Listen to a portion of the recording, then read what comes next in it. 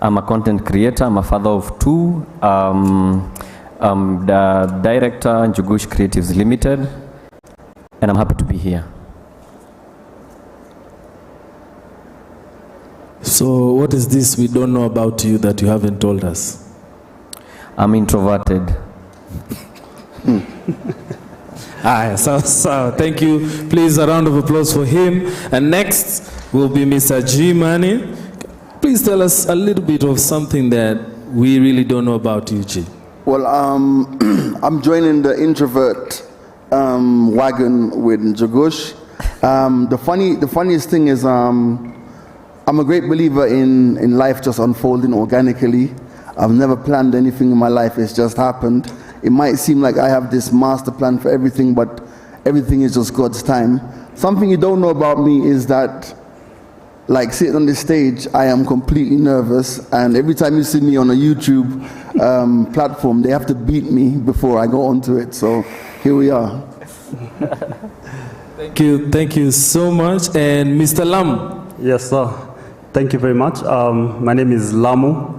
I've been a strategist for the last 20 years. I know it doesn't look like, people think I'm a kid or something. But I've been a strategist in advertising for about 20 years. Today is my birthday. Hey, happy birthday. Very awesome. I run an organization here called Meticulous Marketing here in Kenya, and I'm also a business consultant for a company in Zambia called King Spirit Studio, and what I do is really strategy. One thing you do not know about me, all of you, is that I'm a minister of the gospel, so I'm a pastor as well in Machakos. It shows. Thank you.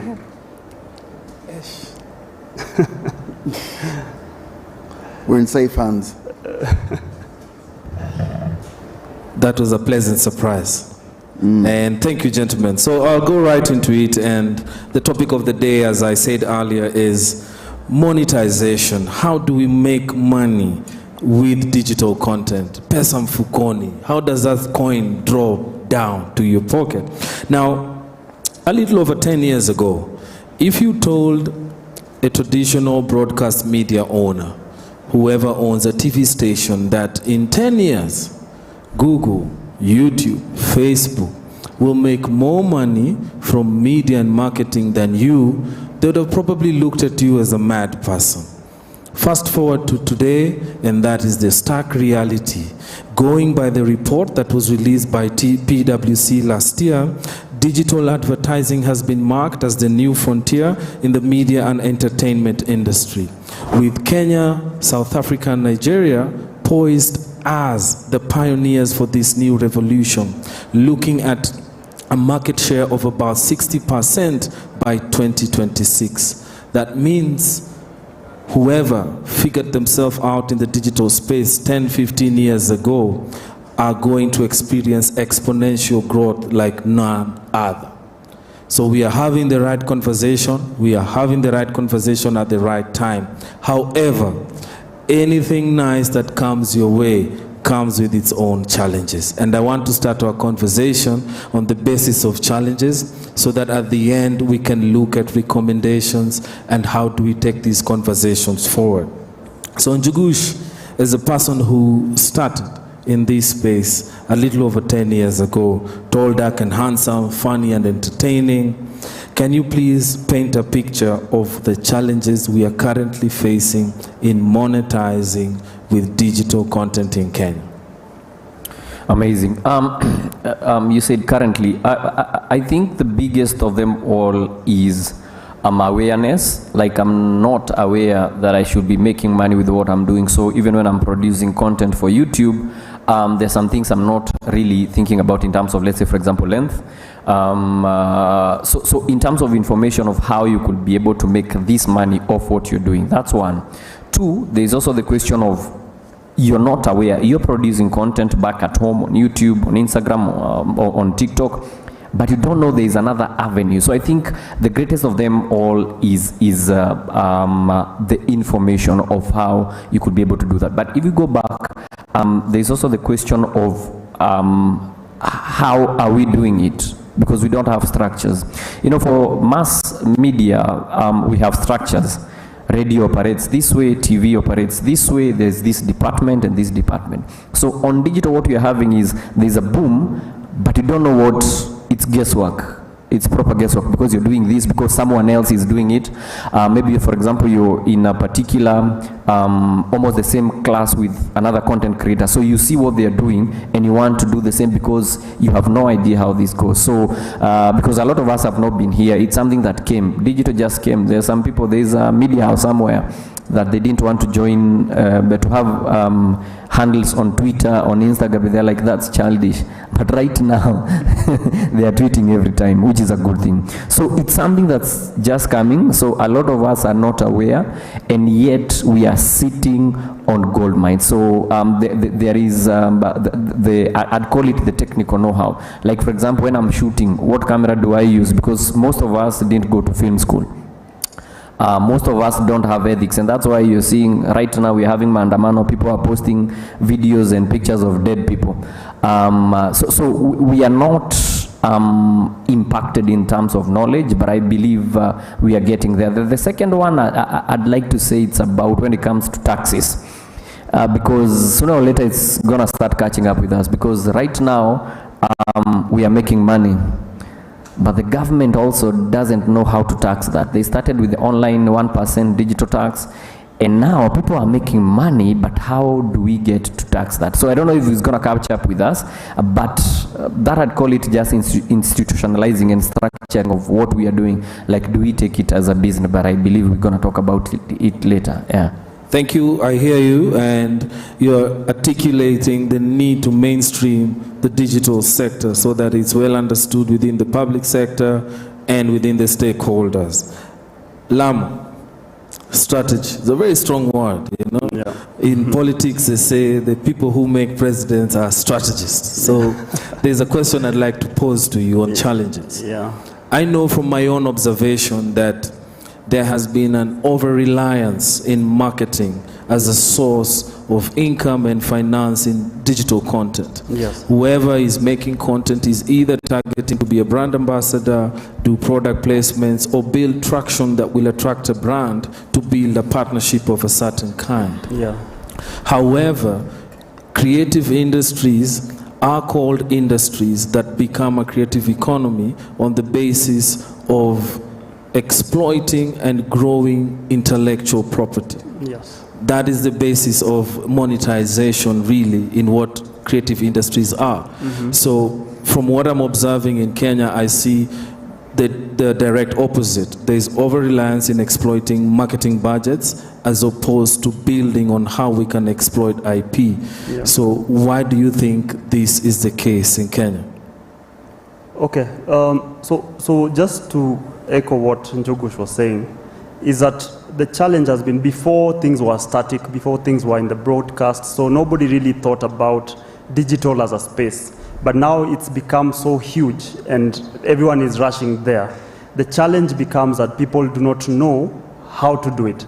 So me, having worked in an agency for so long, I understand that everything needs a structure. And a lot of people, yes, they're talented, they're creating their own content, there's intellectual property there, but they do not know what to do when it comes to digital.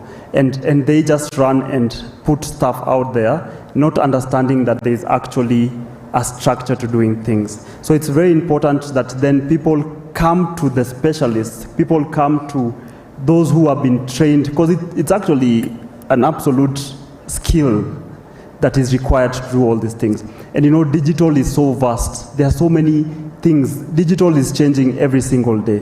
So it's important for people to then trust the people who are skilled to develop and run their digital spaces so that then they can focus on creating their IP.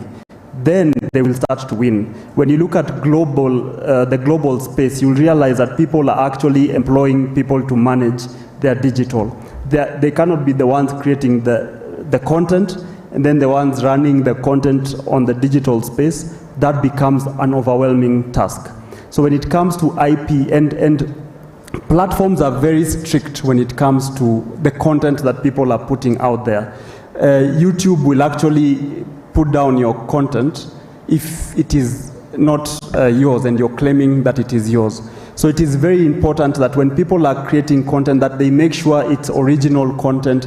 They're not using music from some other place. They're not using this and that content that is not theirs into their own page and claiming that that's their own. So it's very important that people then are taught and understand how to create content, because that's a whole different skill. You can have the talent, and Njugush has the talent for comedy, but he needs to understand that there is a way to then put all this content in the digital space. So very important that the first thing is to understand even how to create that content, to make sure that it's not going to be pulled down from all these platforms, to make sure that it can be monetized, because if it has intellectual property issues, then it's not going to be monetized. It will be demonetized from a YouTube perspective, from a TikTok perspective, and that's just what it's going to be.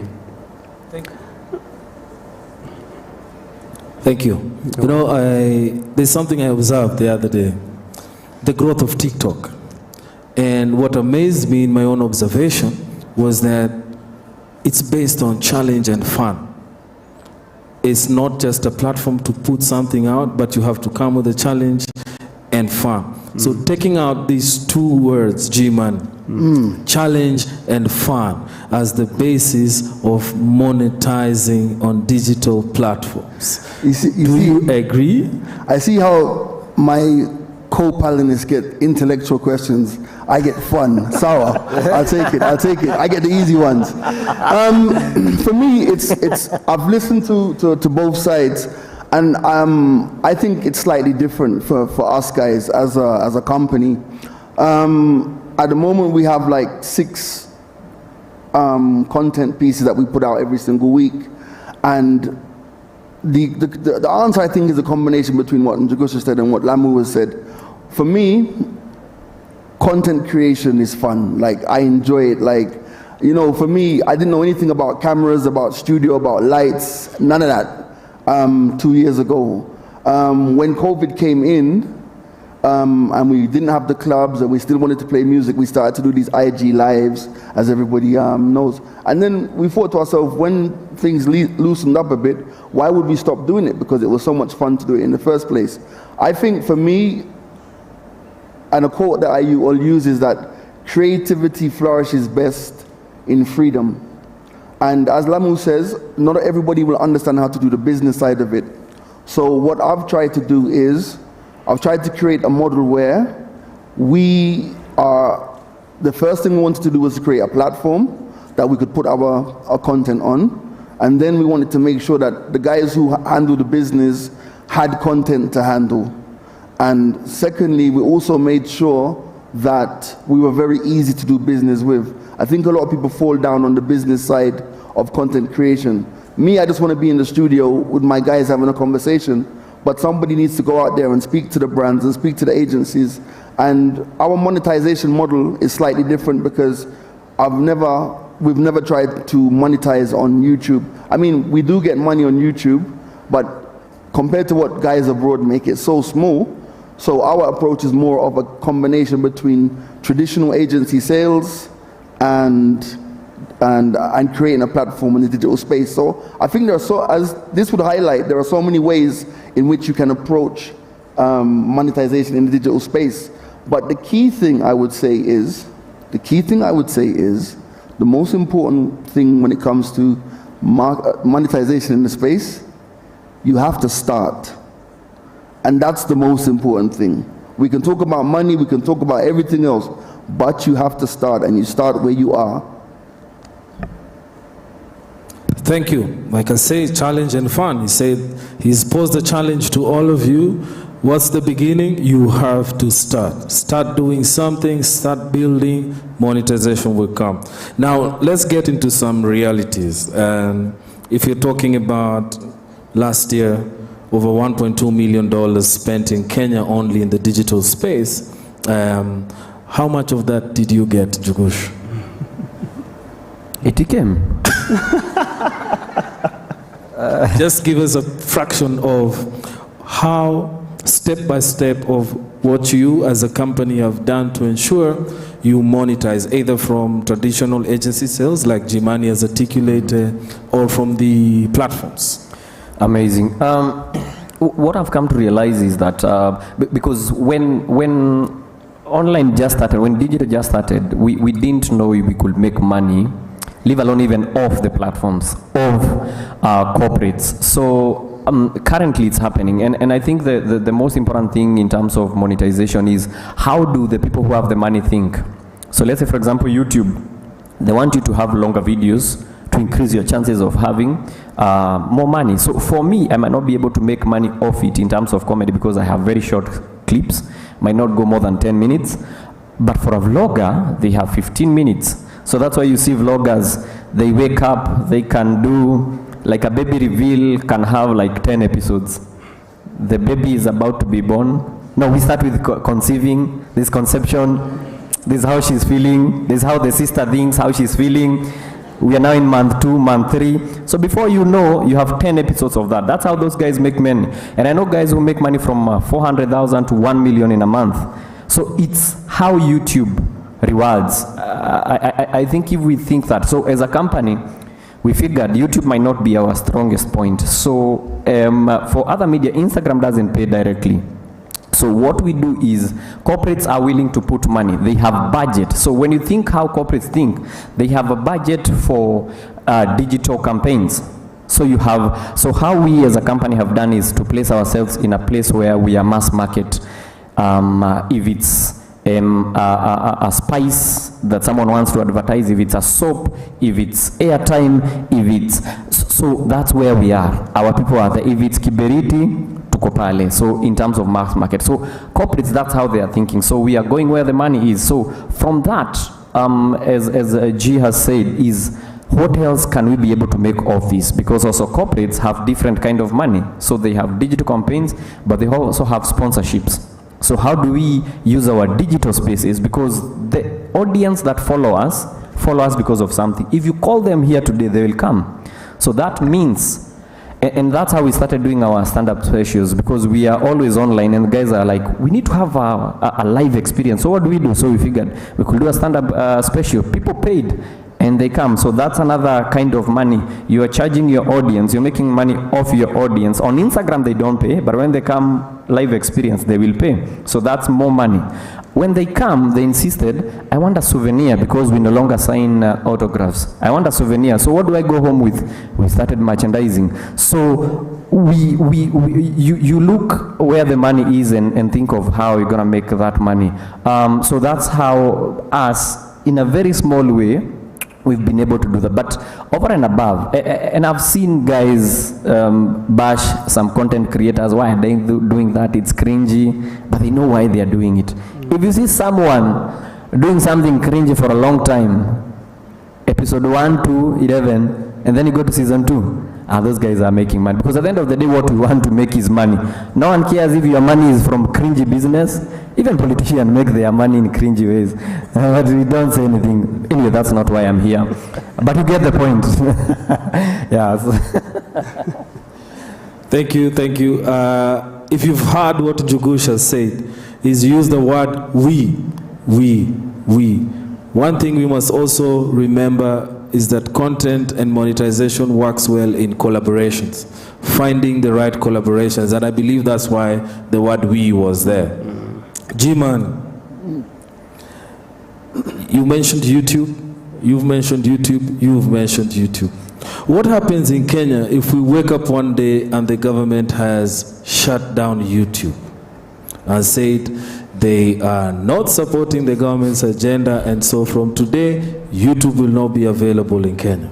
And as you paint that picture, tell us what the alternative would be to ensure that monetization continues. Well, for me, I don't know about anybody else, but we have built a platform that is app-based and website-based. We're going to go with because obviously you have the Patreon model and the YouTube subscription model, but for me, I've always thought about going to another level. So what we've done is that we've built an app and a website which will be subscription-based that we've been working on for like the last 3, when I say we, not me, I won't lie, the team, the tech team have been working on for the last 3 years, that is going to eventually run parallel to what we do on YouTube, because you could lose your YouTube channel tomorrow. I'm a great believer in platforms. I'm a great believer in ownership as well, and I think that eventually, and it's already been happening, which is why places like YouTube and Patreon exist. Eventually, and Jagos did this from before everybody was doing it, you're going to put yourself in the space where you can directly monetize with your consumers. Because if you think about it, if your consumers will spend 1,000 or 1,500 bob or 2,000 bob to come and see you live, there's no way they wouldn't spend 500 bob to see you every single month. And it takes a level of confidence to make that step, but it has to be, I think, it has to be something that people are thinking about. So unless the government shuts down the entire internet, we'll still be out there.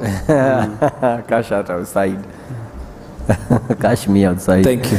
No, catch me outside, how about that? I hear that they have already seen that over-reliance on YouTube is a risk, and they're developing their own platforms. From a perspective of strategy, what would you advise content creators to do in light of the risk I've just described? Wake up one day, government of Kenya says, no more YouTube.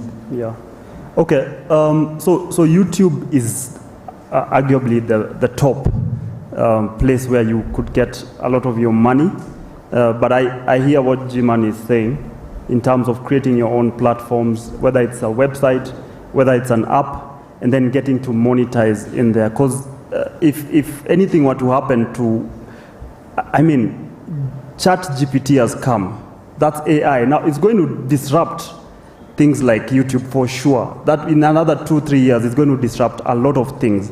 So the thing that you need to understand now is what information do you need to start getting right now, so that then you're able to see the things that are changing within the internet. We are at Web 3.0 right now, and that has changed the entire landscape of the internet. I was listening to something the other day, and they were talking about how to even monetize with NFTs. And they're looking at this NFT, and I know Kenya, maybe we're starting to get there, but how do you then understand that landscape of NFTs and not just rely solely on platforms like YouTube or Instagram or TikTok, but starting to look at other spaces where with Web 3.0 has taken people, so that then you are spreading your wings and going further beyond what is the norm. I think it's very important for people to just understand that the web is so huge and there's so much opportunities for us to look into. I was seeing someone else who was monetizing content from NBA, and they're selling a piece, just a small clip of, say, Steve Curry, selling a piece for $15,000. And I was like, wow, how is this possible? So there are opportunities there, but as I said earlier on, you need to tag on to people. The collaboration has to be there. If you're a content creator, don't take everything else and be the one who's writing the strategies to monetize your content. There are people who are already in the industry who can, for a small fee, people fear people like us because they think, oh, they are going to charge me $1 million, Bob, or $2 million. No. You come to us, we sit down, and we agree to how it is that we can help one another, because collaboration doesn't mean a lot of money. I mean, if you look at people globally earning $26 million in a year, just from a kid, Ryan, just unpacking gifts, earning $26 million from YouTube by itself, I mean, that's a lot of money. So if it's structured in a good way, it's going to definitely put content creators in this country in a very opportunistic place. And I encourage people who are creating content today to just think of how they can collaborate with not only other content creators, but agencies, people who have been in the industry for a long time. There's a lot of things that we know that a lot of people might not know. So very important. And that's some of the things that Meticulous Marketing does in Kenya, that King Spirit Studio does in Zambia. Very, very specific. G. And that was a very good point, the point of collaboration. What's really worked for us is that And like I said, a lot of the things that I've done have just been by accident. What has really worked for us as a channel and as a company is we've created an environment where people who want to create will come to us and say, okay, we want to create this. And then we can collaborate with them and say, okay, we'll give you the studio time, we'll give you the production, the editing, the lighting, all of this stuff. And sorry. And once your product gets traction, we'll also actually put it on the platform as well. And then if an opportunity comes to monetize it, and then we agree a split in advance of how we will share. So for example, I'll use a real example. There's a podcast on my channel. It's called DST. It's two beautiful ladies, just talking stuff. And when they came to us, they were like, okay, how do we do this? And I was like, okay, cool. There's two of you, there's one of us as a company. You each get, everybody takes a third. So they take 66% or 67%, we take 33%. If we're able to monetize their product. So we're taking the risk because there's no guarantee that the product will be monetized. But now they're within a framework because we know, okay, all girl podcast, there are different sectors of the brand or the commercial sector that we can now approach. We can speak to products that are geared towards women. We can speak to NGOs that are dealing with issues that are relating to women as well. So it's about being able to plug into that framework and then collaborate and to monetize. I think sometimes, as Lamu said, there's an idea that things are so expensive and you can't approach people to work. But I always tell you, nothing beats a good idea. And there's someone out there who's willing to take the risk on your idea. Yes, they're going to want some return if it blows up. But I mean, I'm sure you've all heard of DJ Grouchy. We took a risk on Grouchy, and now Grouchy's the biggest DJ in Kenya. He's even bigger than me. He charges more than me, imagine. And it's all based upon being on YouTube and doing the thing, and him coming in with the idea, us providing the production capability, and the rest is history, man. He's got a bigger car than me now. Fabulous, fabulous. So I'm hearing the strength in collaboration. The young people who are here and thinking of getting into content space, your friend who's a developer, your friend who's good in selling ideas, your friend who's a good photographer, and you who's the performing artist, work together. Build something that you can take to the market, structure, give yourself knowledge, and the impact will come. Now, Njugush, when I look at this audience, I see talent, I see young people, eager. They came here to understand. Tomorrow I want to set up my own content. How do I do it? And what steps should I take to ensure that at least some money comes from YouTube? And even when it comes from YouTube, do they send it by Pesa? Do I collect a check? Just paint a picture of how that works so that the audience can also understand from that perspective. Oh, amazing. So I think you ask about what steps to make. Don't take a step, just start where you are. I think that's the first step. But because people, you want to wait until you have a camera, you have a microphone. Fun story of how we started. I quit TV. Well, we were laid off. Quit sounds better though. We were laid off, so that's how to put it. So I was out, I have a name, I don't have something to do, and I have Instagram with like 14,000 followers. What do? I have content, so we started shooting with our phone. And I usually use my phone, well, of course it's a better phone, but I still use my phone to date. Why? Because it's one of the easiest in terms of, like for example, right now something happens. You want to jump on the trend before everyone does it. So you just record on your phone. Let me tell you, in terms of consuming content, it's good to have a good production, and I'll tell you the gains. But at the same time, no one will judge a funny video at haina writing mzuri. You get, no one will judge some of the funniest videos. We even don't see who is on the video at times because of course it's been reshared and reshared. My point is, start where you are. You have a phone. We have beautiful phones that we post on Instagram. Unashindwa huyu ni yeye, the filters. whatever you have the idea, whether be it cooking, whether be it fashion, whatever you have is what people are waiting for outside. So I think ideally it's to start where you are and then the rest is gonna follow. But ideally it's to have that consistency. And lazima uanze mahali. 2, is to treat every platform as an entity. I realize when I post on Instagram, it's not the same as when I post on Twitter, on TikTok. So that means we need to re-strategize even with how we are placing our phones on TikTok. And that's why you see also Instagram came in with the Reels, because there's something TikTok was doing when you post your content hivi vis-a-vis hivi. So when you post on YouTube, your phone is on this kind of layout. So what do you want to achieve? What is that platform you want to use? YouTube pays directly, but does that mean we don't focus on Instagram, on TikTok? Maybe there's a client somewhere who is willing to put money on that TikTok. Nowadays, you don't have to have a followers, big following for you to get gigs. We have micro-influencers, those who have 2,000, 5,000, but ideally, what are you doing?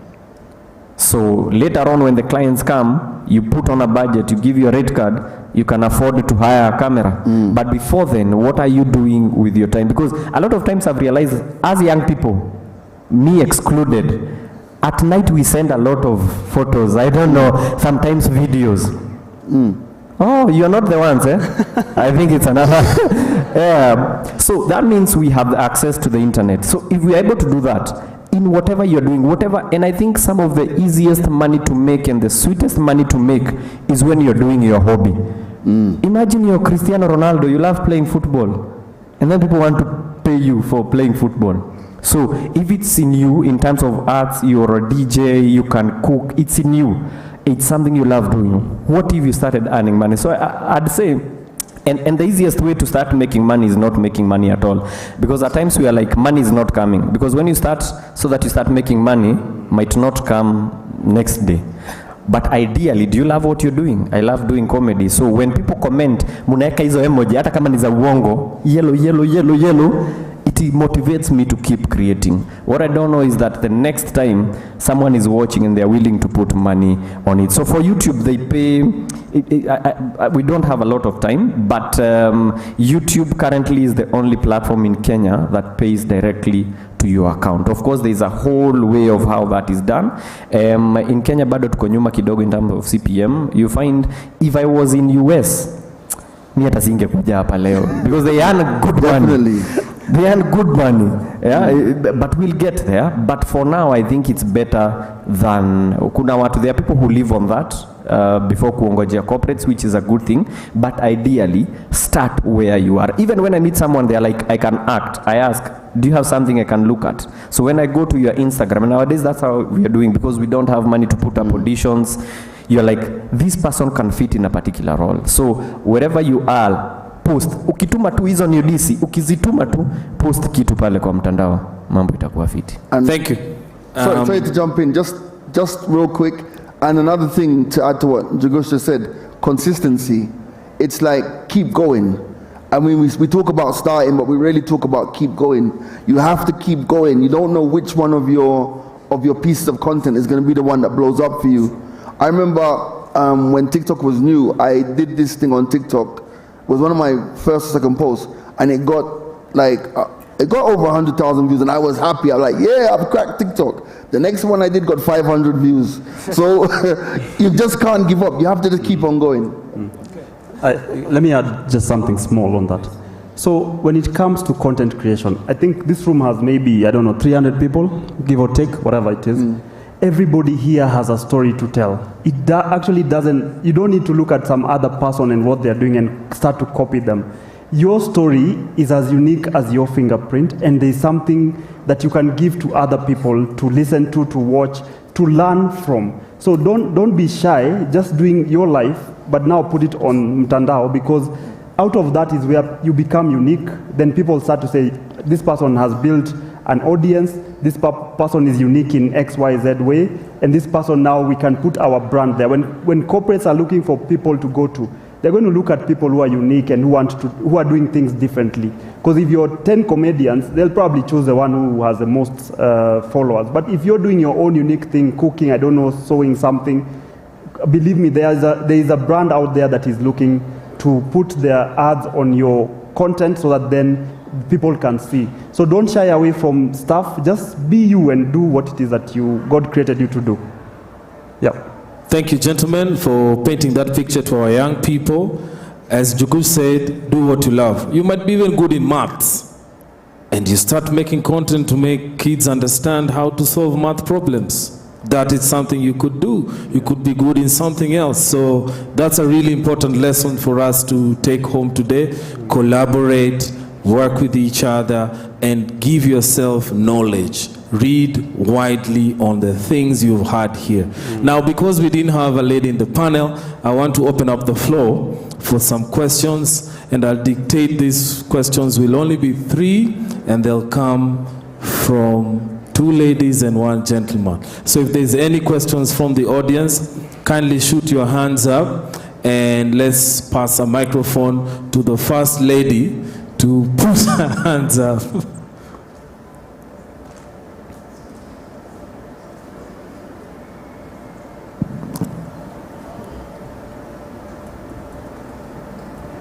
There are no ladies with questions for the tall, dark, and handsome man, for G-Money and Mr. Lamu? I can see a hand there.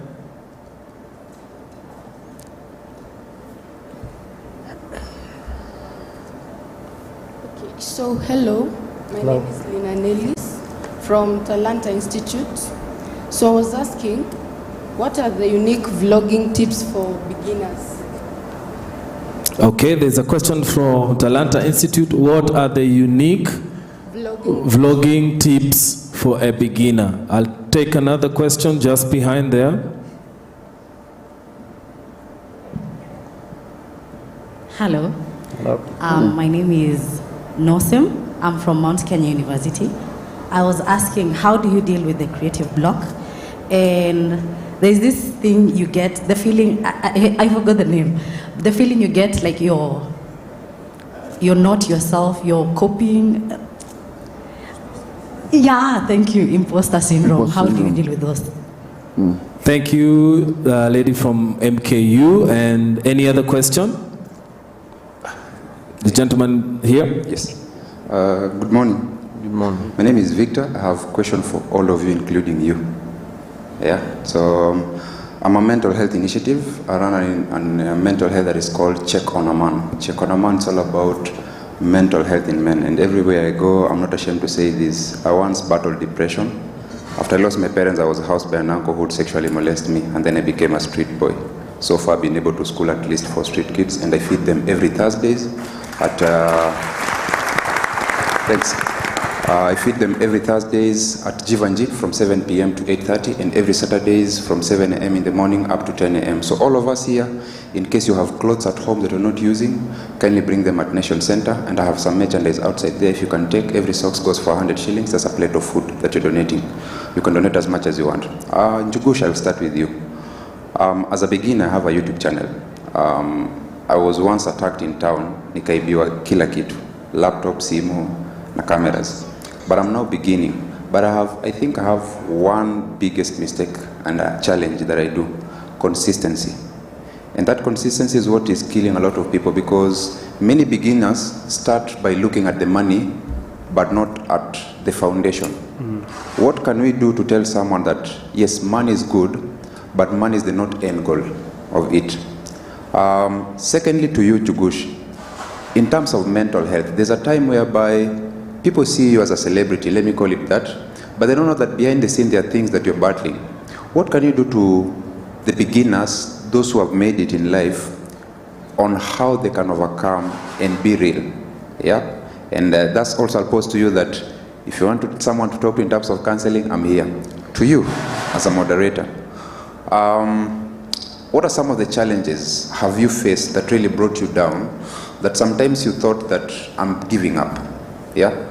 G-Man, the guy that you've called Grouchy. Grouchy is one of the best people that really supported my work in terms of feeding. In fact, last weekend he donated about 4 bags of clothes that I gave to the street families. That's dope.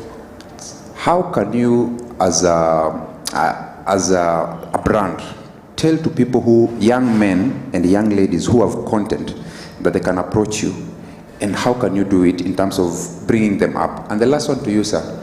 I know people who have content, like me. I'm beginning a podcast whereby I'm calling it, Where Did the Rain Start Beating Us as Men? Because every problem we have in this society, in our nation, in marriage, relationship, workplaces, is brought by us men.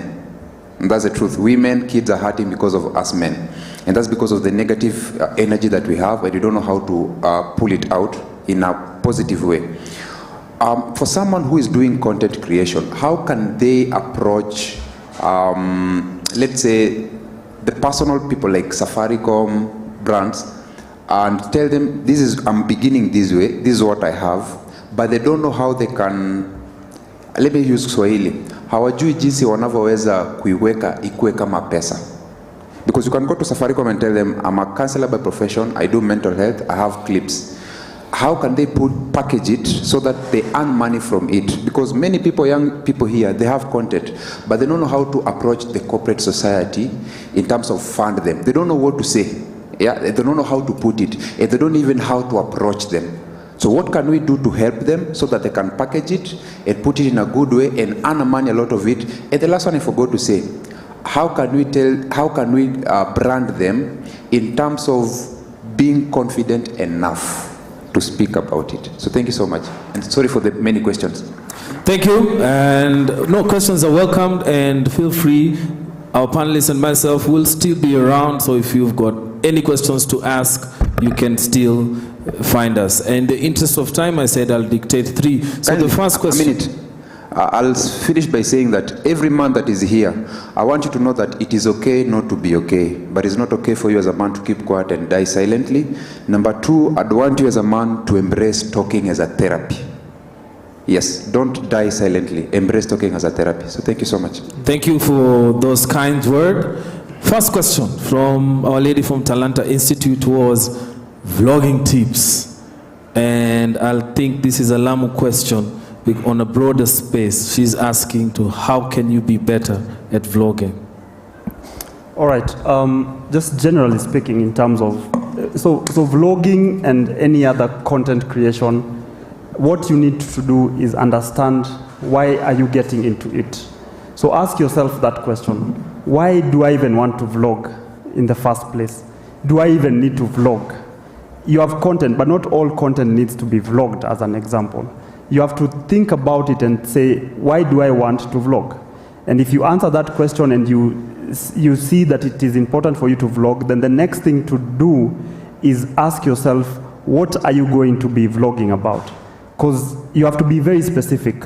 Of course, there are content creators who have the gift of vlogging about anything and anything under the sun.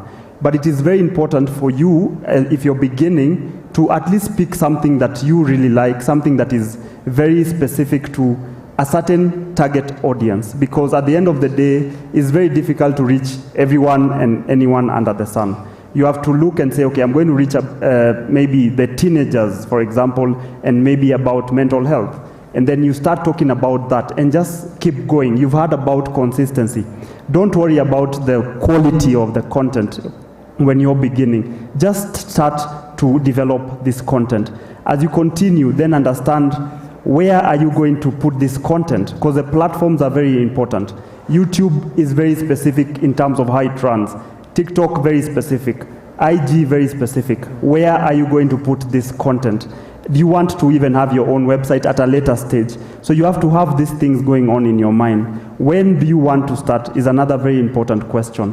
When do you want to actually, and how long, how many times, what's the frequency you're going to have with your vlogging? Because if you start and your content is so cool and people want to watch it, and then you're keeping quiet, you're posting once a week and people want to talk to you, or rather they want to listen to you every day, then that becomes a challenge because they will not be interacting with your content because you're only posting once a week. But if you understand the when, then you start to develop, maybe it's every day, and then you continue. I post content every day on my socials, and I've seen the audience grow each and every day. I post on the Word of God, and that is what God has allowed me to do. And then the last thing, as you build your audience, understand that don't look at the money first. Forget money at all. Just you do your content as unique as you are, and then build an audience, And then when you build your audience, then people will start to come to you. Brands will come, other collaborators will come and help you even improve on your content. So I think that's what I can say on just on the fly. Thank you. I can see her, she's smiling, which means there's good things that have been said. Our lady from MKU says, brain fog, imposter syndrome. G, please. That's my one. That's my one. That's my one. Imposter syndrome. A lot of people don't think it actually exists. It's a very, very real thing. And it's something that I personally struggle with and have struggled with. But I've learned to make it my muse, in the sense that, like, whenever I get those feelings of, if I haven't done enough, is this good enough? What is the perception of what I'm doing? I use it to spur myself to do even more. And not in the sense of like trying to be on a complete rat race of always trying to outdo yourself. But I also think that if you're doing something, you should be your own biggest critic. I always say, when it comes to radio, for example, I don't want the program controller or my boss to say that show was bad. I'd rather say to myself, actually, I could have done better. So you use that imposter syndrome to drive yourself. I personally believe that in a world where most people do the bare minimum, if you just do a little bit more, you can move so quickly. Because most people just do the bare minimum. They put out the one episode, they expect it to blow up, it doesn't blow up, they stop. But if you can turn that insecurity into fuel, you'll find yourself wanting to do more, wanting to do better. And there's no power on this earth that can stop you if you continually put out your best effort. It's just the law of life. She's smiling. That's good. Message home. Thank you. The third question came from a very courageous gentleman. Sorry? Writer's block. Oh, creative block. That's like every morning for me. For me, I don't think I suffer from creative block, and the reason is I create continually. So, for example, I'm sitting here thinking, how can I use this experience on the radio on Monday? Or how can I use this experience on the podcast later? So for me, I think, and it's not the same for everyone, but I think that creative block happens when you sit down and say, I must create, I must achieve this, I must do this. I think if you create incrementally, like if you have a notes app on your phone, I've got notes that I wrote 2 years ago that I'm only just getting around to actualizing. So rather than look, it's like, would you rather eat 5 small meals continually or sit down in front of 2 kg of ugali and have to eat it? You're going to be blocked somewhere along the line. So I create incrementally, and that's how I get over creative block. I don't sit down and say, I have to create. And if your brain ain't working to give you ideas, see you watch TV or watch a series or do something else. You know, that's how I handle it. Fantastic. The third question came from a gentleman who's very courageous. And first, let me ask all of us to clap for his courage, please. Thank you. So you asked everybody a question. I'll take mine last. And just to recap, for Njugush, you asked about consistency and how he can use this platform to plug into mental health awareness for people who are beginning into this space. Nice. I thought alikuwa anamaanisha in terms of mental health, how especially for people who are starting. Anyway, yeah. So sindio hiyo kabisa. So I think I'll tie all the first questions to consistency.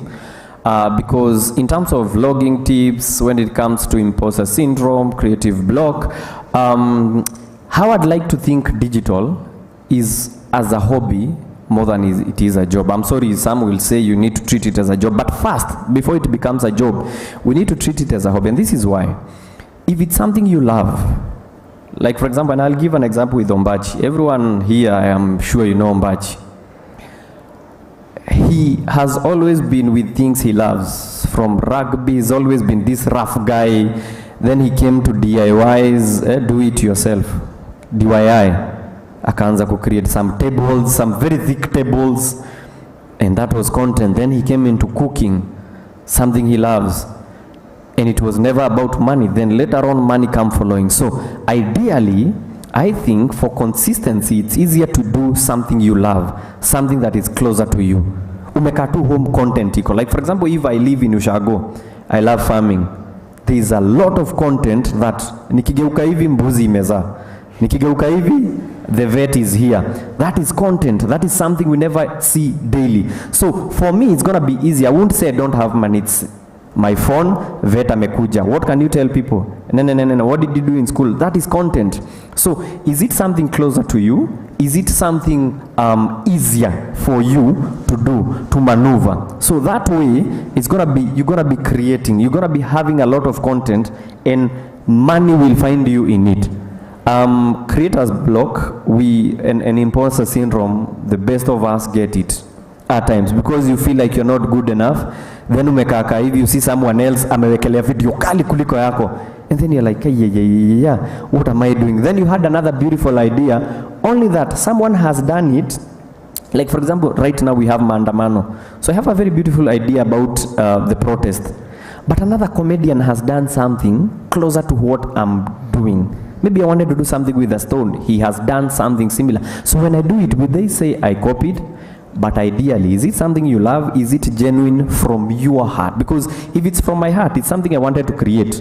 Either way, I wanted to use a stone, and stones are being used outside. So I'll go ahead and do it my own way, because what is very important is no one will ever do it your way. You're the only one who will done. If it's Ombachi, he's the only one. We have a lot of people cooking and they're doing it their way. They have their own followers and huge following, but Ombachi does his in his own way, and no one will ever do it the way he does. So in terms of consistency, I think that's where, and when you're starting, it's the easiest, because everything goes unasamehewa. There's some jokes I'll do and people will judge me. Njugusha mechapa, what is this? But if you are starting, someone will say, wow, there's another guy coming up. Why? It's because it's very raw. You have that chance of making mistakes. Two, don't be afraid to do things. It might be close to you, but it's not what. Like for example, I'll go back to Ombachi. He started with akijenga meza. He started constructing tables and chairs, only for his content not to come out of those tables, but whatever he places on top of those tables. Idea is keep doing what you're doing. When it comes to mental health, and for us young guys, and because we're talking about digital is not a real place. Online is not a real place. And we fall into temptation, we see people living lives. Today I've gifted my wife. Okay, this I'll be told I'm targeting people, but my point is, you get my point. No, you should get my point. I don't want to get into trouble. But my point is, even our own friends, today they're in Diani, tomorrow in Watamu, the other day in Malindi, and you're in Kariadudu, and you're wondering what happened to you. So what you do, you start posting photos in a car. Umepatiwa tu lift, but by the driver's seat, you take a photo. What that does to your mind is, first of all, you're not who you think you are. You want to be in this place that you are not.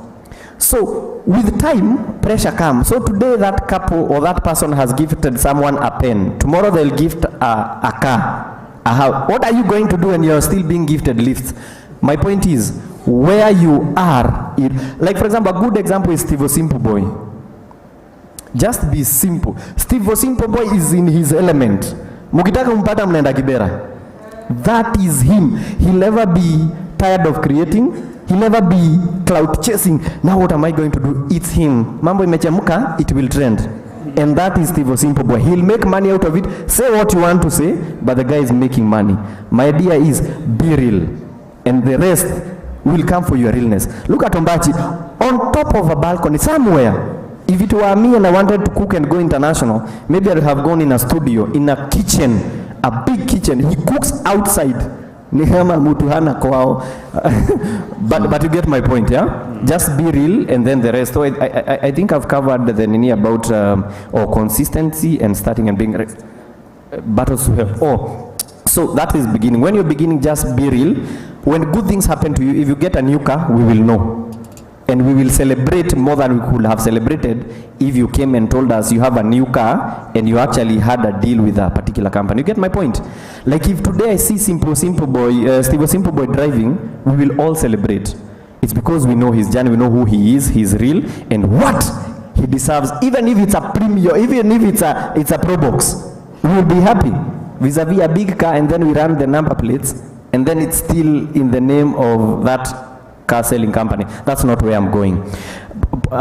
Point is, when now you make it, and it's important you brought that mental issue, because when we talk about it, I think we are making a difference. When you talk about it, like for example in this platform, we've talked about it, it's something we are thinking, it's something, even other than social media, at home we have things that, and especially for us young guys, we are carrying a lot of baggages. But ideally, if we keep talking about it, if we keep having spaces, safe spaces to be able to talk about it, let's be able to talk about it. Asante, nimemaliza, I won't talk again. I'm sorry, guys. Thank you, Njugush, and I'll move to Jimani. I just wanted to add it on to what Njugush said about mental health. Now, you mentioned Dennis. Dennis is a very good friend of mine. And to be honest, it's a tip of the iceberg what people know about his mental health struggles and his struggles with bipolarity and all of these things. It's out there now, so I can talk about it. But the fact of the matter is, within all that fog, with all the issues, he still created. He still kept on creating. He still kept on creating. Fun fact, Dennis, as you know, he's got 2 kids, Remy, Sasha, and he's married. He met his wife. His wife was working at an agency, and we'd taken him to pitch for a job for maize, that sells a maize brand, and that's how they actually met. So the point I'm trying to make is, you don't know what's going to happen tomorrow. You keep creating, you keep pushing, and he's in a very good space now. And if there's somebody I'm proud of, it's Dennis Ombachi, because he has seen the darkness, but he's still out there sharing his light with the world. So it's very important that we have those conversations about mental health as well, because it's something that sometimes we underestimate. So thank you for bringing that up. Thank you. There was a specific question to you about how do we feel the knowledge gap between established people and the upcoming ones? For me, I'll be honest, I mean, I can only speak for myself in that regard. I think people who have seen how I am over the years and how I've invested myself in helping people get to their potential. And I think some of that comes from the fact that when I was trying to get into the industry, there wasn't anyone who handheld me into the industry. And I always promised that if I got to a point where I could help people, I would. I think for me, it's persistence, and I think it's energy. I can usually tell, I can usually tell when someone's gonna come to me with this idea that they want to shoot stuff and they're going to get rich in like 10 seconds and their life's going to change.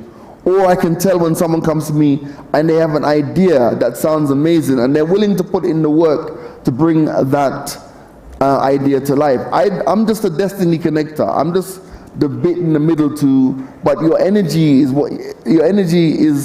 everything. And I think that, I'm spiritual, and I think that there's the thing called discernment, and I've never actually turned away someone who I didn't feel has that potential. And I'm very big on following your first thought and following your energy. So yes, I get approached by a lot of people. I don't work with everyone, but so far so good. I follow my spirit, and it seems to work. Thank you so much. Lamu, our friend asked about the podcast. When did the rain start beating men? How can we advise these young people on packaging their products and ideas to be attractive to brand money and brand support? Okay. So there's a lot of things happening on earth, and people are being beat left, right, center. There's a lot. Like, you wake up today, this is happening in your life. You wake up tomorrow, another thing is happening. By the time you're going to sleep, you've gone through so much stimuli, and all of this is affecting people in one way or the other. This is what I would say in terms of just creating content and all of that stuff. The most important thing is, are you helping someone else with your content? are you, whatever you're putting out there, is it actually going towards helping people, or are you in some sort of pride just always talking about yourself? And it should be more to do with helping other people achieve their goals and their whatever it is that God brought them here on earth to do. So you must then intentionally be able to create content that is going out there to stretch out a hand and touch other people, so that then people can see something in your life and relate with it, and then it helps them.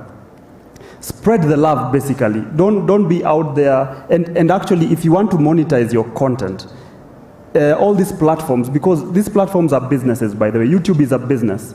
Instagram is a business. Facebook is a business. If your content has any of these specific things, you're not going to be able to monetize. If it has hate speech, if it has harassment and cyberbullying, harmful, dangerous content, sexual content, spam, misleading content, copyright infringement, child safety, and other such things.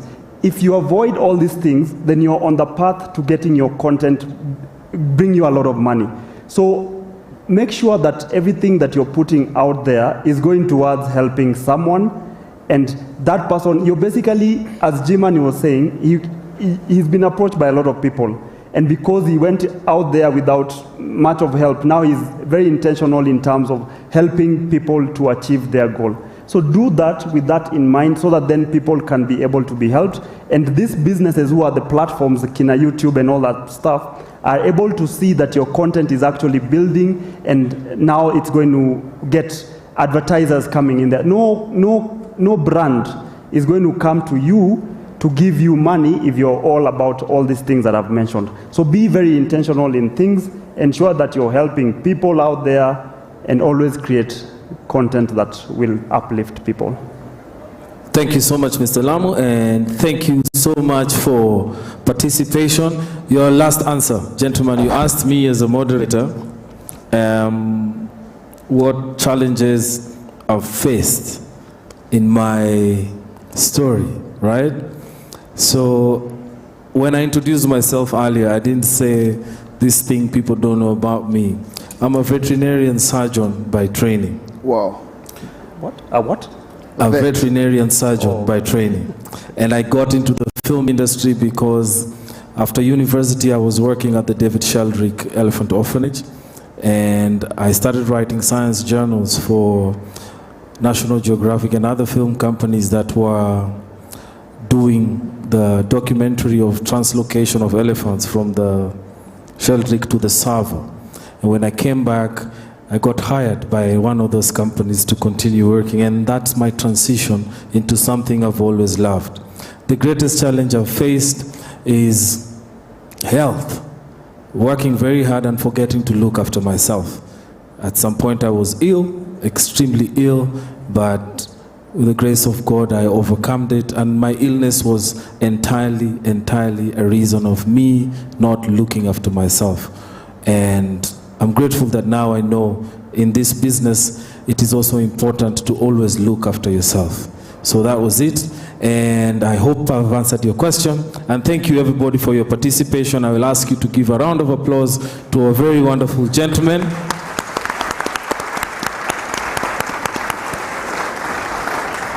And please look for them, interact with them, ask questions, follow them on their social platforms, and may I see that most of you get into monetizing your content. Asanteni sana. Thank you. Thank you.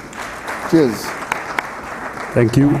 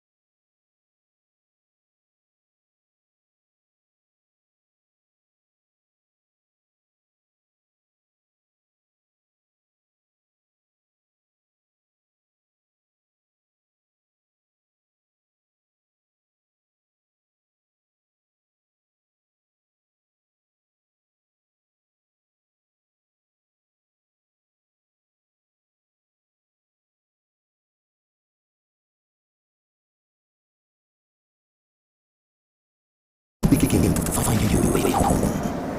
Our stars will light your path. Our skies will call you your name. Our oceans will lead you to your dreams and carry them here. To the places where your heart finds peace, your soul finds stillness, and love finds you. Where you dream with open eyes, unflinching and fearless. And this is covering yourself in infinite wonder. Home is not always where you're from. It is where you belong. It is that place where you find your light when all the road is dark. Home is where you find your star. Settle in, claim yourself, and watch your shine. He's in the heart of that film, isn't he?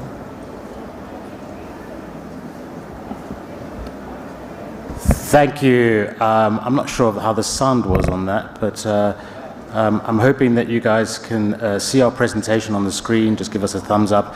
I can't see our presentation here on our small screen, so tech guys, if you could please get the presentation up, that would be really appreciated. I'm going to start. Hi guys, my name is Tendeka Matatu. I am director for film at Netflix for Sub-Saharan Africa. Welcome all. I think that we saw some of you guys here earlier this week, but I really wanted to say welcome. Welcome. Thank you very much for you guys for attending this session. Thank you very much to Kalasha and to the KFC for hosting us. We're going to get into a little bit more detail in this session about how we have to work with creatives, and we're going to get a little bit into detail about what we get excited about, what are those creative elements that we feel are important for Netflix and for our audiences, most importantly. If we could maybe start off with, I have some other colleagues here in the room, so I just want to give them a shout out, get them to stand up and wave at everybody. So first and foremost, I'd like to introduce our Director for Content for Africa and the Middle East, Ben Madison. Ben, maybe if you could just stand up and give a quick wave and say hello. He's the one who has the money. So you know who to see after this. Avoid the rest of us, we don't have money. And then I'm going to introduce our stunning colleague and fellow Kenyan, David Karanja, who handles our licensing and acquisitions for Sub-Saharan Africa. Thank you, David. And finally, last but not least, Ndanu Kilonzo, who is our head of production for Sub-Saharan Africa. Just if you could just jump up and say hello to everybody. Also a fellow Kenyan. And I'm joined here, well, I'll let you introduce yourself, Dorothy, for those people who don't know Dorothy. Hi guys, how are you? My name is Dorothy Getuba. I am so excited to be home again. Thank you all for coming for our session. We hope you'll have a good time. I have the honor and privilege of leading our series initiative, so I look after the scripted and unscripted series for Sub-Saharan Africa. And it's wonderful to be here today. Thank you, Dorothy. And just to say, applause, please, because she's also a fellow Kenyan. She didn't say that. I am a card-carrying member of the Kenya Adamandamano Ntakuja. Yes. In case you're wondering, I'm not Kenyan. My surname is Matatu. You don't need to laugh at that. I'm Zimbabwean. I get a lot of laughs here in Kenya when people say, "Is your surname really Matatu?" Do you know what that means? Anyway, and then we've also got a really special guest. He was singing just a while back, but he is will be coming a little bit later on our screen. Chris Mack, who is head of Grow Creative, which is a team within Netflix that helps build and grow sustainable film and TV industries around the world. Chris gives this presentation. It is absolutely amazing. It is really exciting, so I urge you all to stay there, stay for it. I've listened to this presentation a number of times. I get completely blown away each time he delivers it. He's a complete master. So please do stay for that. That'll be after Dorothy and I do our quick run through. And then I'd also like to say we do have other Netflixes in the room as well. So Shola Sani, who is our Director of Public Policy and Government Relations for Sub-Saharan Africa. Shola is there, she's waving at the front.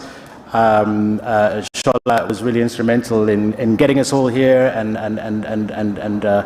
bringing us to this stage, so thank you very much, Shola. And then last but not least, Mohadi Sayabi, who is our comms manager.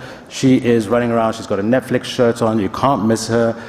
If you're from the media and you have any media inquiries, please ask Shola. She is the best person to deal with your, sorry, not Shola, Mohadi, she is the best person to deal with your requests. Okay, great. So we're going to kick off. We've entitled this From Script to Screen, and that's really what we're going to try and cover.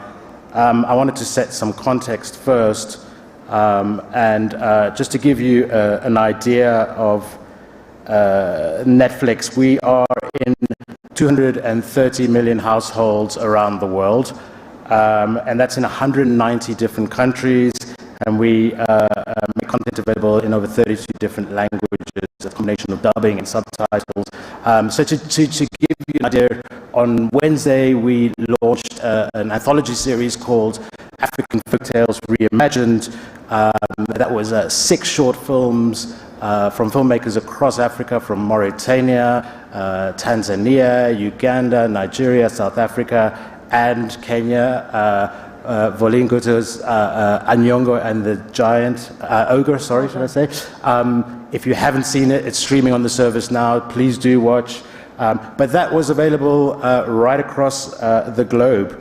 You know, at Netflix, we really believe that great stories can come from anywhere and be enjoyed everywhere.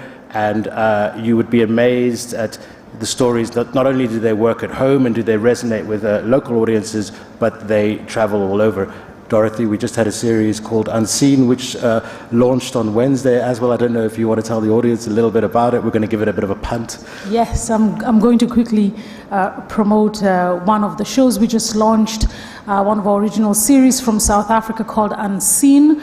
Yes, it launched across 190 countries in over 32 languages. We're so very excited about it because it's currently trending as one of the top series across the world and it's from Africa. And that's what's really exciting, that I know all of you can tell stories that will be appreciated at home, but also it will be appreciated by the rest of the world. So we're super excited, so please watch Unseen. It's a crime thriller, it is amazing, and I think you're going to enjoy it. Yeah, it's highly recommended weekend viewing, guys.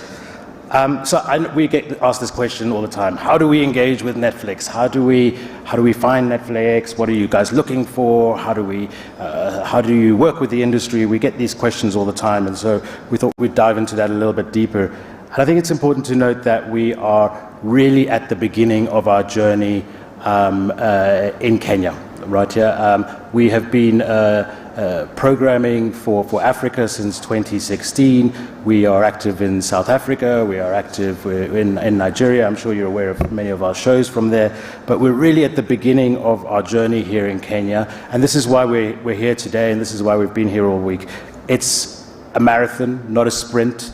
You know, for us, we don't want to just come in and take over DJing. Actually, we need to learn how to dance, and we need to meet you all. It's like a first date. So this is really why we're here. We're here to build long-term relationships with the key stakeholders in the industry, and of course the creative community. You guys, the creators, the people who make the hits, the people who know the audiences, the people who are really passionate about storytelling. So if you haven't come and spoken to us, we'll be around. Please do speak to us, but it's really important for us to hear from you guys, what you guys are up to. We're really, you know, here to listen and to learn. At Netflix, we say that there's many paths to yes, right? Yeah, we have a wide, diverse audience who are looking for different types of content at different times of the day, depending on their mood, depending if they want to laugh, want to cry, want to escape, and so we have to get involved in projects in different ways And the ways that we engage with the industry, the way that we acquire projects are in three ways. So, and it's not, these three ways aren't equal, so there's not one size fits all, as I said. So for example, in South Africa, we are commissioning great shows like the hit show Blood Sisters, or Savage Beauty, or the recent, our launch from Wednesday, Unseen. In Nigeria, we're doing a lot of license and pre-licensing deals. So you would have seen great films like Anikolapo by Kunle Afolayan, or our fantastic show that was launched in January, our fantastic series called Shantytown. Those were pre-licenses. And our current strategy in Kenya is really to sit in that licensing and acquisition stage. And I'm going to get into what that means a little bit in a second. But I think it's important to know that as we build an audience in Kenya, we build it through the fantastic content that you guys make, right? And so it's really important for you guys to come to us with, these are great shows, these are great things that we've made, these are things that we know that the Kenyan audience will love, or these are things that I'm about to finish. Those are kind of the projects that we're really looking for. Because what we need to do is build up that catalog of great content, great Kenyan content, because that local content is super important for local audiences. So maybe I'll jump into a little bit deeper into what that means. So licensing basically is a term we use. It means that you grant us the rights to your film or your show for a certain period of time, either globally and exclusively, or just for certain territories, i.e. Africa. But we look to work with you, and we're really flexible on working with you and how that, what those kind of agreements could look like. You know, we want to look primarily at those new titles, those ones that you've been working on, that you haven't shown anybody yet, or that you're really excited about. Those are the things that we're interested in. And of course, if you've made like classics that Kenyan audiences really love, and that you think they'd love to see on Netflix, then that's important. I think it's important to also just to kind of really emphasize that we're thinking about the local audience. And my next slide is going to speak a little bit more to this, but for us it's really important that Netflix feels local. Yes, we've got great international shows, many of them loved, and we know that audiences love to watch Wednesday and Stranger Things and Squid Game, but they also want to see great local content, and that's really important for our audiences.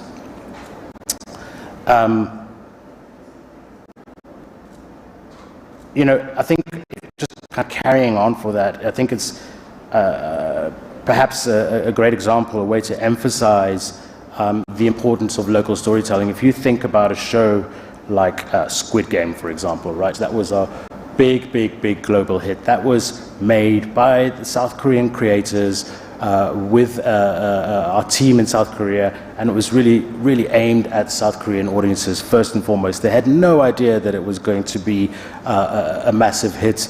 And they had no idea that it was going to be a massive hit around the world, most importantly. So it's crucial that things work in the country that they come from. So in Kenya, it's like there's Kenyan, it's got to work in Kenya. If it worked everywhere else but in Kenya, we wouldn't have done our jobs properly. I think that's fair to say, right, Dorothy? Yes. And so the more authentic and the more specific the storytelling, the better, because we've really come to understand that specific storytelling is what people love, and actually that specific storytelling is what travels to other parts of the world. People are curious about cultures from different places around the world. And so that means language. I get a question quite a lot of like, oh, do I have to do my shows in language, in English? Absolutely not. We're the local language team. And so we're open to shows in any language as long as they feel authentic to that story, and that's really critical. So a little bit about what audiences want to watch. You guys are the experts here. You guys know your market really well, so you guys have a great sense of this. We can talk a little bit about the genres that work, and Dorothy will go into the elements that make a great story. But as I said, we've got a really diverse audience. We've got a varied taste, moods, needs. We need to cater for all of these. You know, if I think about how I watch shows, sometimes I feel like watching a great action thriller, you know, something like Nairobi Half-Lives or 40 Sticks. Sometimes I want a great drama. I want to, you know, spend the weekend watching a great drama like Unseen or Country Queen. And then sometimes I just feel like a little bit of irreverent fun and a bit of scandal and a bit of just juiciness. And so we've got shows like, you know, unscripted shows like Young, Famous in Africa and Dubai Bling. These are, you know, it's really important to know there is no such thing as a Netflix show, right? Yeah, it's our audiences watch all of these things and can watch all of these things simultaneously, and that's really critical. So soapy heightened dramas, telenovelas. Who doesn't love telenovelas? You know, telenovelas are loved all over the world. Kenyan audiences are no exception. You guys have got some great telenovelas here. Same goes for romantic comedies. Disconnect 2, the first and the second Disconnect. Audiences love a romantic comedy. Friday nights on the sofa watching a romantic comedy. Then there's the great action shows, and I've spoken about unscripted and great reality shows. I don't know if you want to add anything here, Dorothy, before I continue. You got it. Yeah, absolutely.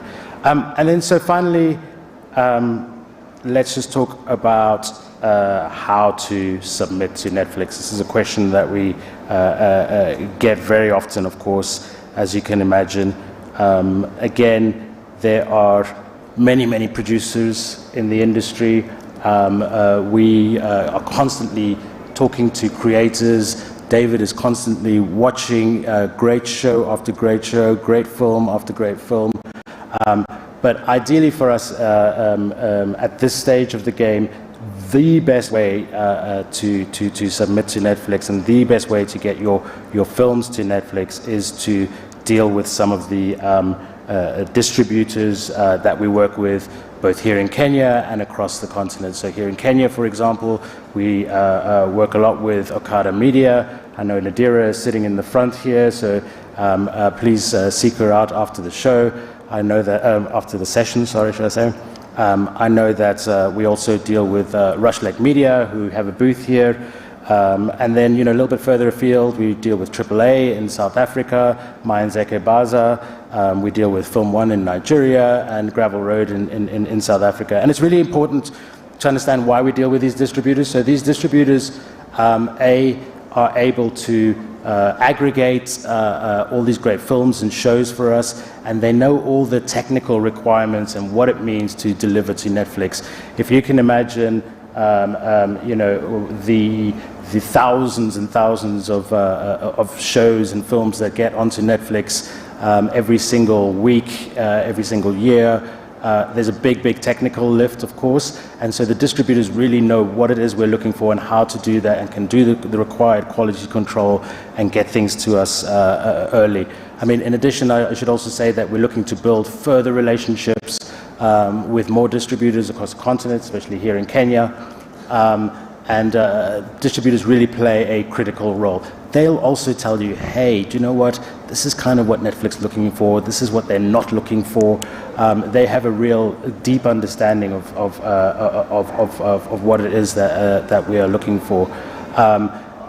Typically speaking, as I said, we want to get, you know, those films that you have finished or that you're about to finish, you're in edit on. You know, you can share a promo with us through the distributors, or you can, in some very small cases, if you've got that big hit show with the best actors attached and the best filmmakers attached in Kenya, and you're super excited about it, and you're about to go into production, let us know via the distributors, right? Yeah, because then we can track it and we know, hey, this is coming up and this is something that we may be really interested in acquiring. I think that is all from my side, really. I will be here afterwards, after Chris's presentation, so you can ask questions. My colleagues will be here. I'm going to hand it over to Dorothy now, and she's going to talk about what makes a hit show.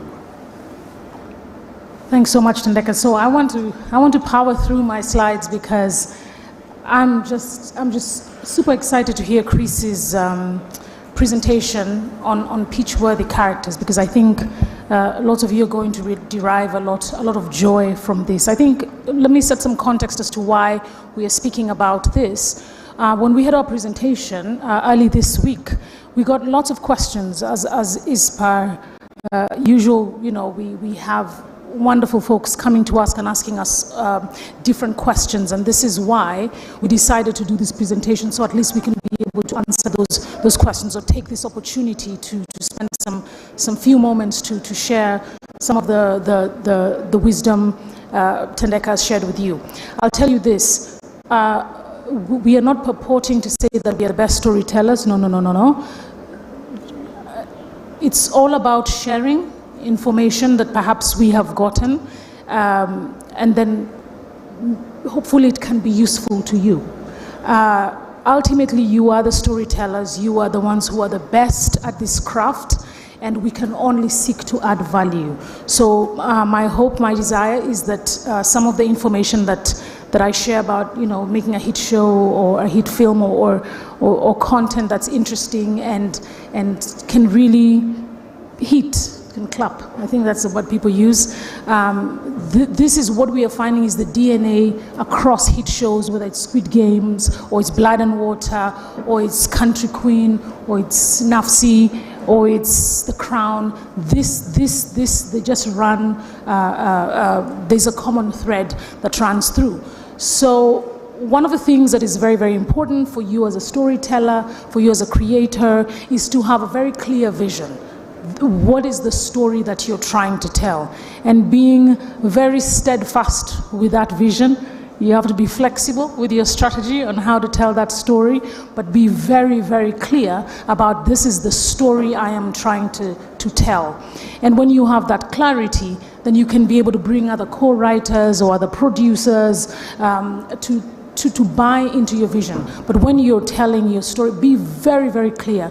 This is the vision of my story. This is where I want to go. Be clear on the tone and the genre of your show.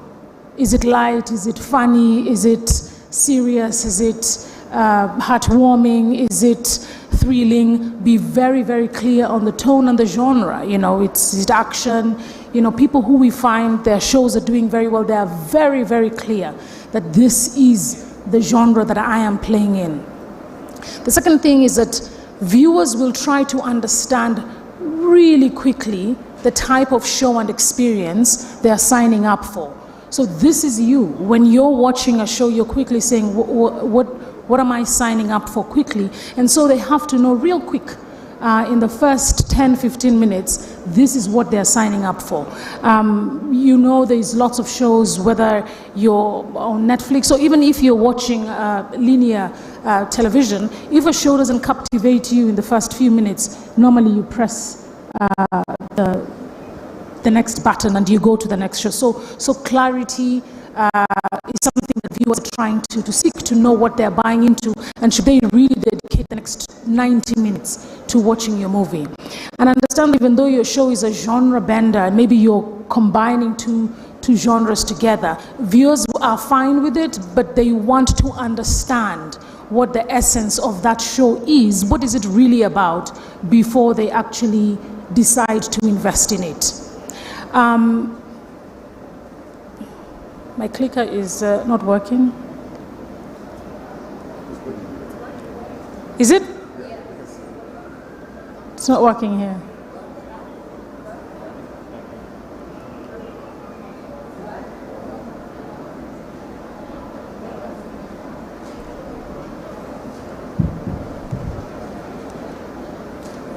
All right. Thank you. Thank you so much, guys. So next I want to talk about the story. The first thing is think about how to hook the audience versus what excites you. Because what can excite you is a shot, a panning shot for 5 minutes across the ocean. Because the ocean is beautiful and you want to show that to the audience. They don't want to see that. Quickly, what do they want? It's a car chase scene. How are you going to get them excited? It's all about hooking the audience. Audiences, we have found, are captivated relatable characters? Are they able to see themselves on screen, whether to lead the protagonist or supporting character, whatever it is they want to really relate quickly to the characters on the screen? They might not have to be that character, but we learned in one of our shows, everybody has that drunk uncle who comes to make a mess during Christmas. You know, that is enough for someone to say, I want to watch this particular show. They want a well-developed plot. That is so important. So really put some effort, some work into ensuring that your plot is very well developed. There's a middle, there's a beginning, there's a middle, there's an end. And they love conflict, they love tension, ensuring the stakes are high. They want to stay, they want to watch, they want to root for people. They're like, yeah, this is tense, this is crazy. How do we get them to stay? They want emotional resonance, they want shows or they want characters or themes that resonate with them emotionally. We found that's something that can hook the audiences, and relatable themes. And I think it's very important for us to say that it is important for you not to tell a story that you have seen maybe the Americans are doing, and you say you want to do it yourself. No. What are the themes that relate to you? And we also know that there are some universal themes. Love and revenge and secrets and murder, all those are universal. But can you tell them in the way that your audience actually appreciates it? We also find that unique story ideas or unique story worlds, that really also does work to hook our audiences. The other key piece that's also important is execution. And understanding that the execution of your story plays a big role in how the audience receives it. And one thing that we have found is that the Kenyan audience is a very sophisticated audience. They have been exposed to content from across the world, so they know a good quality show from one that isn't. But then even before we go to the execution, it's always about the story. This is why we say sometimes someone can have weak execution, but they have a great story and people will watch. And conversely, you can have great execution and a bad story, and you'll be very surprised that the quality of your execution is not going to keep people. So it's always all about the story. But execution is also key, and we find that if you plan early, you know the look and feel, you're working with your production designer, you're casting the right people, you have the right music, the right graphics, the right VFX. All these things we found that collectively together, they play a strong role in helping you put together a show that people will actually appreciate. So finally, I want to end with this quote that is by Antoine, and it is quoted a lot by our CEO. And this is about you, the visionary. So if we go back to the beginning and saying you're the visionary, you have the vision, and you have to build a team to work with you. We say that if you build a ship, don't drum people to gather wood, divide the work. Don't drum up people to gather the wood, divide the work, and give orders. Instead, teach them to yearn for the vast and endless sea. So you as a visionary, you have to understand your vision, but you also have to be able to carry it through. And that involves bringing the right people to work and give the right people who have the right skills, and then leaving them to do the work that they are best set to do.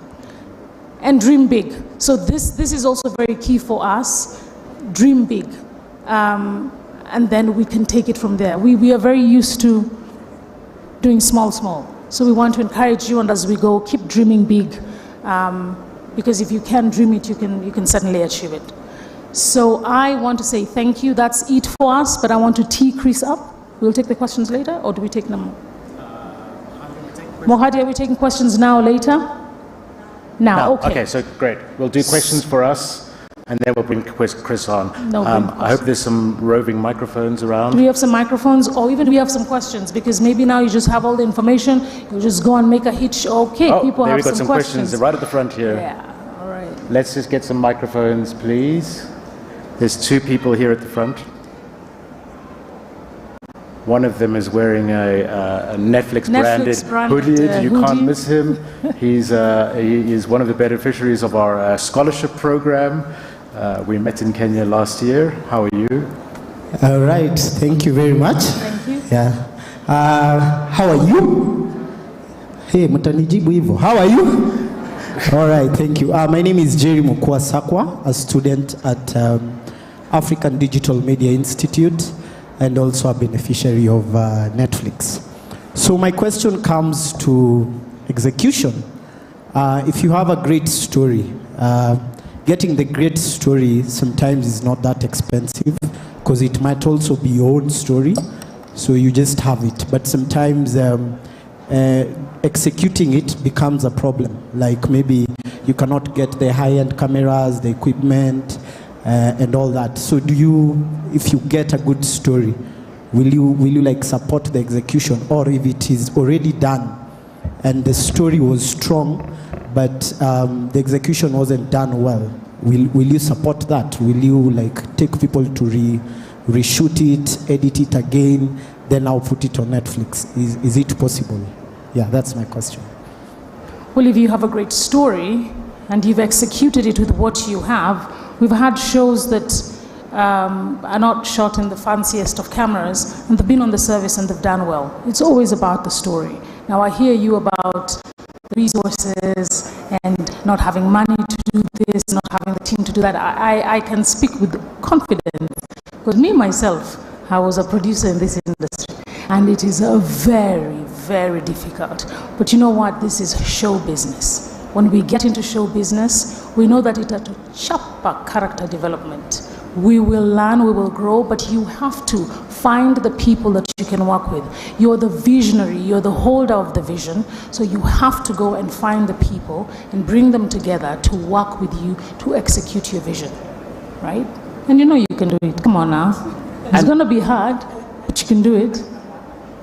There we go. And I think it's also really important to note that you should look within your own community as well, within your own creative community.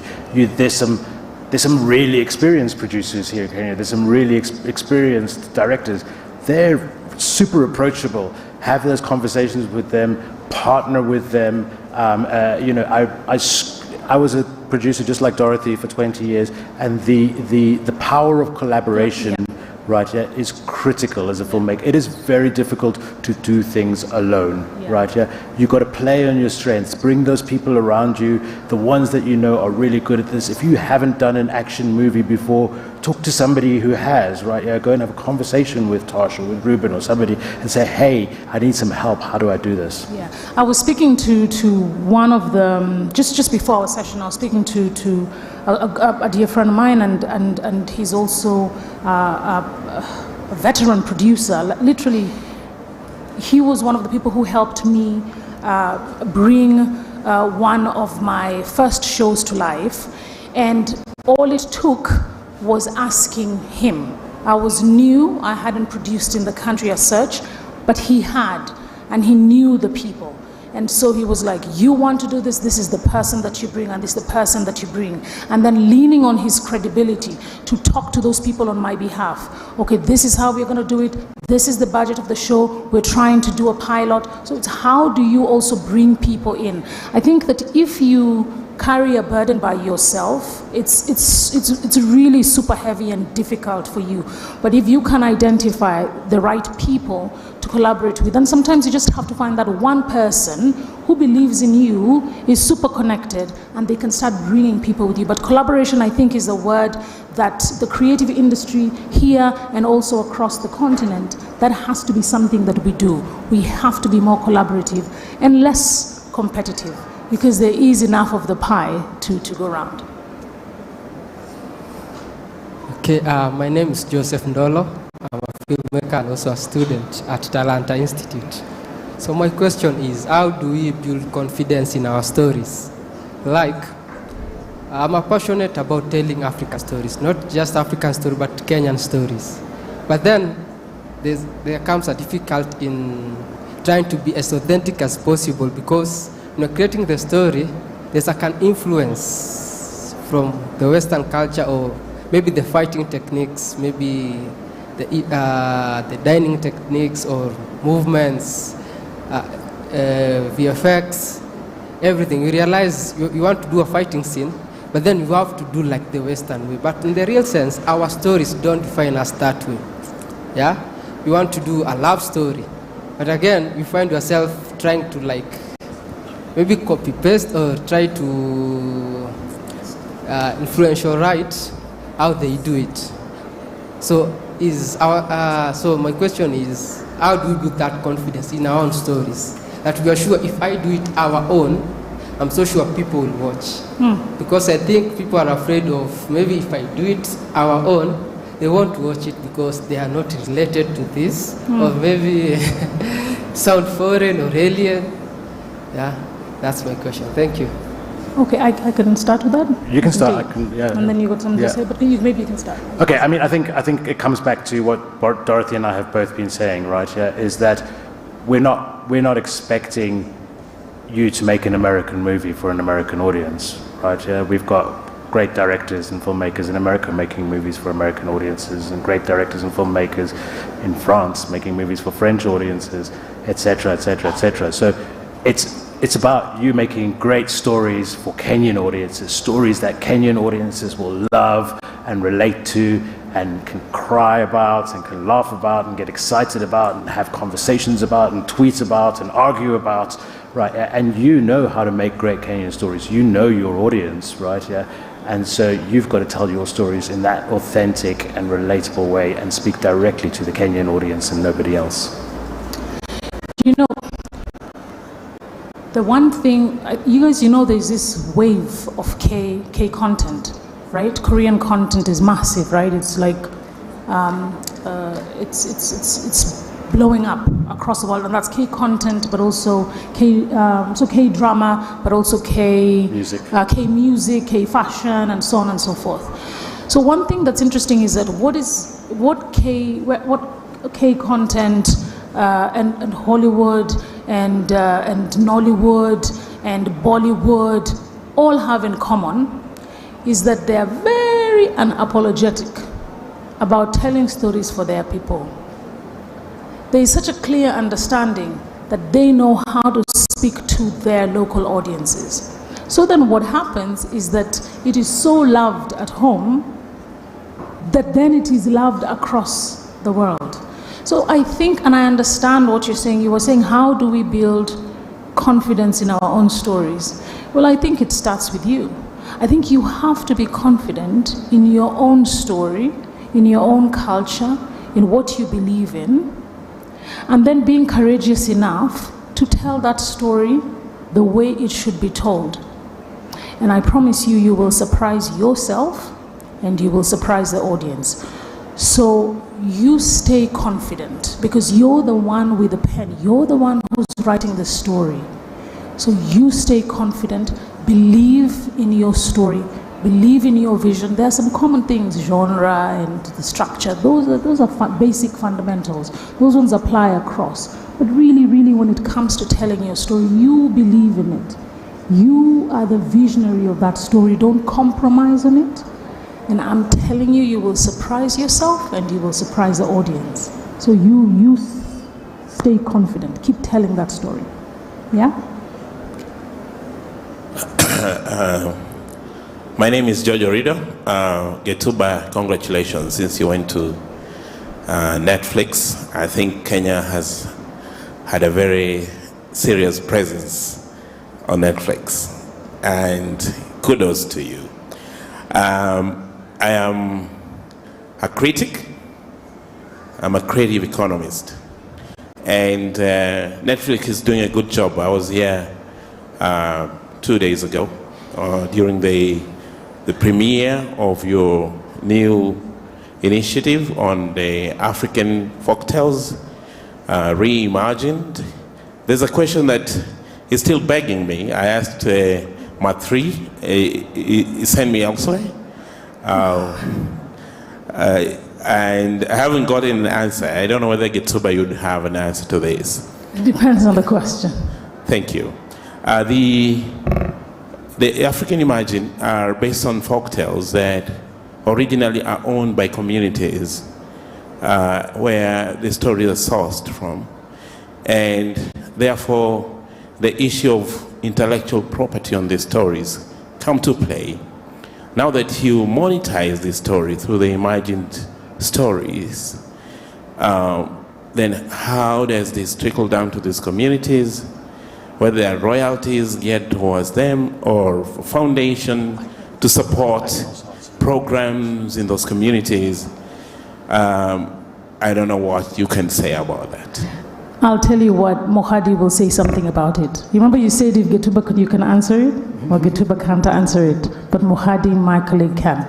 Yeah? I think I did say to you, it's like we're probably not the best people to answer that question. But maybe there's one thing that I can say, right? Yeah, that when we were making a film in Mauritania, we made that with a Mauritanian director, right? Yeah, when we made a film in Kenya, we made that film with a Kenyan director, right? That story, and that beautiful story, Katope in Tanzania, that was a story that was told by a Tanzanian director who'd been told that story by his mother, who had been heard it from her grandmother, right? Yeah. So I think there's obviously a bigger discussion about custodians of stories, but it's really important for us, again, just coming back to the point that I made, that the stories are authentic and are told by the filmmakers and the creatives that have lived those and feel those.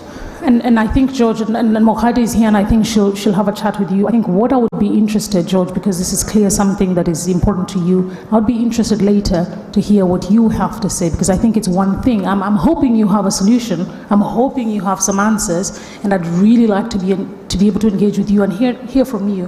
What do you think those solutions are?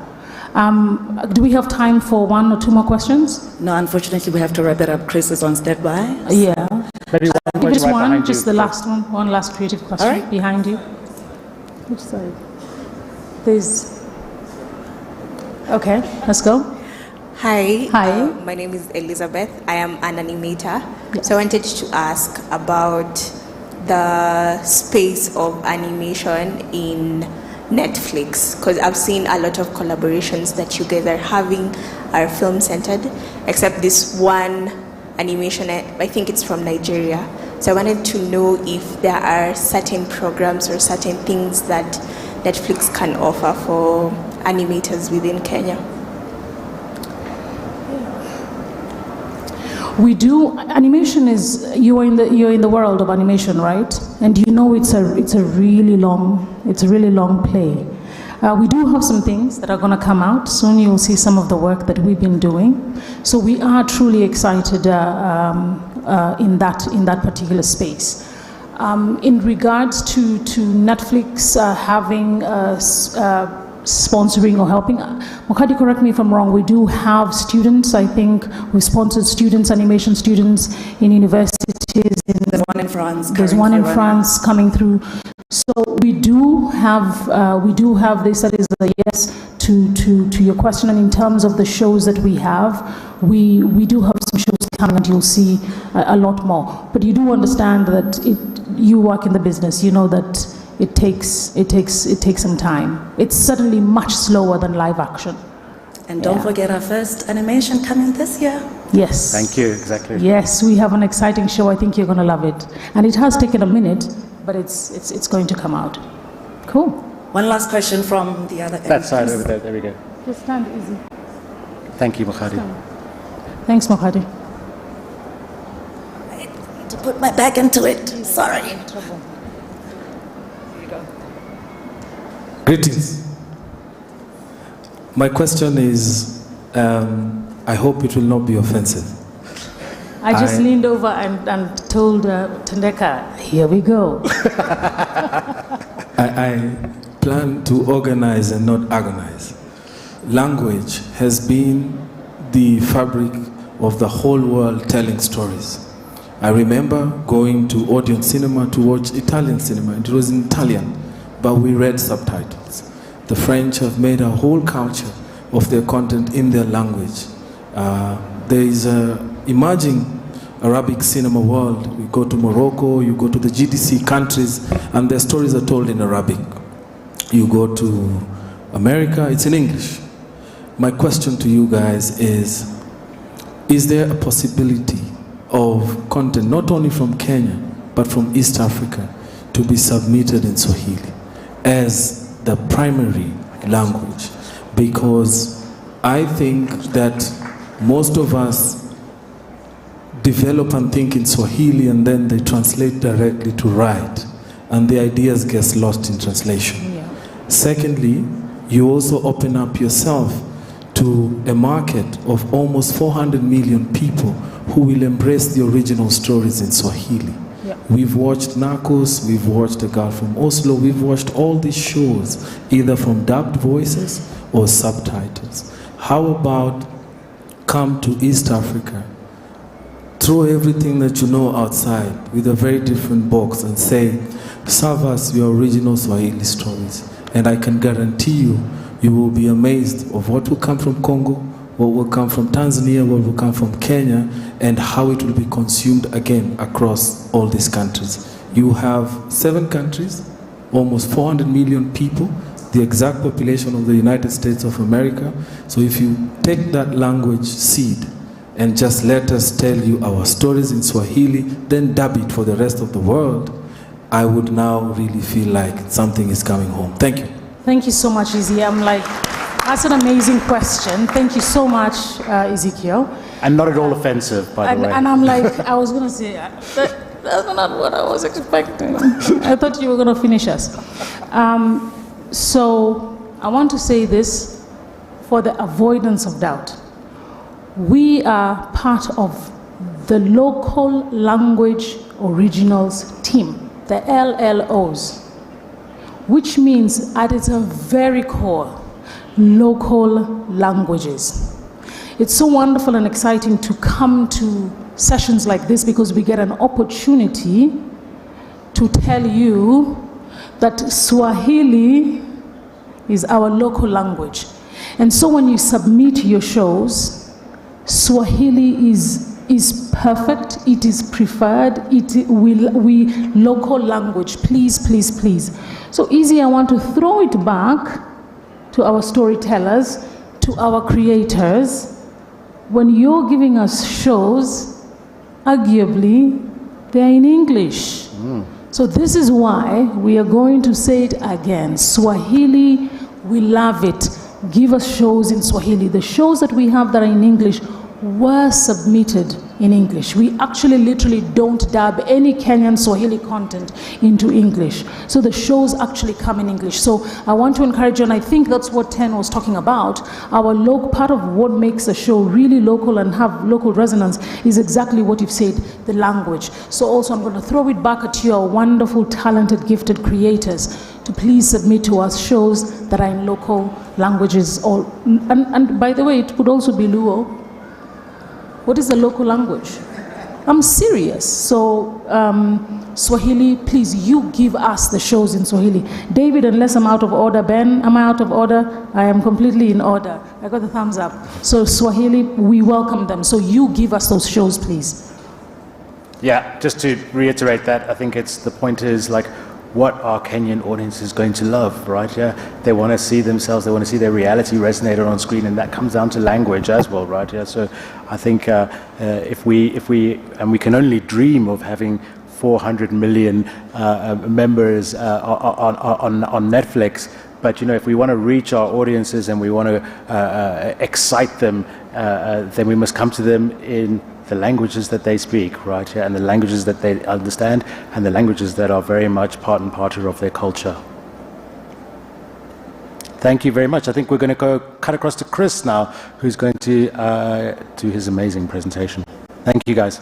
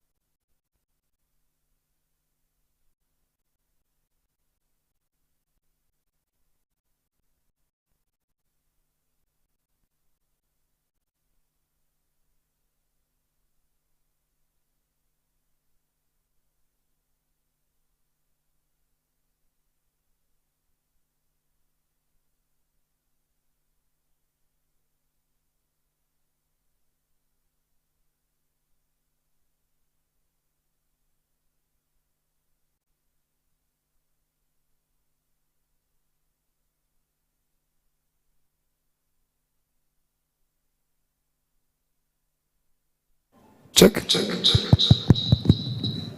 Mic check. Oh, good afternoon. I'm William Derrickson from Masai Mara University. One of my favorite characters is Louis Hassan of Maria TV show. The reason why I like Louis is all about his creativity. The way Louis could interpret his character, feelings, and even motives was just but in a compelling way. Another thing was about his speaking skills. Louis was just but fluent.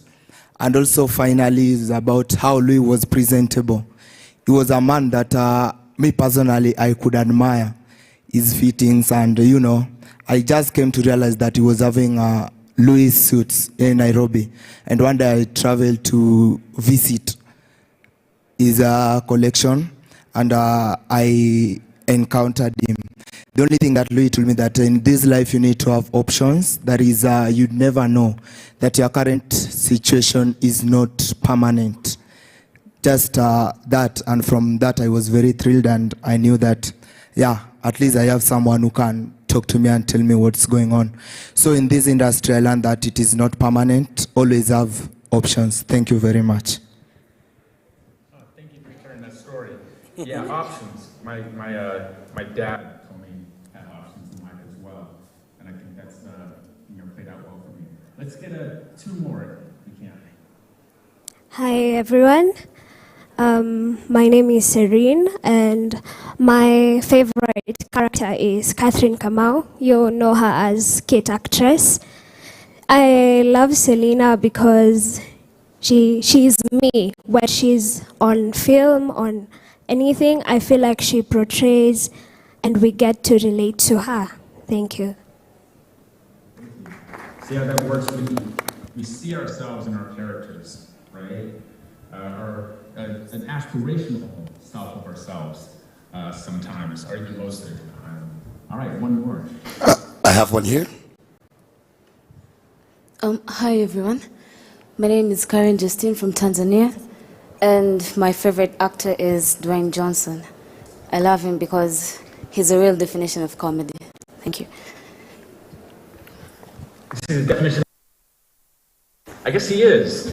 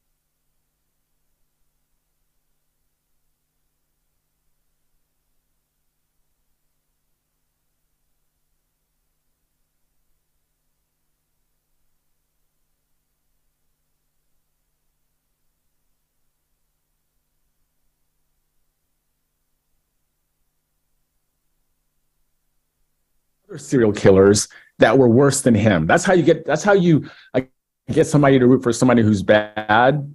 You get them to have to go against people who are worse than he is. And it was a really emotional story in that he was trying to figure out how to be emotional. How do you be emotional in a relationship with someone when you're a sociopath, right? When you have no empathy. Very interesting character dynamics there. And he had a code. So again, a great series, really dynamic, and had a really good run. Transformation, trials and tribulations and growth. Every time we climb that 30-foot wall, right, we grow from it. And that's true in real life. Every time we have some kind of conflict, right, or something bad happens to us, if we come at it on the other side, we either come out as victims or survivors. And I like to say we like to be survivors. We want to see people get through it, no matter how traumatic it is, and they come out changed, right, for better or worse, but they come out better. You know, they come out different. They come out stronger. And I think this is what we look for in our characters when they go through their trials and tribulations. And I would say that as the story progresses, we start with that 30-foot wall, and then that wall becomes a 40-foot wall and then a 50-foot wall. We make the challenges and the hurdles harder and harder until it breaks and they fight back and they come out victorious. So we want to see characters who evolve. And if we don't, and if they're flat, then it's not a great experience. I remember working on a lot of the, kind of Warner Brothers superhero shows like Green Arrow, and stuff like that. And Smallville was another show I worked on. And we had this creative executive at the network who would always ask the question, where does the character start? Okay. And where do they end? And we would ask the writers to just voice it. And if they didn't have that answer, then they couldn't figure out what the transformation is. So when you're thinking about your characters, think about where they're starting, as humans. Okay, and where they end, and that'll help you track the journey through your story. So personal sacrifice, finding new powers, overcoming odds. The first Thor is an example where you don't really get a transformation of a character. I like this quote here. In the first Thor movie, he doesn't speak to me as a character. He's a son of privilege, and he just shows up. He's already superior to everyone with his hammer. It's true. He didn't really have anything that could destroy him. They had that love story in there, which kind of worked. But it wasn't until we had Fat Thor and later on, and I think the second one, we had a lot of fun seeing him try to, transform back into the old Thor. So I want to do a case study of all the Spider-Mans. And there's one thing about Spider-Man that you probably don't know. It's Sony produces a Spider-Man series in the films. In Marvel, he is a Marvel comic superhero, but it's not by Disney. Disney owns all those characters.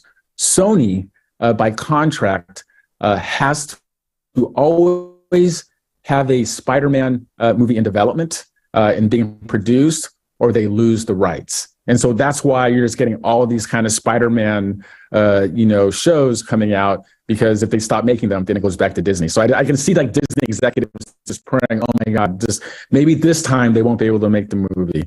And like, actually there's a little story we'll, get to in a minute. So the catalyst of Spider-Man, right? Bit by a radioactive spider, and the tragic death of his Uncle Ben. Guilt, he feels responsible, could have been avoided. The moral compass, great power comes great responsibility, young man. And the transformation, a coming-of-age story, equal parts growing up as Spider-Man and equal parts as growing up as a teenager.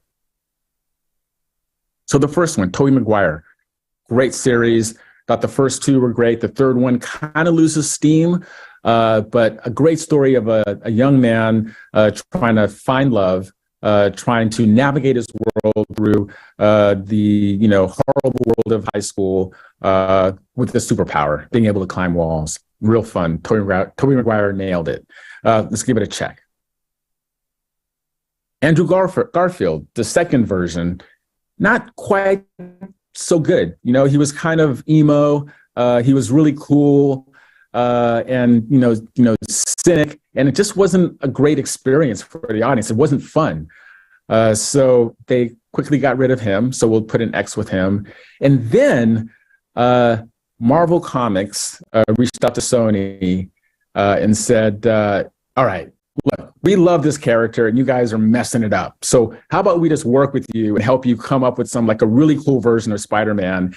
And they introduced the new Spider-Man in the Avengers movie with Tom Holland. And it was great. He really popped. And then they, still collaborated and made the current version of Spider-Man, which gets back to the basic, right? Someone who's still a teenager, wanting to have fun, wanting to fall in love, but is kind of cursed with this spider bite. So let's give it a check. And I will do an honorable mention for Spider-Man Into the Spideyverse, which is actually the animated movie, which is actually probably my favorite one of the series, just because the animation is so great and the story is right on point. Great expectations is the theme of that one. So what does this look like with film versus series? So with the catalyst, with film, you got to get right in, right? You have 2 to 3 hours to tell the story. I personally don't think a movie should be 3 hours. I think that's kind of long. And you can probably tell a great story in 2 hours, but you got to, get in and start the story off as quickly as possible, right? Why are we here? With a television show, you still have to get in pretty quickly, but you can introduce the goals evolve throughout the show, right? Every season, you can have a new goal, which is really fun. And for us at Netflix, love film, but series, that is the bread and butter, man. That's what people tune in for, because once they find a character that they like, they want to stay with them. We want to be with them. And, the ability to sit there and watch all the episodes at once even makes it better for the audience, rather than having to wait for the week, for that next, week for the next episode to come out. The moral compass, who are they? Why are they doing this? And what makes their actions justified? Okay. Got to do it really quick. With the series, it can shift. It can evolve over time. Right, we can see their evolution of they can seem like a good person, but become a really bad person, and vice versa. And Breaking Bad is a perfect example of that. A character study of someone who has failed at everything in his life, finds something that he's really good at it, and just becomes corrupted over greed. And the whole time we think he's doing it for his family, but he's just doing it because he likes it, because he's good at it. The transformation has to be quick, right? We have to see it over a span of, 2 to 3 hours. And so we have to rely on montages sometimes to really accelerate the story, to make it believable, right? And the transformation, again, tied to their moral compass, to whatever that catalyst is. But with television, we can have fun with it. We can take our time with it. We can do this slow burn approach, right? But we still have to know where they start from in that first episode. Like I said, that creative executive who worked at this network said, where does your character start from? Where do they end? Where do they end? And I would recommend that you have a really clear understanding of that journey in the first season of your show, but have a pretty good idea where you want your character to end at the end of the season, right? We like to encourage, or at least I like to encourage people, if they're writing a story, like, what is your end?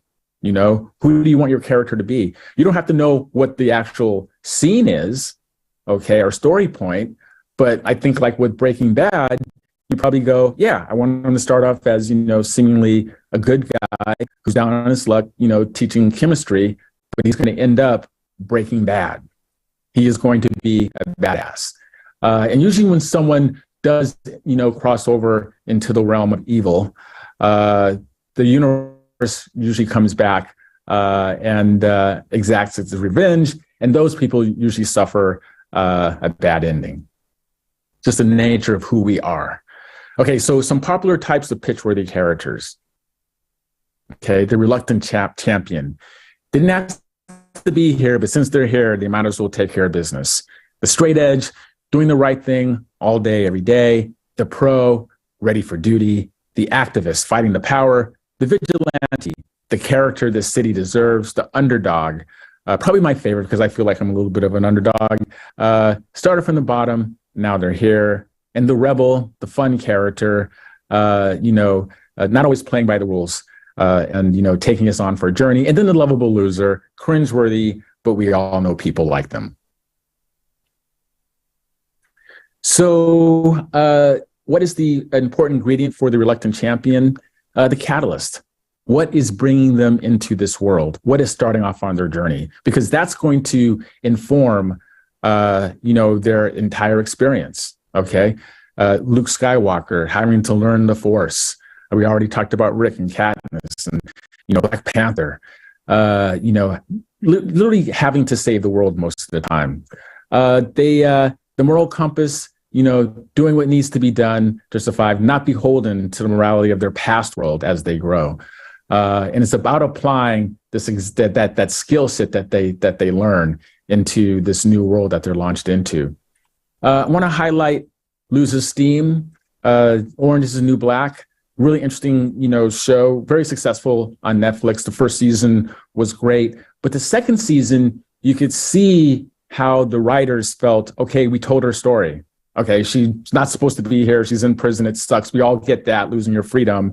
But they realized that her story had lost a little bit of the engine, and so they started focusing on the other characters and telling their backstory. So just be sensitive to that when you're doing a series. This is how long can you string their journey along, or otherwise the audience will start to get bored and leave. The straight edge, doing the right thing all day. Their moral compass is obviously the important factor here. And what's interesting about them is that they don't really transform emotionally or, moral-wise. They're like the same person. They change the world around them, right? They react to what's going on in the world. Captain America doesn't really change, throughout the series of the Marvel comics. But in Civil War, he was doing what he thought was right. He was protecting his friend. His morality was the same. We felt that. And that was the real tension between him and Iron Man.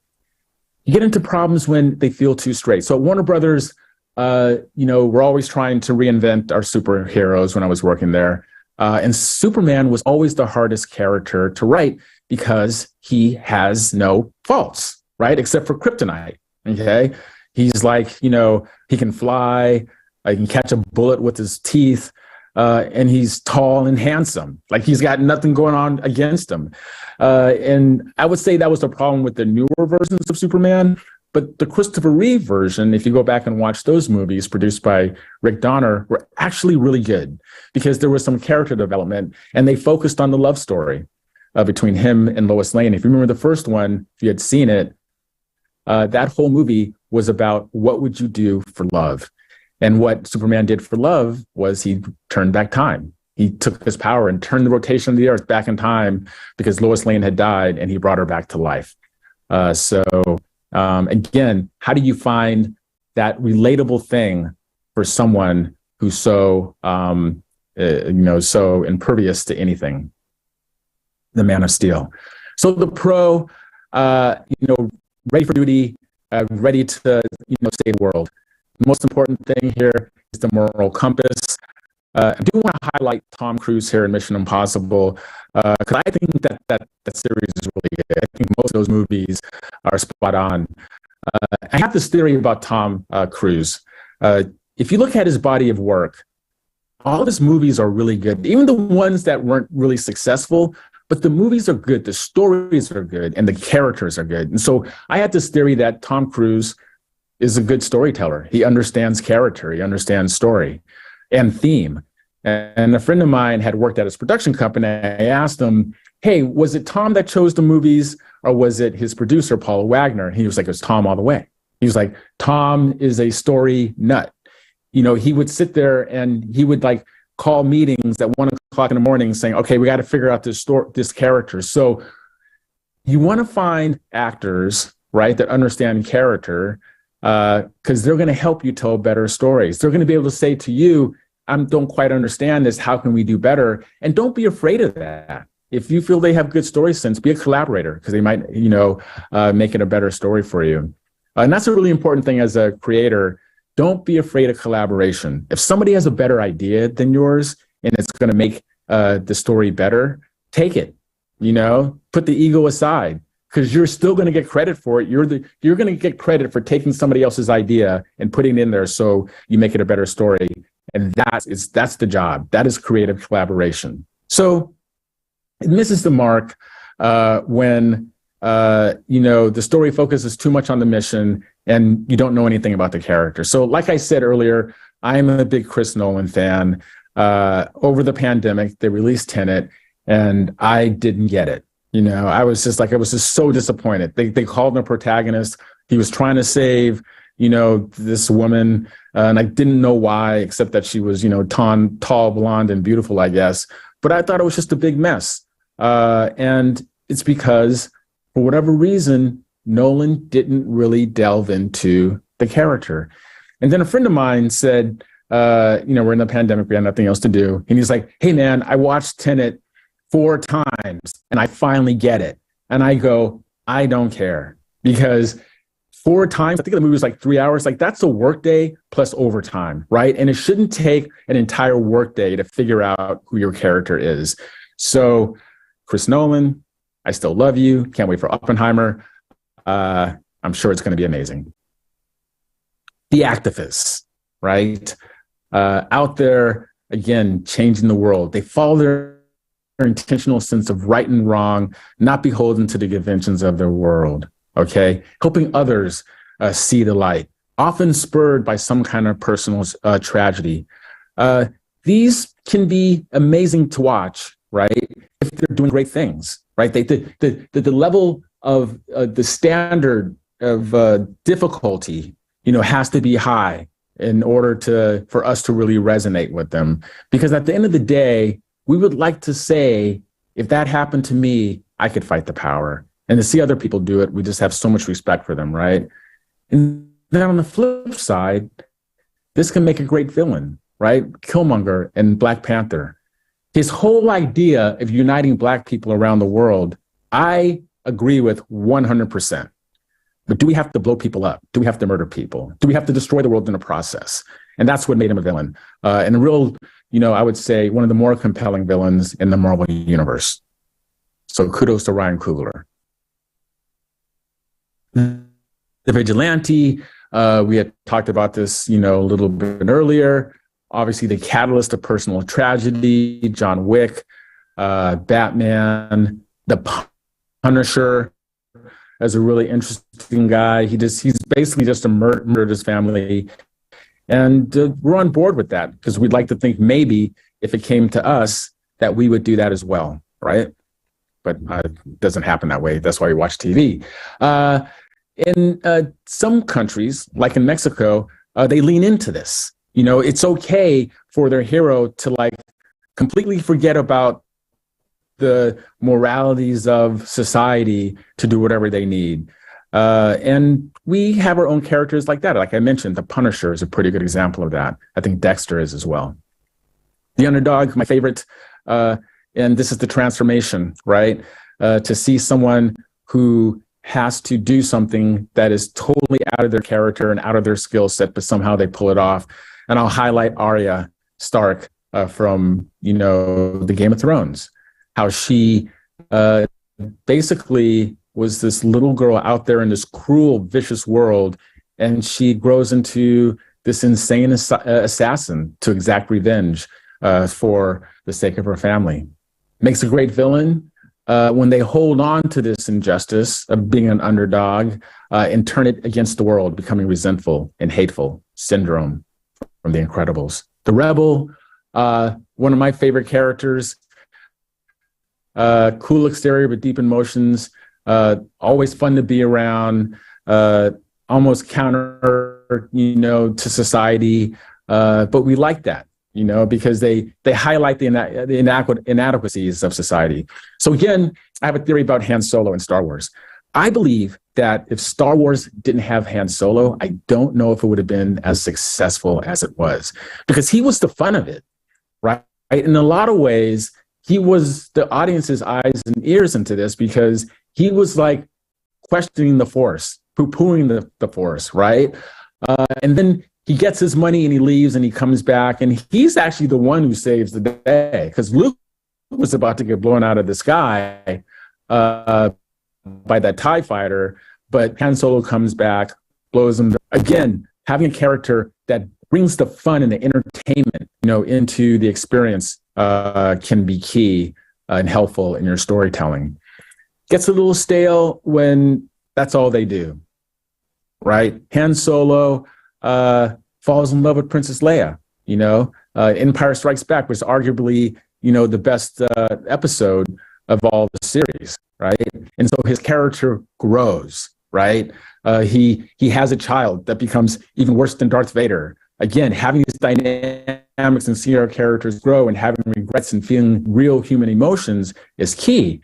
But Jack Sparrow was just doing the same thing in all of the movies. And so by the third movie, you're like, oh, we're doing this shtick again. What does he care? He's just getting paid money to, dress up like a pirate. So good for him. Then A Lovable Loser is, it's all about, the transformation, and that we don't really want to see them change too much, because if they do, then the fun of who they are, dissipates, and, we no longer want to tune in. Works best in comedies.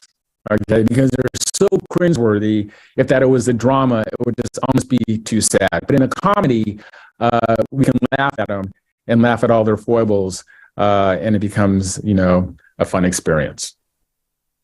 So I want to go back to our characters and kind of, put them in their category. Okay, so Ripley is the reluctant champion in the second movie. Right. So she had been, asleep for 40 years. She comes back. She finds out that her daughter is dying or had died of old age, which is really weird. And the company asks her to go back and, see what's going on this planet. And she's like, are you kidding? One of those things wiped out my crew in 2 hours. And you're telling me that there's a whole colony down there. And she says, no, right? The reluctant champion. No, I can't do this. But then we realize then we cut to a dream sequence, right, where the thing is coming out of her chest, and she realizes if she doesn't face her fear, right, she's going to live with this forever. So she goes on board, okay? And her moral compass is do whatever it takes to wipe these things out. I don't care if we have to blow up, several $1 billion of the company's assets. And the transformation goes from not wanting to confront her worst nightmare to finding the courage to face it head on. And she even makes a promise to Newt, to go save her, feeling the guilt of not being there for her daughter who passed away. And then you have the activists with Maria, and it's all about her moral compass, right? How do you solve a problem like Maria? How do you catch a cloud and bring it down? It's almost an impossible task because she's just so happy, too happy that she's disrupted to the nuns. But that joy of music, bringing into a family that had music in their lives, but the father had forbid it, when his wife had died, had saved the family, basically, okay? And so how does she change, right? She's still the Maria who had love of music from the beginning, but in the end, she too finds love. How do you solve a problem like Maria? Love. Love is the answer. She finds it with the kids and ultimately with the father. So, this is my mother, Jillian Baird is her family name. Like I said, I wouldn't see her for 13 years. And I never blamed her for leaving my father. They had a very volatile relationship. And I thought that she needed to leave, for her own safety. And she wanted to be a doctor. And they got married, when my father was 21, she was 19. Little funny story about how they met. So they met at this university called Howard University, is HBCU. She's Guyanese, grew up in Curacao, where her father had to leave Guyanese because of some political strife. Sent them to school to Howard to get married. They called it MRS degree. So before she would go out on a date with somebody, her sister Gail, who worked in the admin office, she would look up the grades of anybody that they would date. And my father had straight A's. He was an engineering student, and so he was a good catch. So they get married, they moved to California, and they have kids. They have my sister and myself. And she wants to be a doctor, but back then in the 60s, there was this whole thing about, wives stay home to take care of their kids. And so my mother left. And so when I met her, she had become a doctor. She had fulfilled her dream.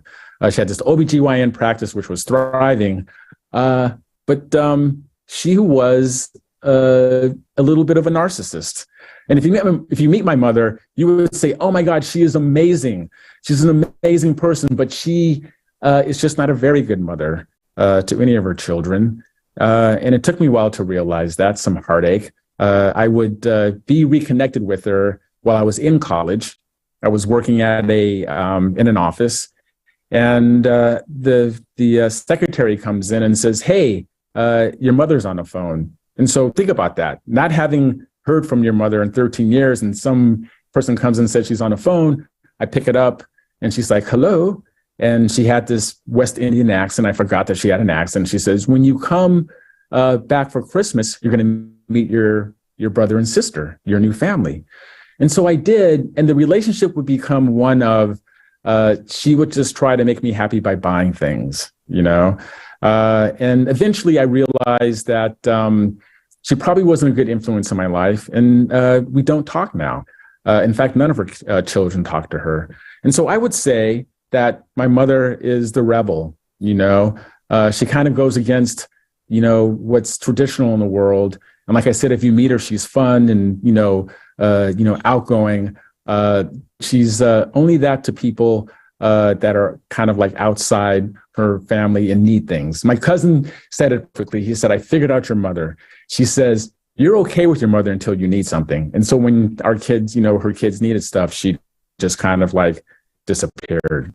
So my father, like I said, he raised us, himself.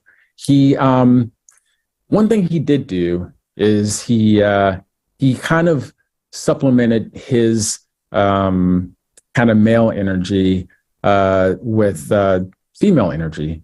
And there was this woman, Pat McJunkins, who you see here, who was one of his early girlfriends. And she loved me. She, like I was her own child. She never had any of her own children, and she's, has since passed. But she's the person who taught me my moral values. She, filled that maternal need that I think every child should have in their life. And she was the activist. She was my real life Maria. And I think, she was, and her fault was she was in love with my father, and my father was too, hurt from what happened with my mother. And so he could never give her what she needed. And even when they broke up, we maintained a real deep and meaningful relationship. So I do love Pat, R.I.P. And I show this because I wonder what I would have been if I hadn't met, Pat McJunkins. A little extreme, but, I think our parents do make a difference in our lives. And so this is my wife, Andrea, my two boys. This picture's a little old. My boys are now 22 and 19. And I show my wife because, she is the third woman in my life who has made an impact. It'll be 25 years in May. And, you find out about someone when you go through, great, something that's a great challenge. And a little, not, without getting into too much information, we are going through a little bit of a challenge with one of our sons. And I can't imagine going through this without her, not going through this without her. We've become stronger for it because she is the straight edge. She will do anything for her children and the people that she loves. And for that, I am forever grateful. So why do I show you these, three people in my life? I show you that because these are potentially characters that you can have in your world. You have characters that in your family or friends, or maybe even in your workplace, that you could potentially use for your stories, right? So don't overthink it. when you're thinking about your characters. Let me take that back. Don't underestimate your life experience and the people in your life when you're thinking about your characters, because you could very easily, make them an assassin who, knows how to fight, 100 men in one room, or you can make them into a woman, navigating the post-apocalyptic, zombie world, or you can even make them orange, learning how to be a Jedi, being taught by one of the most evil Jedis of all. And I say all this to say to you guys that characters, in our storytelling is what really drives the viewer interest, right? It's the characters that when we're looking at the screen, and even when we disagree with them, we're still on board with them because we want to see them, transform, become the best or worst versions of who they are. So with that, I will end this presentation, and I thank you for your time. And I challenge each and one of you guys to go out there and create.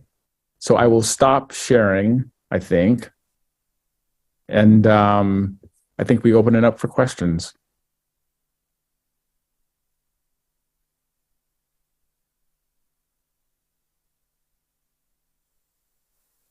Thank you.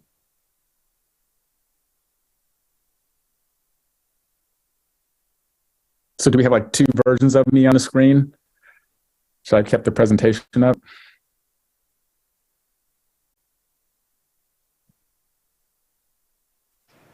You have a question for Chris. Okay, see you. Coming to you.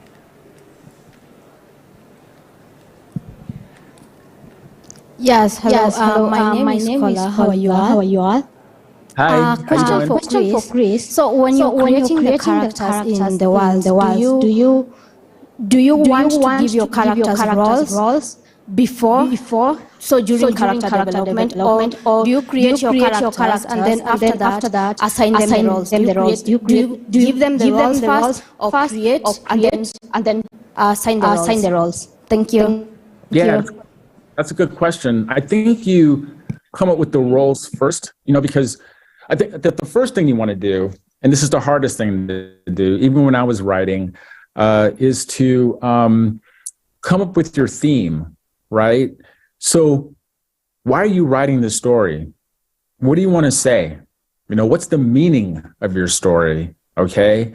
And I would challenge each one of you to figure that out first, because that might, spark you into, okay, what story do I want to tell? Okay. And you can go from that way. Or if you come up with the concept, immediately go to the theme and say, what do I want to use this concept to tell about the world? Because as a writer, and I think we forget about this, is you're an artist, right? And at the end of the day, an artist wants to say something about humanity, okay?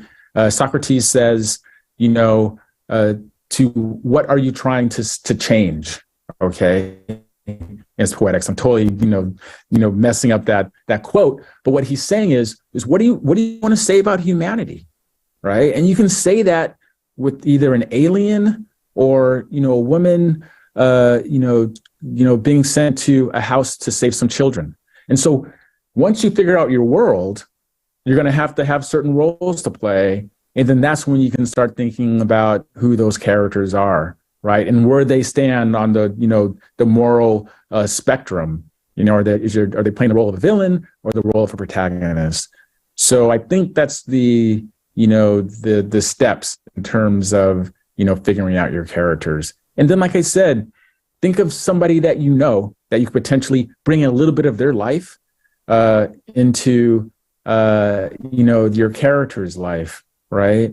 And if you write it if you write it and you say, oh man, my mom's going to see this and she's going to know it's her, then you're on to something, right? Because now you've brought a little bit of like a real person onto the screen, and that will resonate with you. And then I'll just say one other thing. Don't forget to put yourself into your characters as well. And again, if you write something, right? If you write something that happened to you that was shameful or embarrassing, or even disgusting, right? And you write it and you say, wow, if someone sees this, they're going to say, Chris Mack is really disturbed, keep it. Because that's exactly the stuff that we need to put on the screen, making yourself vulnerable. And they won't. They'll just be like, wow, that writer is like a great writer. They really know how to write character. They might be a little disturbed, but I get it, you know? So don't underestimate the value of your real life. Okay? Next question, if there's any.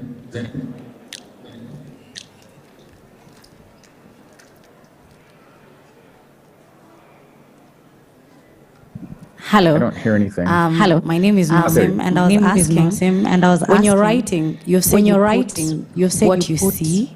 Like for example, my mom. I was asking, do I write? I see them, or as they are, because it could be that probably this person in your case she thought she was nice. Oh, sorry. So do you write the story as you saw her, if at all you decide to, or do you write it as you get what I'm asking? You get what I'm asking. I get it. Hopefully. But how can you not write it as you see them? Because right? It's like you're okay. The question is, the question is, write it as I see them, then that means as I see them, it's not them that I'm. It's not them. Portraying in the movie. Portraying in the movie. Yeah. It's really what is. It's really what is. Oh, okay. Yeah. Yeah. No, I actually appreciate that question. What I'll say is, there's a little bit of an echo. Don't judge your characters, right? So if I were to write about my mother, the challenge is don't judge her for the decisions that she made, right? Think about why she made those decisions. My mother was a woman who wanted a dream at the end of the day, and she was really smart, but her husband said no. Like I said, it was a very volatile relationship. And I said, I didn't really judge her. I didn't blame her for leaving. Like, yeah, she should have got out of that situation. So I think you have to, bring that character and look at them from all sides and don't judge the actions that they do. Because if you don't judge their actions, right, and try and write it in a very kind of authentic way, then it just makes that character deeper, whether they're a villain or not. There's an understanding from us about why she made those decisions. And again, we may not agree with them, but we understand why they made them. And that's all the audience is asking for you to do. It's just bring me someone who's authentic that I can relate to, and go along their journey, whether I agree with them or not. And if you think about it, a lot of the characters, in the past 20 years that have come out of Hollywood have been, have had protagonists that are really despicable people.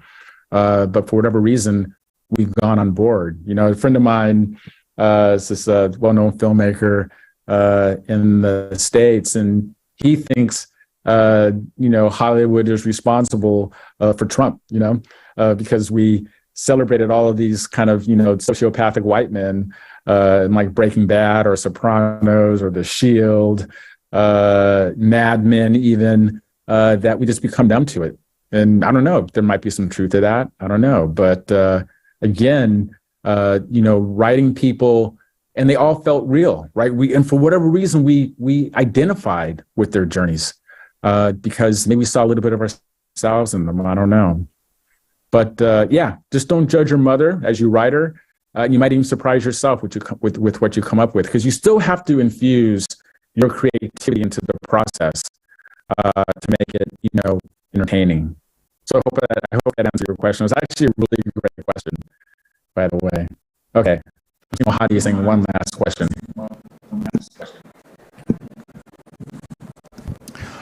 Hi, Chris. My name is Gaetano. From Skyline Design. I am an animator. Given your wealth of knowledge and just your personality and how you us through it. It didn't even feel like an hour. It didn't even feel like an hour. So I want to say I greatly appreciate this. So my question is, I work in animation and usually you'd have character bibles that have descriptions upon descriptions that this character went born in this school, they were born in this county. I don't know if you've had to that when you're developing characters. I'm just curious at what stage do you do that? And secondly, is it because of it is it important so that characters are not. There's sometimes where especially it happens in series where especially watching the series where later on it feels like the character has become a different personality from who they were. Kind of lost touch of what was the essence of a character. How do you put those two things together? How important is it to have this long endless descriptions of things that make up a character, especially for instance on a show where you have 15 characters. Like how important and secondly, how do you keep losing touch of who they essentially are? Yeah, great question. So I am a believer in backstory for characters, but I don't think you need to write a biography, like a 20-page thing about, where they went to school and all this other stuff. You only write the things in their backstory that's going to help inform the story in the present, okay? And look, if you have to go through and write 20 pages, I would encourage you after that to bring it down to like a page of all the important information that's really going to help the audience understand who this character is, right? Because that backstory is probably going to come out in exposition, right? Or flashbacks. Flashbacks are making a big comeback, and I'm actually a big proponent of flashbacks if you use them in the right way. So definitely take the time to figure out who your character as a human, and that's why, what do they work?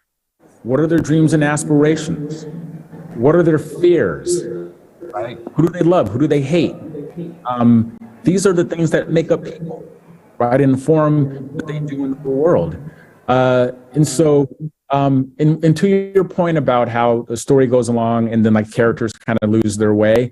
Yeah, that's just because sometimes either the story is over, I would like to say, some series probably could end a couple of seasons earlier once the actual story is over. I mean, House of Cards is one of my favorite series, but like once he became president, the next season when he was president wasn't as fascinating as seeing someone try to become president, right? Unorthodox, story about a young Jewish girl who escapes from Brooklyn to go to Berlin to, learn music. It was really successful, 11 Emmy nominations. There was some thought about, doing another season, but the writer said, you know what, her story is over, right? And so you have to have, that kind of discipline as well. And then just in terms of animation, animation doesn't have to be, filled within characters either. One of my favorite, experiences on Netflix last year was this show called Arcane, which was about, at the end of the day, two sisters and their relationship and what happens when one feels betrayed by the other, right? Like that's some really deep stuff. And so just because you're doing animation or comedy or sci-fi or horror, okay, whatever genre or fantasy, the characters have to be rooted in some kind of reality, of human emotion and what they're trying to accomplish and their fears and all that stuff. Because if they don't come true as real people, then we're just watching actors say words on a stage or on the screen. So again, I would encourage you to do all the hard work before you start writing fade in of getting to know who your characters are, right? Getting to know what the meaning of your story is. Because if you know the meaning of your story, okay, and what you want to say, that makes you a creator, okay? The author, okay? Author, authority, the authority of this world. And if you have the authority of this world, vision, as Dorothy said, then the characters must do everything in their power to tell that story, okay? And so, like I said, about, when someone asked about the roles, figure out what you want to say, then you'll figure out what roles will help you tell the story. And then you'll figure out what characters placed in that roles will help you tell the story.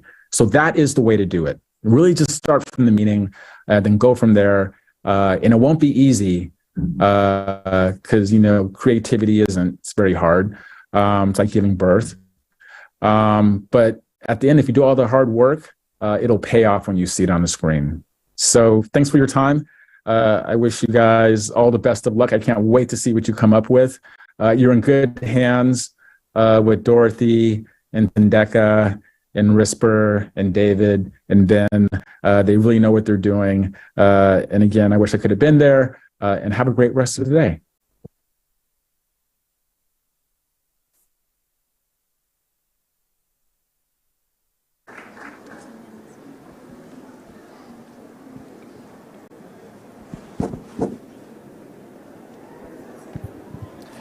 Thank you, Chris. At this point, I'd like to ask the entire Netflix to go on stage for photo session. Thank you.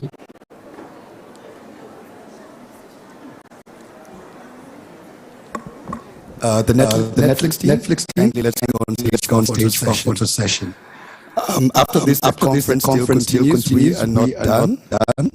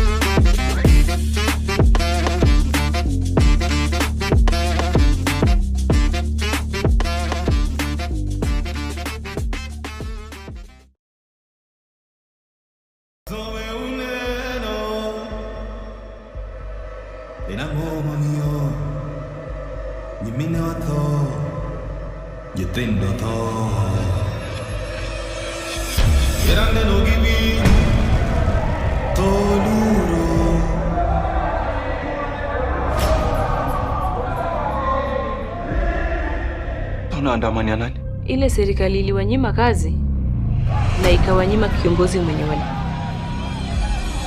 Hatujaipata leader in Kenya mwenye anashughulikia youth. The boss says the shoot to kill order continues.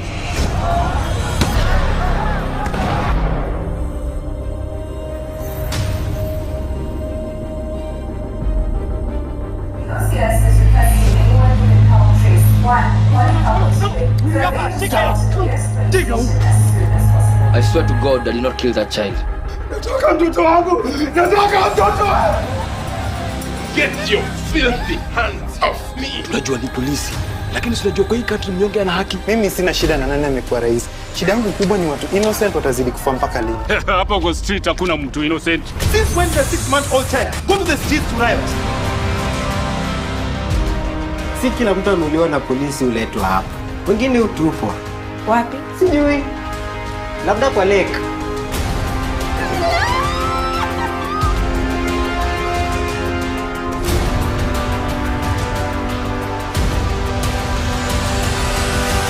After considering the evidence tendered before this honorable court by both the prosecution and the defense, this court finds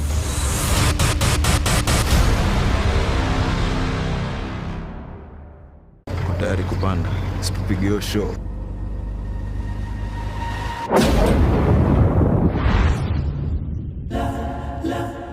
Hapa pale lefti. Tuna trials tulipiga last weekend. Leo ndo tunaenda kuambia kama tumepenya ama tumeogelea. And that is why he was my top pick for the strikers representing the Kenyan team in Norway.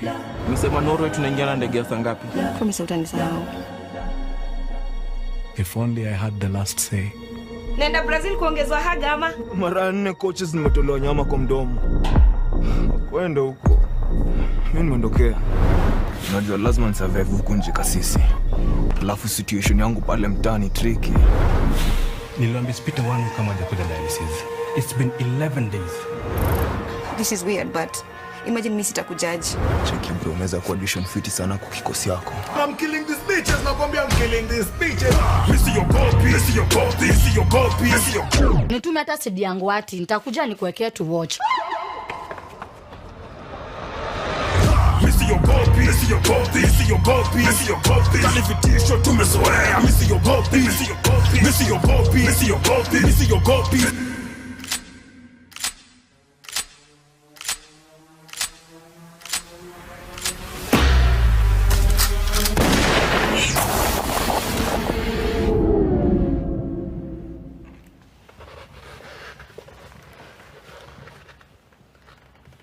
Kulikuwa umeseti kwa rasa.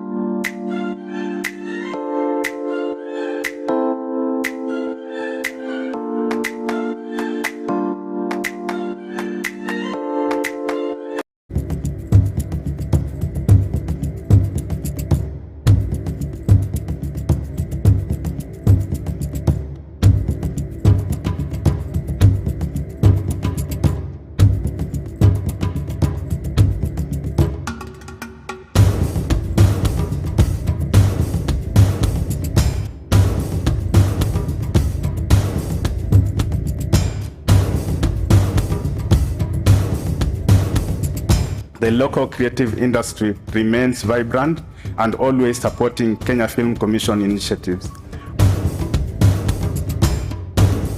Kenya's film industry is experiencing commendable growth and is receiving international recognition. I'm committed to creating an enabling environment for the film industry to thrive in our city.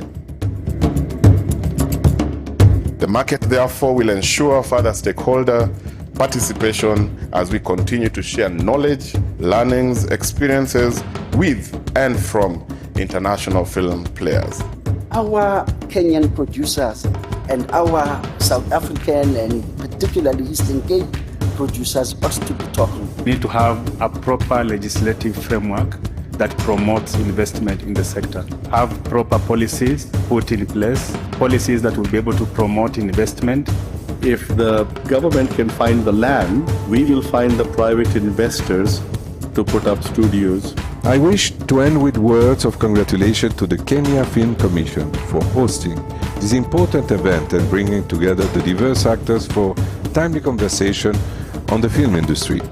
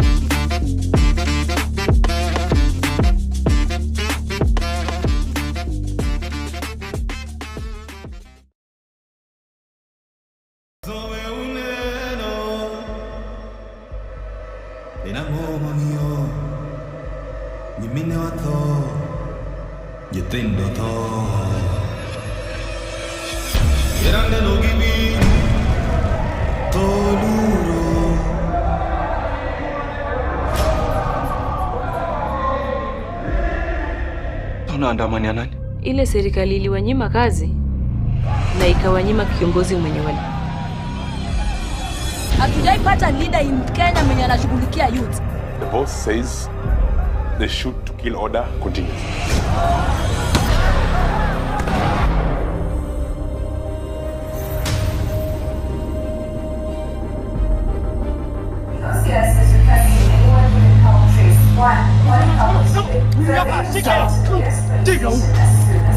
I swear to God I did not kill that child.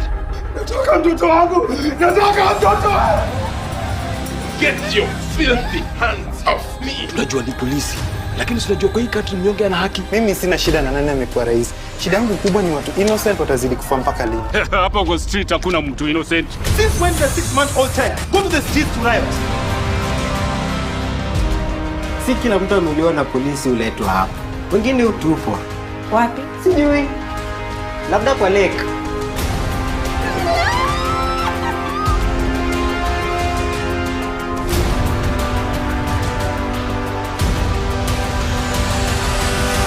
After considering the evidence tendered before this honorable court by both the prosecution and the defense, this court finds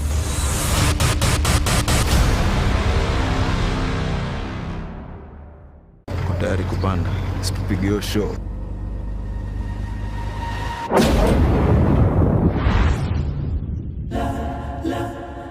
hapa pale lefti.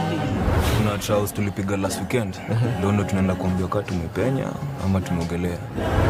And that is why he was my top pick for the strikers representing the Kenyan team in Norway. Msema Norway tunaingia na ndege ya saa ngapi? Kama utanisahau. If only I had the last say. Nenda Brazil kuongezwa haga ama? Mara 4 coaches nimetolewa nyama kwa mdomo. Kwenda huko. Mimi nimeondokea. Unajua lazima nisurvive huku nje kasisi. Alafu situation yangu pale mtaani tricky. Niliambia spita wangu kama hajakuja dialysis. It's been 11 days. This is weird, but imagine mimi sitakujaji. Cheki bro, unaweza kuwa audition fit sana kwa kikosi yako. I'm killing these bitches, nakwambia I'm killing these bitches. Missy your copy, missy your copy, missy your copy, missy your. Nitume hata CD yangu wati, nitakuja nikuwekea to watch. Missy your copy, missy your copy, missy your copy, missy your copy. Kalifitisho tumezoea, missy your copy, missy your copy, missy your copy, missy your copy, missy your copy.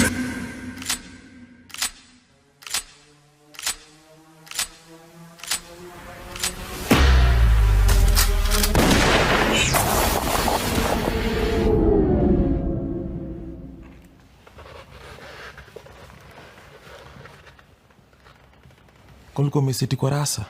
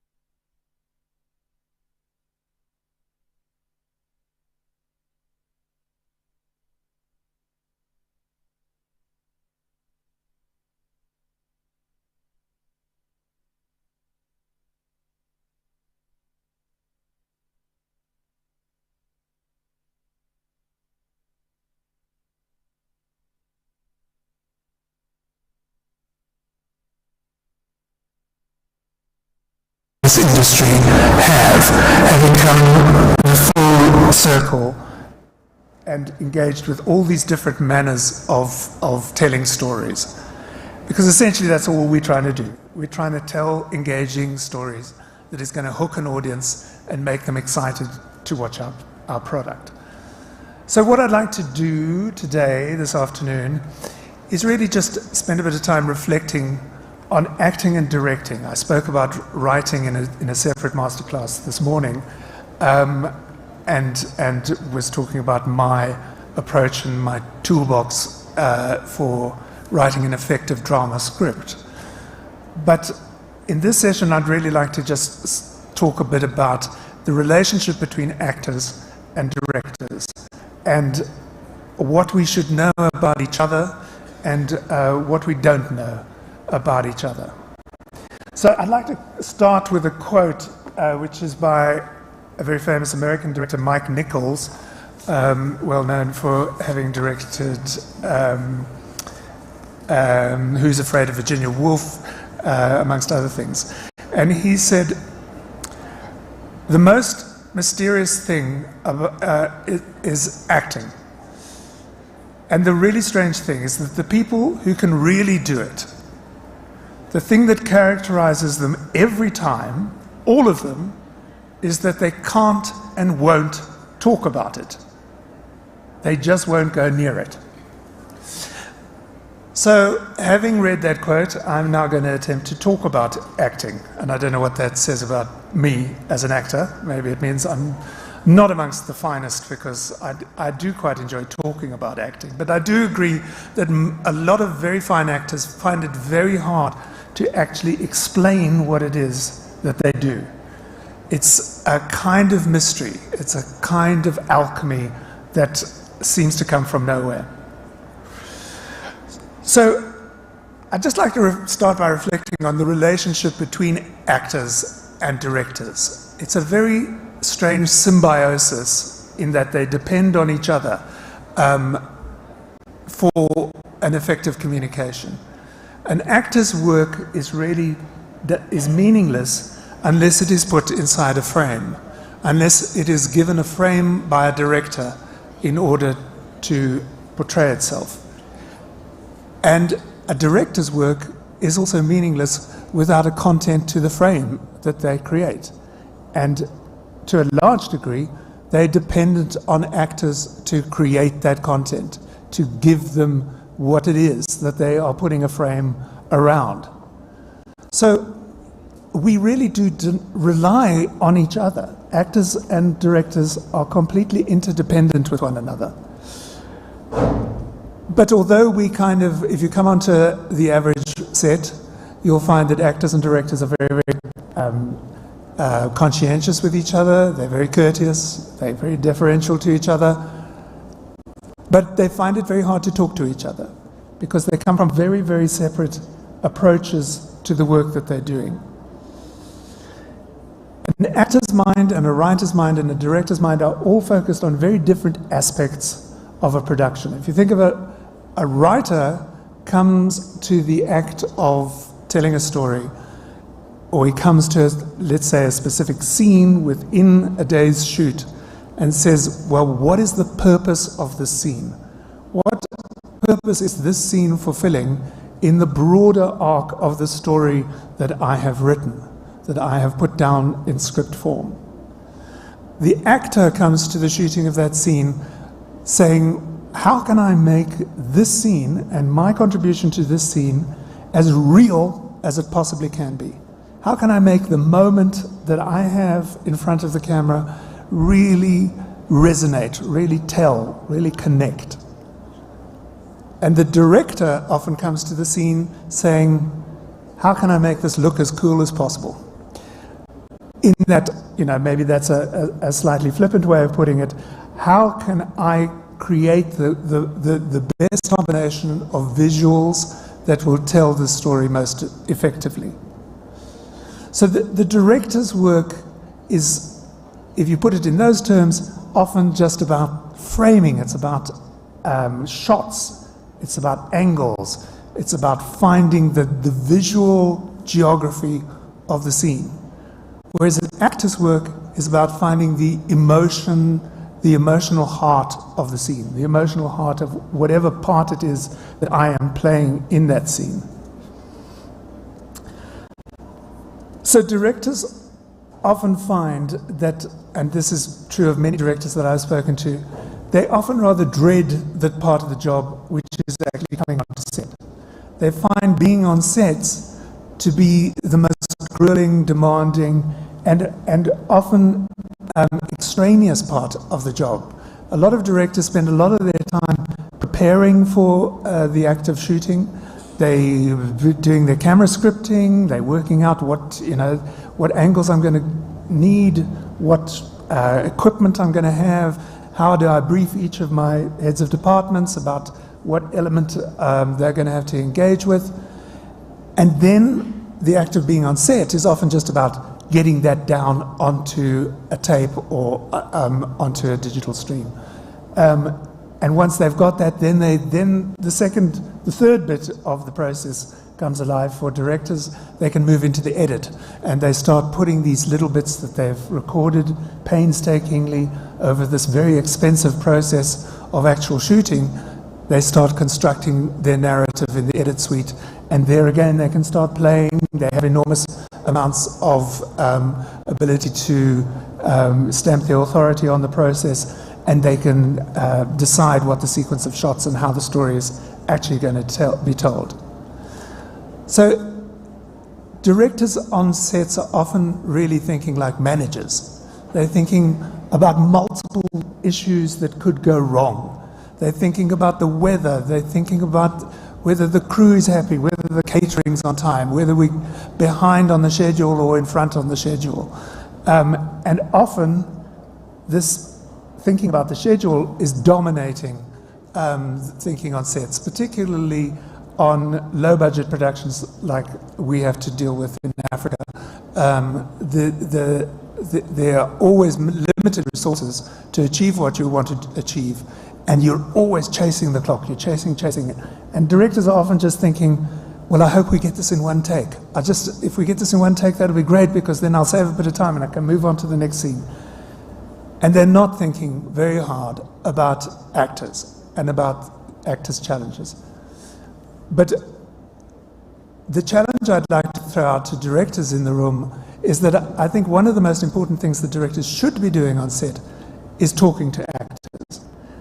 And if you as an actor encounter directors who do engage, who do talk to you, that's a major asset and a great addition, a great guarantor that your project is really going to resonate and find an audience.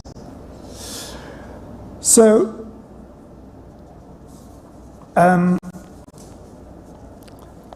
part of the reason why there is this tension between actors and directors is that the acting way of thinking, as I've described it, is really just about how do I make this real, and that's a very narrow way of thinking. If you think about the directors thinking about all these things, all these management issues, am I going to use the jimmy jib for this shot, and how much time is that going to slow us down if I do that? And he or she often is rather resentful of an actor who really just has this tiny little unit where they can make a difference to the process that you're embarking on together. This little couple of lines of scene that they're going to deliver, which is then either going to spark and come alive, or it's not going to come alive. And a director thinks, well, I mean, that's a little job compared to my job, which is huge and has to do with all this money that I'm responsible for and this massive infrastructure that I have to handle and challenge and squeeze the best out of. What the actor has to deal with feels like a very small challenge by comparison. But if you think about it, if an actor doesn't get that moment right, if that doesn't really connect and click, then all this other infrastructure has been for nothing.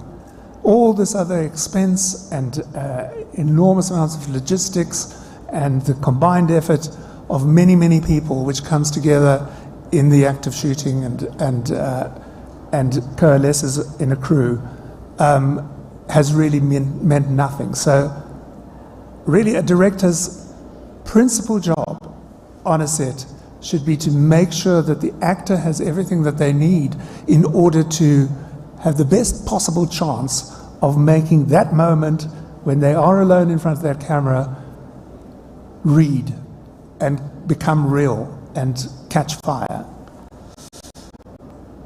I mean, we're all actors to some degree, and I think you find that in everyday life, there's a lot of performance involved for everyone. Everyone is to some degree at any moment in their day performing and taking on a persona that maybe they don't feel inside, that they feel different. And that's another reason why the actual job of acting is often somewhat disregarded, because it is something that everybody does, that we all do to some degree, go through our lives in an act of performing who we are. But speaking as somebody who's recently moved back into acting, as I said, it was something that landed in my career sort of out of the blue, and I suddenly found myself back on a set performing and being an actor. It did feel like an incredible release of tension from all the burden that one carries when you're a writer, or you're running a writing team, or as a director, where you're thinking logistically all the time. An actor's burden feels, when you come from that background, like a great holiday in a lot of senses. That your job is really just to have this one little moment, and maybe in a busy day you have quite a few little moments, but you prepare for those little moments, and your job is to make them spring alive. And when compared to all the other jobs on set, that can seem like a rather easy challenge to meet. But the reason why I think actors are treated with this sort of standoffish, you just go and do what you need to do, and we'll all run around and make sure that all the other more important elements of the process of filming are taken care of, is that ultimately an actor's job is just to have an instinct for truth. They need to find within themselves a way of bringing that moment to life. And often that gets confused. Often that gets confused in the process of filming with the act of performing. And I'd like to just draw this distinction between the instinct for truth that I think real actors possess and the instinct for performance, which is more about display. It's more about showing rather than being. Real actors inhabit, they become that character. They don't display the character, they don't perform the character. Whereas sometimes the distinction gets blurred. Sometimes people don't understand that distinction between performers and truth tellers, essentially. So, a director's job, when you're working with a real actor, with somebody who can find that instinct for truth inside themselves, is really just to create the space around them for them to do that work, to find that truth. And it can feel quite disempowering that you get different kinds of directors who respond to that challenge in different ways. And I would say that there's a chain of directors that exist in a kind of continuum from the dictator director and the, have you got that slide up? The one that's got Stanley Kubrick on it. I can't see, I've just got a monitor in front of me. Okay. So a dictator versus a collaborator, and that's what I have conceived of as the two extreme forms of directing.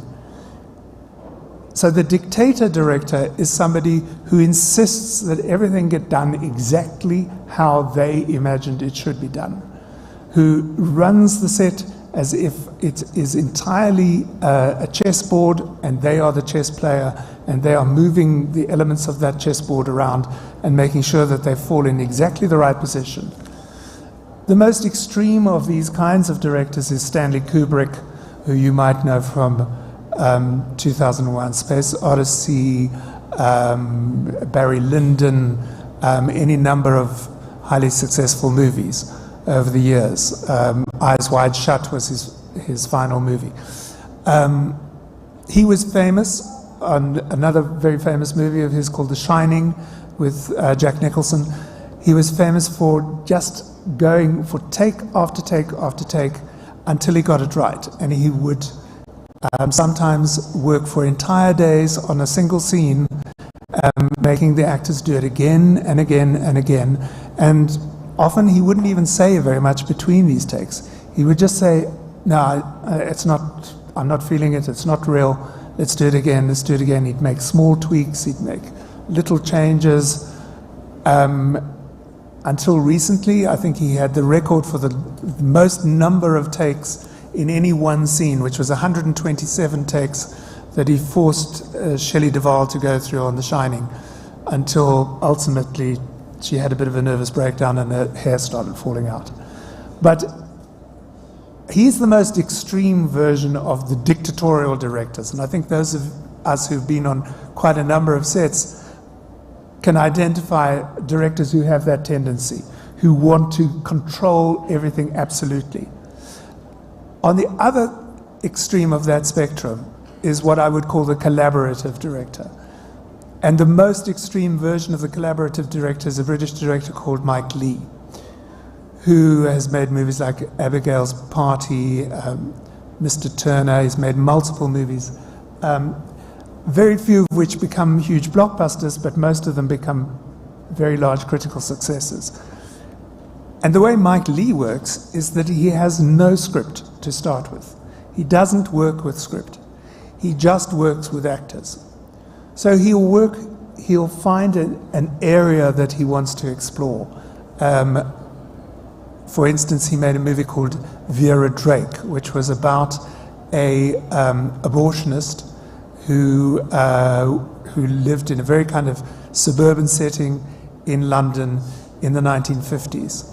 And he found this interesting strangeness of this woman who had a very ordinary family. She had a very traditional life. She didn't seem ideological in any way, but she just had this career giving other women, helping them to get rid of their unwanted pregnancies.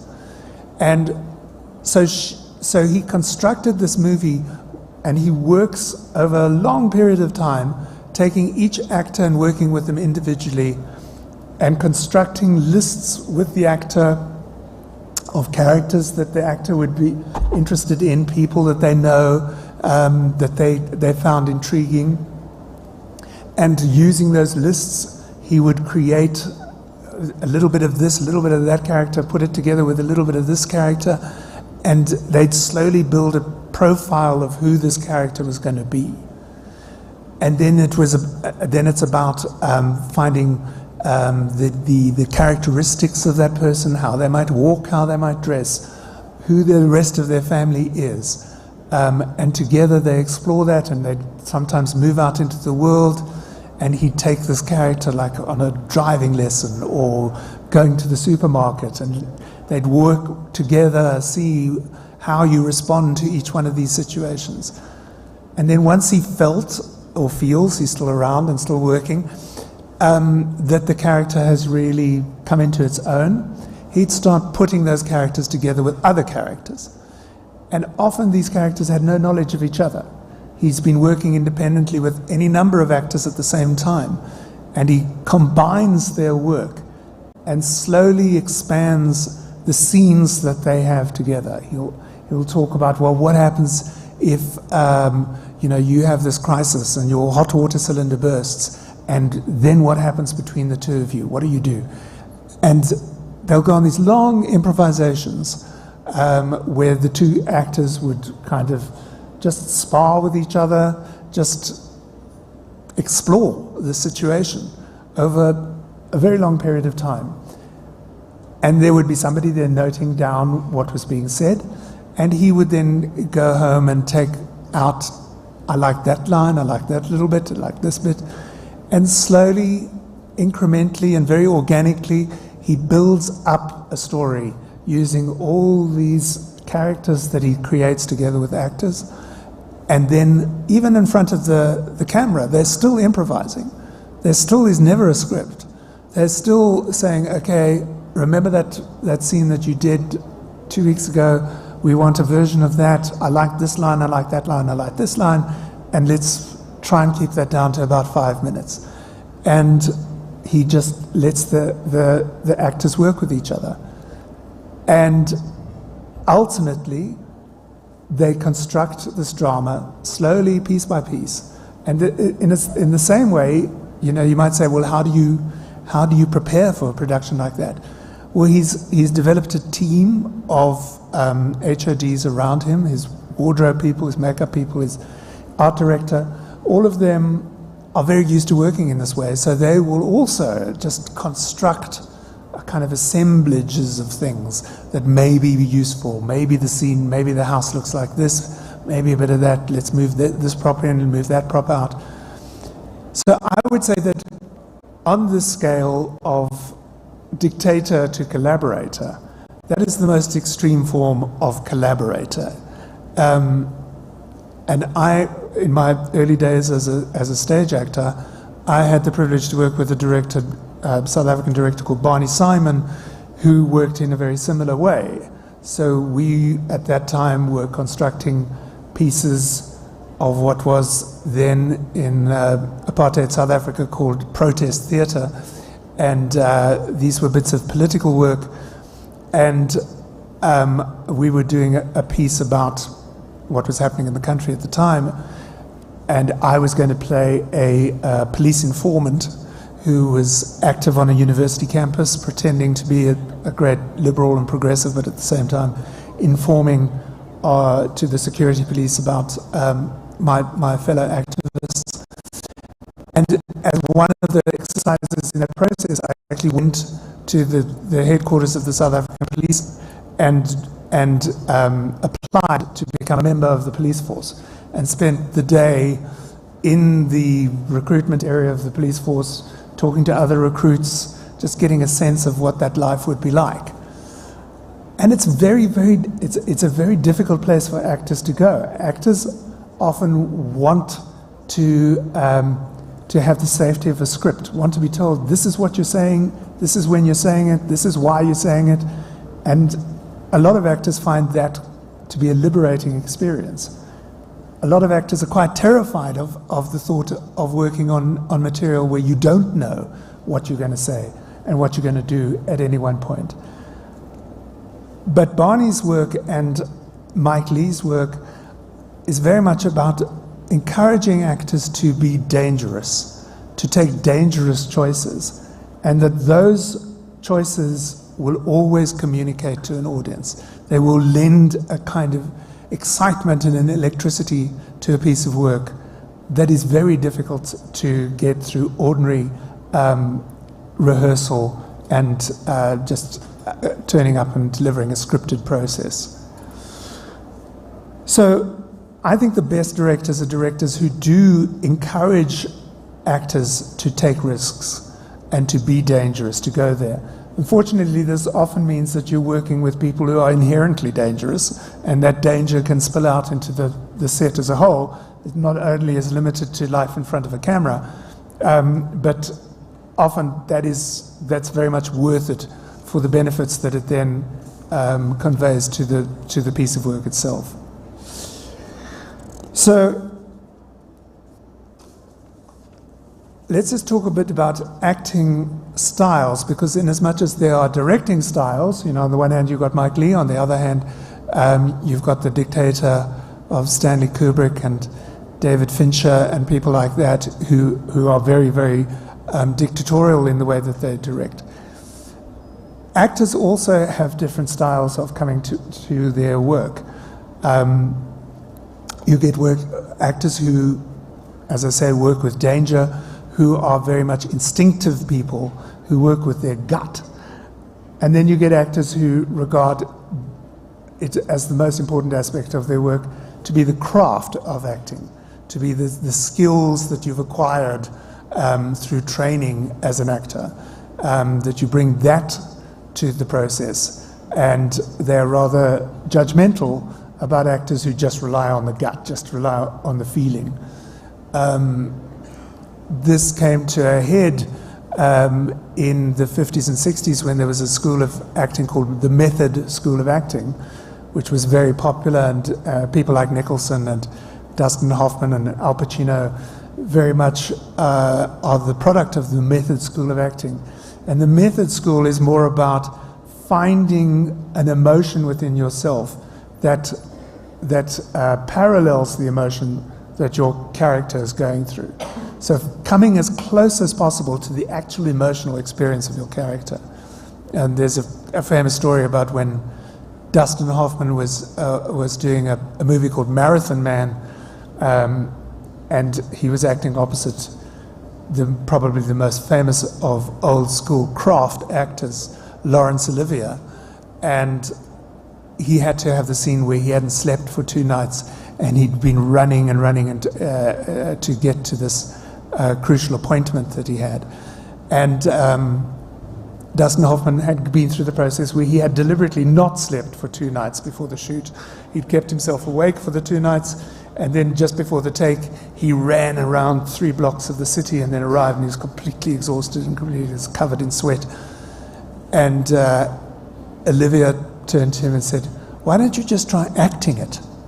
So that exemplifies this division between the people who believe that acting is not about being, it's about finding the technique in order to portray that.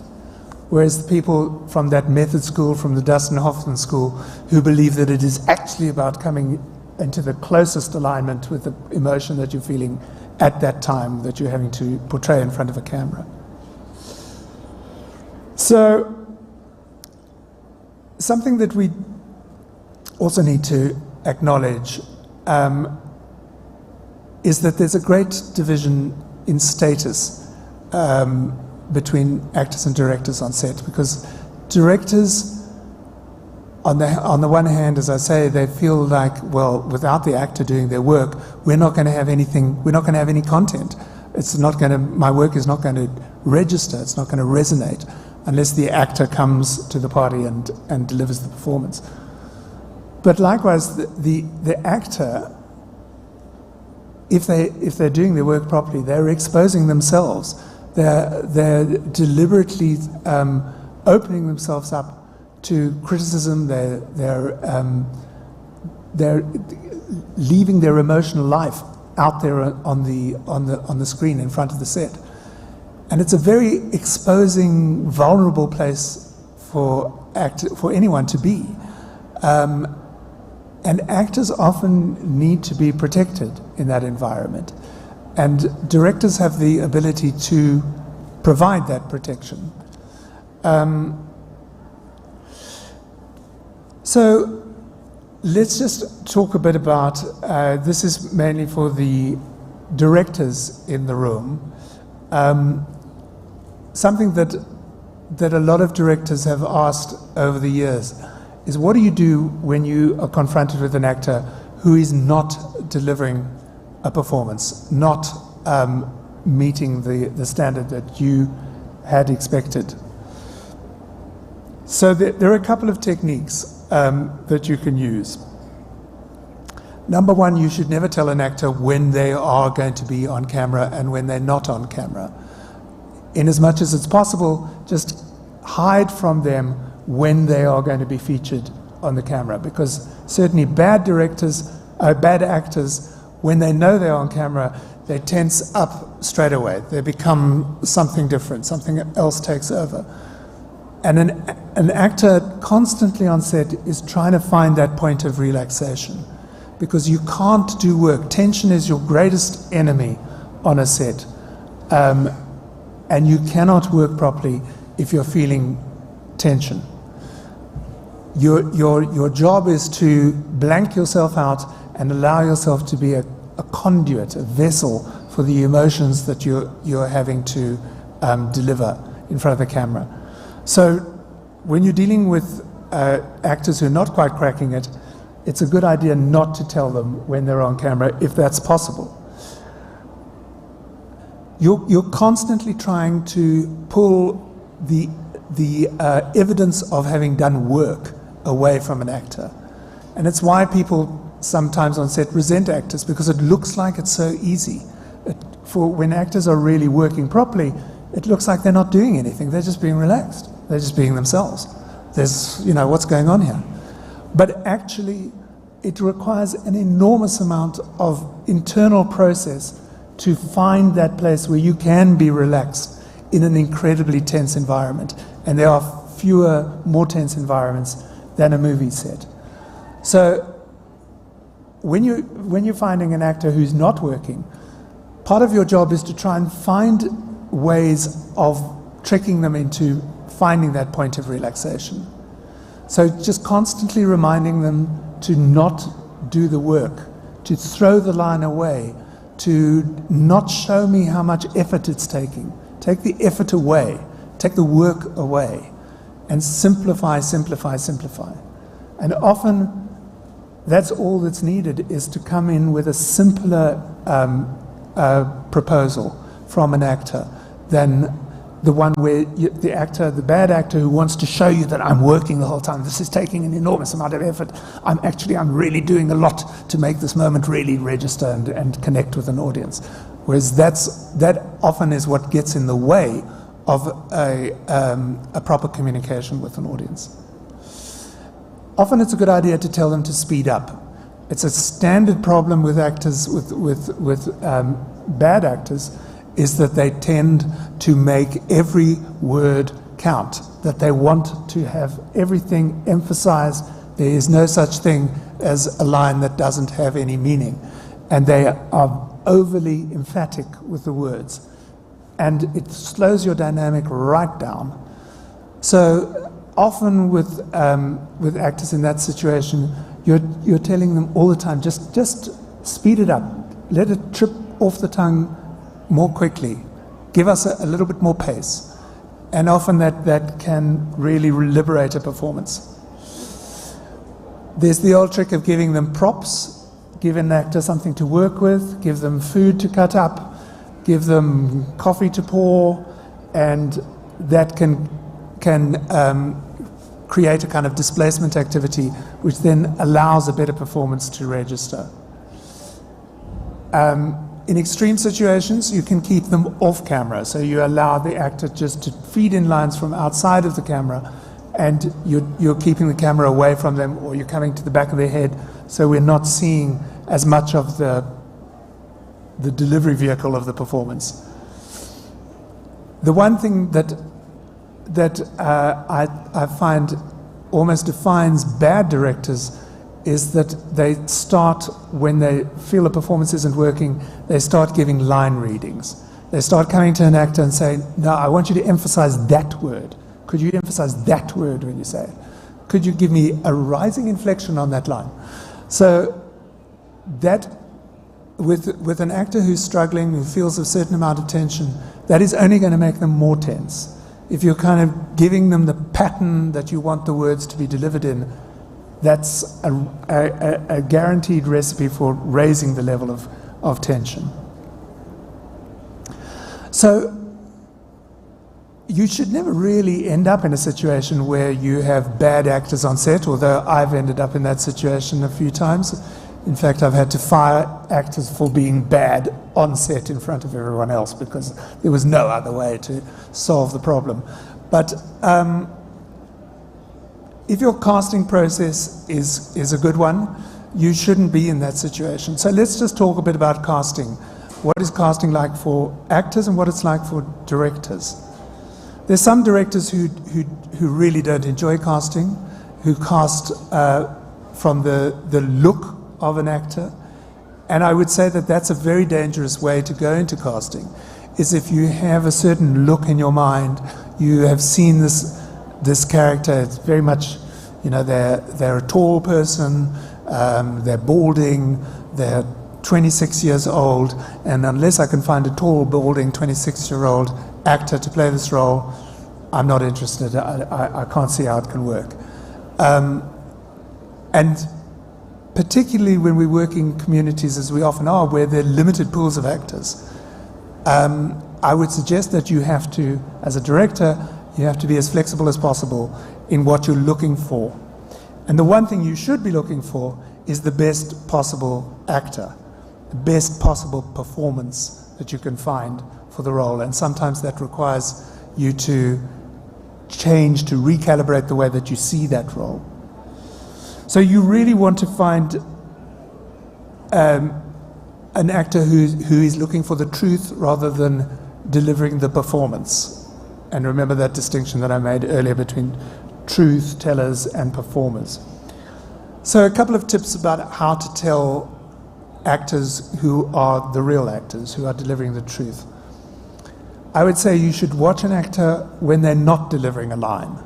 When you're in a casting session and they are just listening to another actor, how are they listening? How are they able to inhabit a moment of silence? How are they able to just be a receptor to another line coming in their direction? Are they sitting there just waiting for a cue as a kind of neutral presence and then coming only once their cue has been delivered? Or are they alive to the situation? Are they engaged? And it's the engaged, alive actor that you want to cast every time. Their ability to listen is crucial, because as in acting training, we often have this phrase, acting is about reacting. Acting is always about responding. You're never just acting in a vacuum. You are responding to something. So bad actors are the ones who just focused on my moment, this is my line, okay, they've said the cue, and now I come in with my line. It's not about listening, it's about delivering. And that's the performing aspect that gets in the way of the real storytelling. And the final thing I would look for in a good actor is the ability to take themselves and the audience by surprise. So if you've gone through a couple of versions of a script, often you can look through and say, oh, well, they did that differently. There was a slightly different line reading every time, or they came in with some different proposal. They are doing something that's surprising me, and that is often the mark of a really good actor. But what actors should know, because actors feel that auditions are incredibly exposing processes. It's like you're going to somebody and say, please love me, I'm brilliant, please, I needed this role, I'm desperate. And when you don't get it, and obviously most of the actors who you audition don't get cast, it is very bruising and brutalizing for an actor to not click with a casting session. And it can take a long time to process the kind of damage that does. So directors should be very cautious around castings, because you know that you are asking somebody to lay themselves out there and then asking you to make a judgment of, am I good enough? Am I not good enough? It's a very exposing and vulnerable situation to be in. But actors should know about directors that they've been with this project now for months and months and months usually. And they are now opening their baby up to other people. Often for the first time, you're letting performers in to say, well, how do you interpret this scene? How do you read this character that I have created, or me and my writer have created together? And it often feels like you're giving your voice away to another person. And that often can feel like a very bruising process for a director as well, until you find the person who absolutely not only can reflect the way you saw it, but can take it into a different, better, more exciting place than the way that you saw it originally. So let's talk a little bit about actors and preparation. Because it's a very common misconception around acting is that the way an actor prepares is essentially that they learn the lines. And many years ago, I was doing a theatre piece. It was a play by Shakespeare where I was playing the lead, and it was huge, chunky monologues that I had to deliver on a nightly basis. And then I did an interview with a journalist, and they said, their first question to me was, how do you learn all those lines?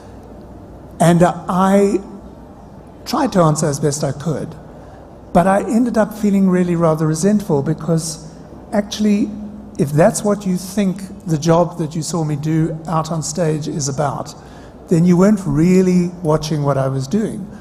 Because it's not about my ability to internalize a huge swathes of Shakespearean dialogue. It's about being able to inhabit that character, being able to bring that character to life. The ability to learn the lines is only the first hurdle on that road. So by the time an actor comes onto set, they should have absorbed the lines to such a degree that they don't even have to think about them any longer. They're not even thinking about, oh, what do I have to say now? They are playing on top of the lines. They're using the lines as a score that they're then improvising on top of. And that ability to get that familiar with the character so that you can come onto a set and deliver to that degree is really what an actor needs to do to prepare before they come onto anyone's set. I mean, obviously we'd all like to have rehearsal time and be able to spend a few days or ideally a couple of weeks, as some directors do when they have massive resources and huge budgets. They can actually rehearse and treat it like a piece of theatre, and that would be ideal, but we don't work in that world. There very seldom is any time to do those rehearsals. So let's just have a think about some of the questions that actors and directors can share when preparing together to shoot a scene. Because I find that a lot of directors find it quite hard talking to actors. They think of actors as they think of gaffers or they think of electricians. It's something that I don't understand, I don't do, so I'm hiring an expert to come and do it. The actor is the expert at performance, and they must come and do their performance in front of my camera. And just as I hire the art director to do the set dressing, I'm hiring the actor to do the performance. I'm not going to interrogate them unless it really is something that's terrible and completely different from my vision. But for the most part, I'm just going to let them get on with it and back away, give them the space. That's not a great way of engaging with your actors. But unfortunately, it's a rather common way that directors who engage or do not engage with actors on set. So here's a couple of pointers for things that actors and directors can share when they are advancing towards filming a scene together. Where have you come from? So a director can help an actor to remember, well, what has the process been before now? Before I came into the scene, where was I? What was happening to my character? What am I dealing with? What am I carrying with me into the scene in my mind? What kind of preoccupations have I got that I am dragging with me when I come into this interaction that we're now going to film? And where are you going to after that? So what happens once the scene is completed? What then happens? And that's an important process because it often involves, like, what emotional temperature do I want the scene to have?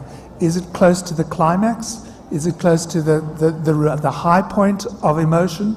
Or is it very low down on the emotional rung, and therefore we're not dealing in a world where everything matters enormously? So you're together deciding what the emotional temperature of the scene is.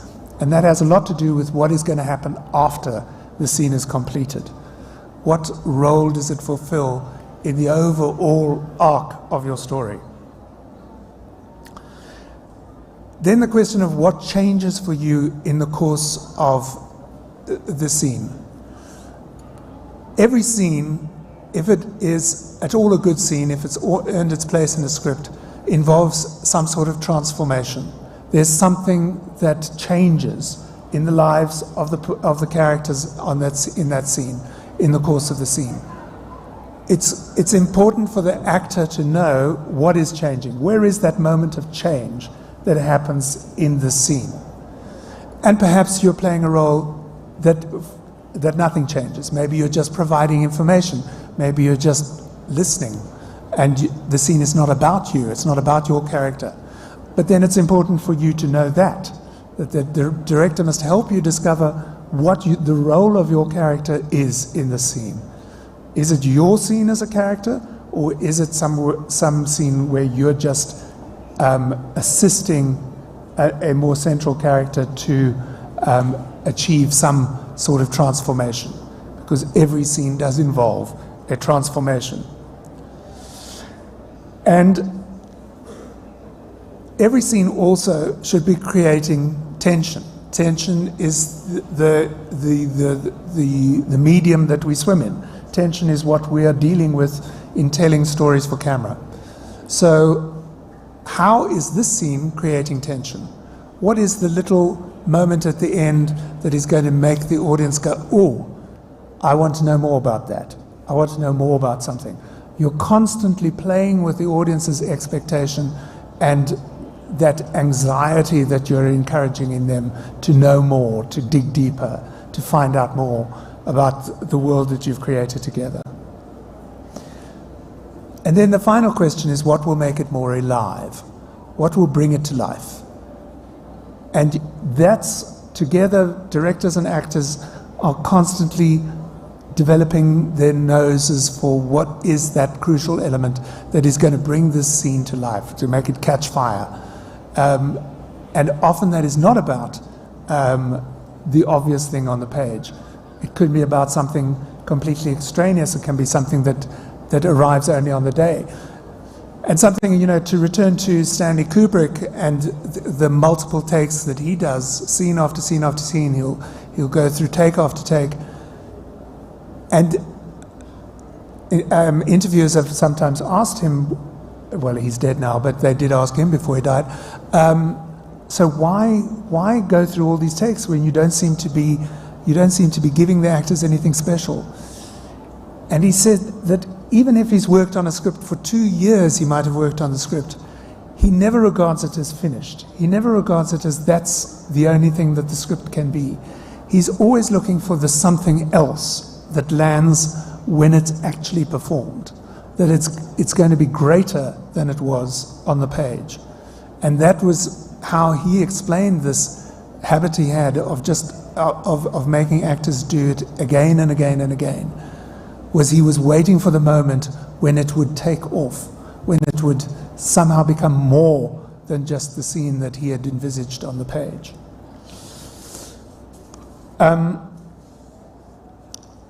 So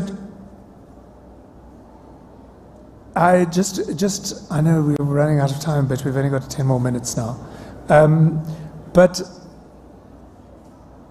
we were talking in the previous workshop about language and about, it's a particularly African problem, about using indigenous languages versus generic languages like English, and how that is handled, particularly in South African productions where we do handle multiple languages within one production. And it occurred to me that it is an important part of making a script come alive is allowing the language to be fluid within the scene. And often within African stories that can involve allowing the actor or the character to talk in their own language, and thus giving it more of a sense of spontaneity, more of a realism to the work. But even when it's not, that's not the case, that you're dealing with a script in English, it can often be a very useful exercise to say to an actor, well, just say it in your own words. Just free up the language. Don't get too hung up on delivering exactly the sentence construction as it is in the script. How would you say that? How would you deliver that line or reflect that sentiment in what you're saying in the most relaxed way possible? And that can be a very useful tool on set to free up that language and allow actors to play within the language. So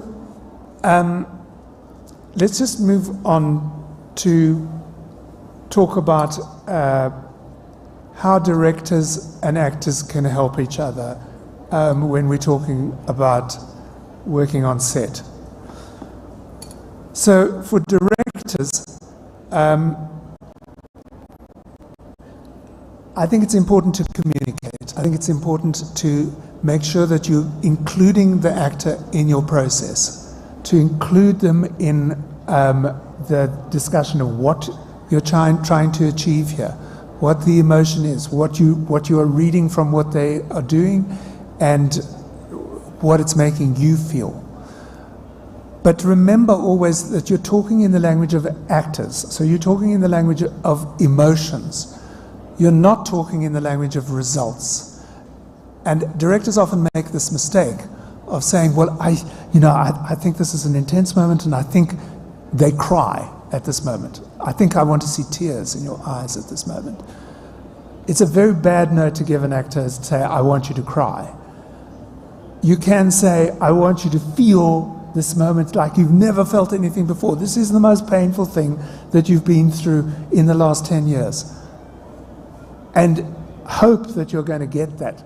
But if you don't get tears, and not every actor can deliver tears on request, you will get something that will still have the equivalence of tears, that you will get a sort of emotional intensity because you've spoken to the actor in terms of emotion, that's how they want to experience it, not in terms of results that you want to achieve.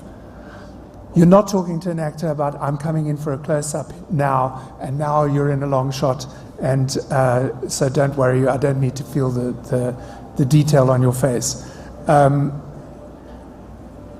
Keep communicating in the terms that the actor wants to talk in, which is the terms of emotion, of feeling, of character, of where their characters come from and where they're going to. Remind them of the backstory, remind them of what has happened in their past. And then give the actor space to project what they need to project. Give them the protection that you can afford.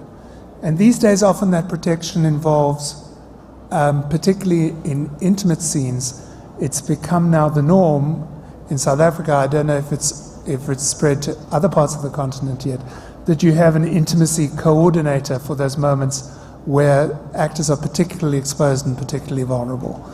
But it is becoming the norm throughout the industry as a whole, is that you provide an additional level of security when you've got scenes that might be triggering, that might be extreme, that might force actors to go to places where the division between the character and the person behind the character gets broken down, and that's particularly in sex scenes. So an intimacy coordinator, we could talk more if we had more time.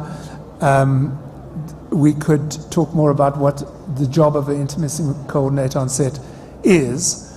I have a very good friend who is an intimacy coordinator, and it's very interesting to watch her work.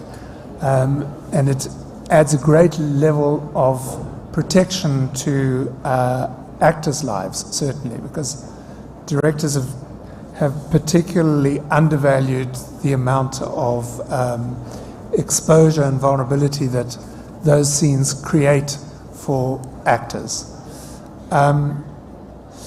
So, when it comes to actors, what is the actor needing within that process?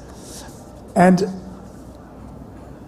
the actor's process is all the time, I think, to try and keep, as I've said, to keep that relaxation, to find that point of relaxation, to find that relaxed core within the character and within the work.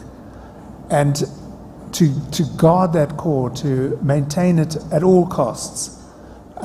Because once it's lost, once you let the enormity of the job that you're doing in and allow that sense of, oh my God, every 10 minutes is costing us X thousand shillings or whatever it's going to cost, and the burden of that kind of starts to tell and starts to register and starts to ratchet up the levels of tension, that can create a huge obstacle in the work. So actors are often spending a lot of time on set trying to be light, and people are judgmental about actors because they often seem to be just playing around, arsing around on set, just sort of bantering and talking nonsense when they're not in front of a camera. But that is quite an essential part of the skill. It's about making sure that you still have the lightness and the air that you need in order to allow that emotion to register fully when the moment comes. So you're constantly looking for a way to keep it new and keep it real. And that is your job as an actor. That's really the only job you have, is to keeping it new and keeping it real. Allowing all this information to register, but when the moment comes, to find that original impulse, the slightly different thing that will keep an audience guessing, that will keep people on the edge of their seat. And often I found one of the best pieces of advice I ever had as an actor was that when you hear the call of action on a set, what you should actually be doing is relaxing. A lot of actors go, okay, we're counting down, we're rolling, camera, action. Actors go, oof, okay, now's my moment. Now it's got to come. And actually what you should be doing is saying, action, you should be letting it go. Just relaxing, throwing it all away, and finding that moment, finding what one of the acting teachers I had in my early days called prana, which is a term that's borrowed from Hinduism, which means that relaxed sense of being within your own energy, having a core of energy that you're protecting inside, but it's surrounded by an outer rim of relaxation. And it allows you to be incredibly responsive. It allows you to let the world in and respond to it on its own terms and not prejudge, not have too many decisions that you've forced into, but just staying alive to what is coming in the opposite direction. And at the same time as you're doing that, as an actor, you're aware of, like, I've got to hit that mark, I've got to make that eye line, I've got to do this pause because the editor wants a cutting point here, I've got to remember to pick up that prop and put it down, I've got to pour this drink at that moment.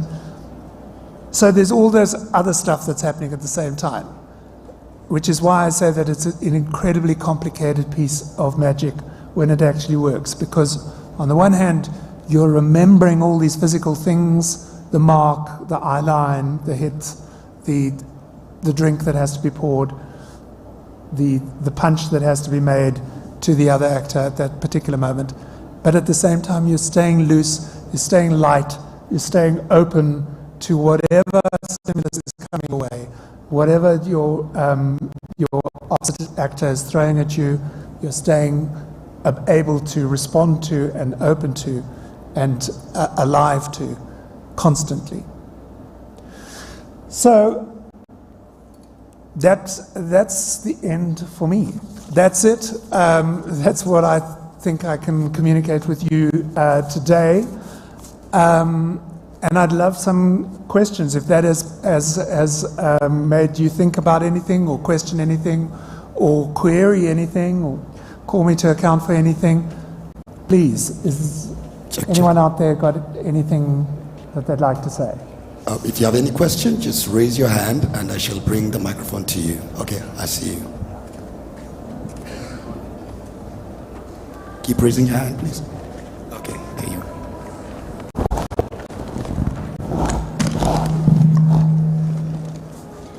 Hello. Hi. My name is Lita Mwangala, and I just had a few questions about, as an upcoming actress or actor, how do you price yourself? You know, that's one thing we are never told. You know, you get into the acting industry and no one really tells you how do you market yourself, how do you price yourself, how do you say, okay, this is how much I charge. Is it necessary to get an agent? Like, can you elaborate on that, please? I would say it's absolutely necessary to get an agent. It's very debilitating for an actor to have to engage in those discussions directly. The purpose of an agent is that you don't have to talk that language with the people that you're going to have to work with and going to have to trust. So you don't want to be in a position where you're saying, no, I can't accept that, I need more money, and then the next day you've got to walk onto set with that person and, you know, be colleagues and work together. So I would say your first job is to find an agent who can represent you. Sorry, I have one more question. In terms of also being new to the industry, how do you really set yourself to be like, I'm not comfortable with this, I'm comfortable with this? For example, if you're doing, like you had mentioned, things to do with sex scenes and stuff, I've learned there are certain actors, especially if they're more high ranking, they can, you know, dictate their terms, say, I'm not comfortable showing my body on screen. But if you're not as recognized, how do you set that boundary? Yeah. Look, when you audition for a role, it is incumbent, and directors should be aware of this, it's incumbent on a director to say if the role requires that kind of intimacy. And then it is up to you to say, okay, I'm comfortable with this, but I'm not comfortable with that.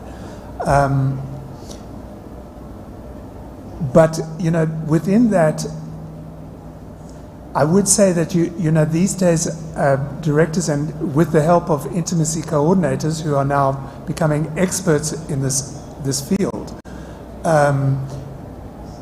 what you look at on screen and see as being this incredibly torrid emotional moment where, you know, obviously these two characters are having unrestrained sex with each other, is often a far more mechanical process when it's on screen, when it's actually on set, when it's being shot, and that a great deal of effort is now not used to. It used to be a area of terrible exploitation, but now enormous trouble is taken to protect the dignity and the feelings of the actors involved. And techniques have been worked out over time to do that. So you as a novice to this industry might not fully understand how much protection there is in those scenes. So you might want to have a conversation with the casting director or with the director about, okay, I see this character has a sex scene. How exactly is that going to be shot? How much protection could you guarantee me, because I don't feel comfortable with this or that or the other? Thank you. Okay. Okay, we have a question at the front here. 1 second. Oh, sorry. Hello, Mr. McCarthy, and hello, everyone. My name is Sabina. I think you've given me an assignment to go and ask my actors whether I'm a dictator or a collaborator. Some of them are here, keep quiet. So I wanted to bring another angle which maybe you didn't speak on, the director and the DOP relationship. especially for myself, I'd speak for myself as a female director, the men cannot take some things, some of them from my experience. It's been hard to find a DOP who can allow you to direct. Yes. So what is the definitive role of a director and a DOP on a set, and how best can we have that synergy together to bring the vision to life? Thank you.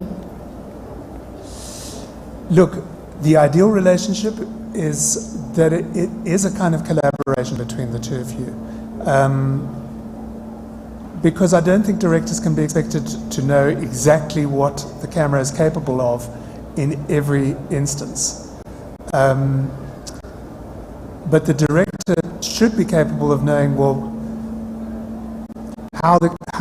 in broad terms, how the camera is going to tell the story through the scene. And that is what they're communicating with the DOP. And then the DOP can decide, okay, well, that means we start with this, we then come to this lens, we then set up on the legs for here. That can, or that can be a decision that you make together.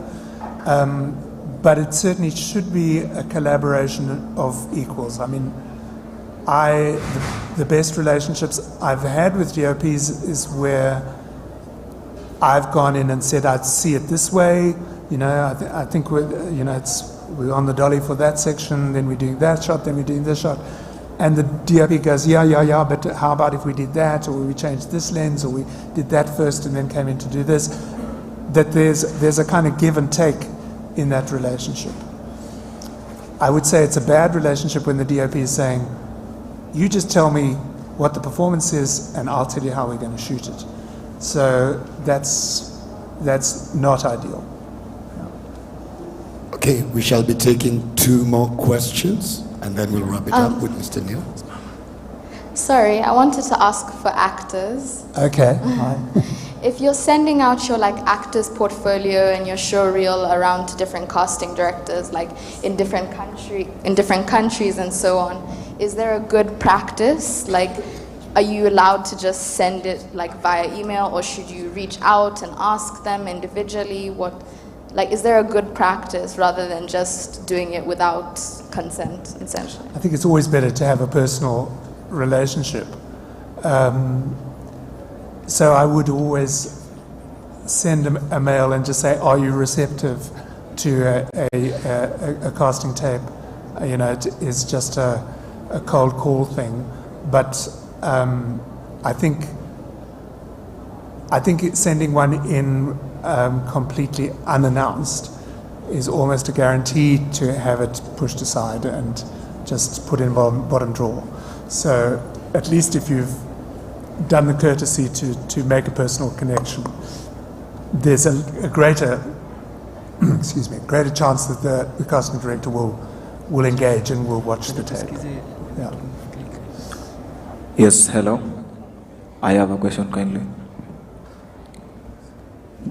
Yes, my name is Leonard Papai. I'm an upcoming director. So I have a question. You have just mentioned about the dictator and a collaborator. So I understand as a director you have to create a rapport between you and the actors. And then it becomes a bit messy. How are you going to make sure that apart from creating a rapport, we have to maintain? I'm a director, I understand that, and you're an actor, so we have to make sure we don't cross the lines, because the moment you're going to be that close, it means you might going to breach the conflict of interest, because you see we are now closer.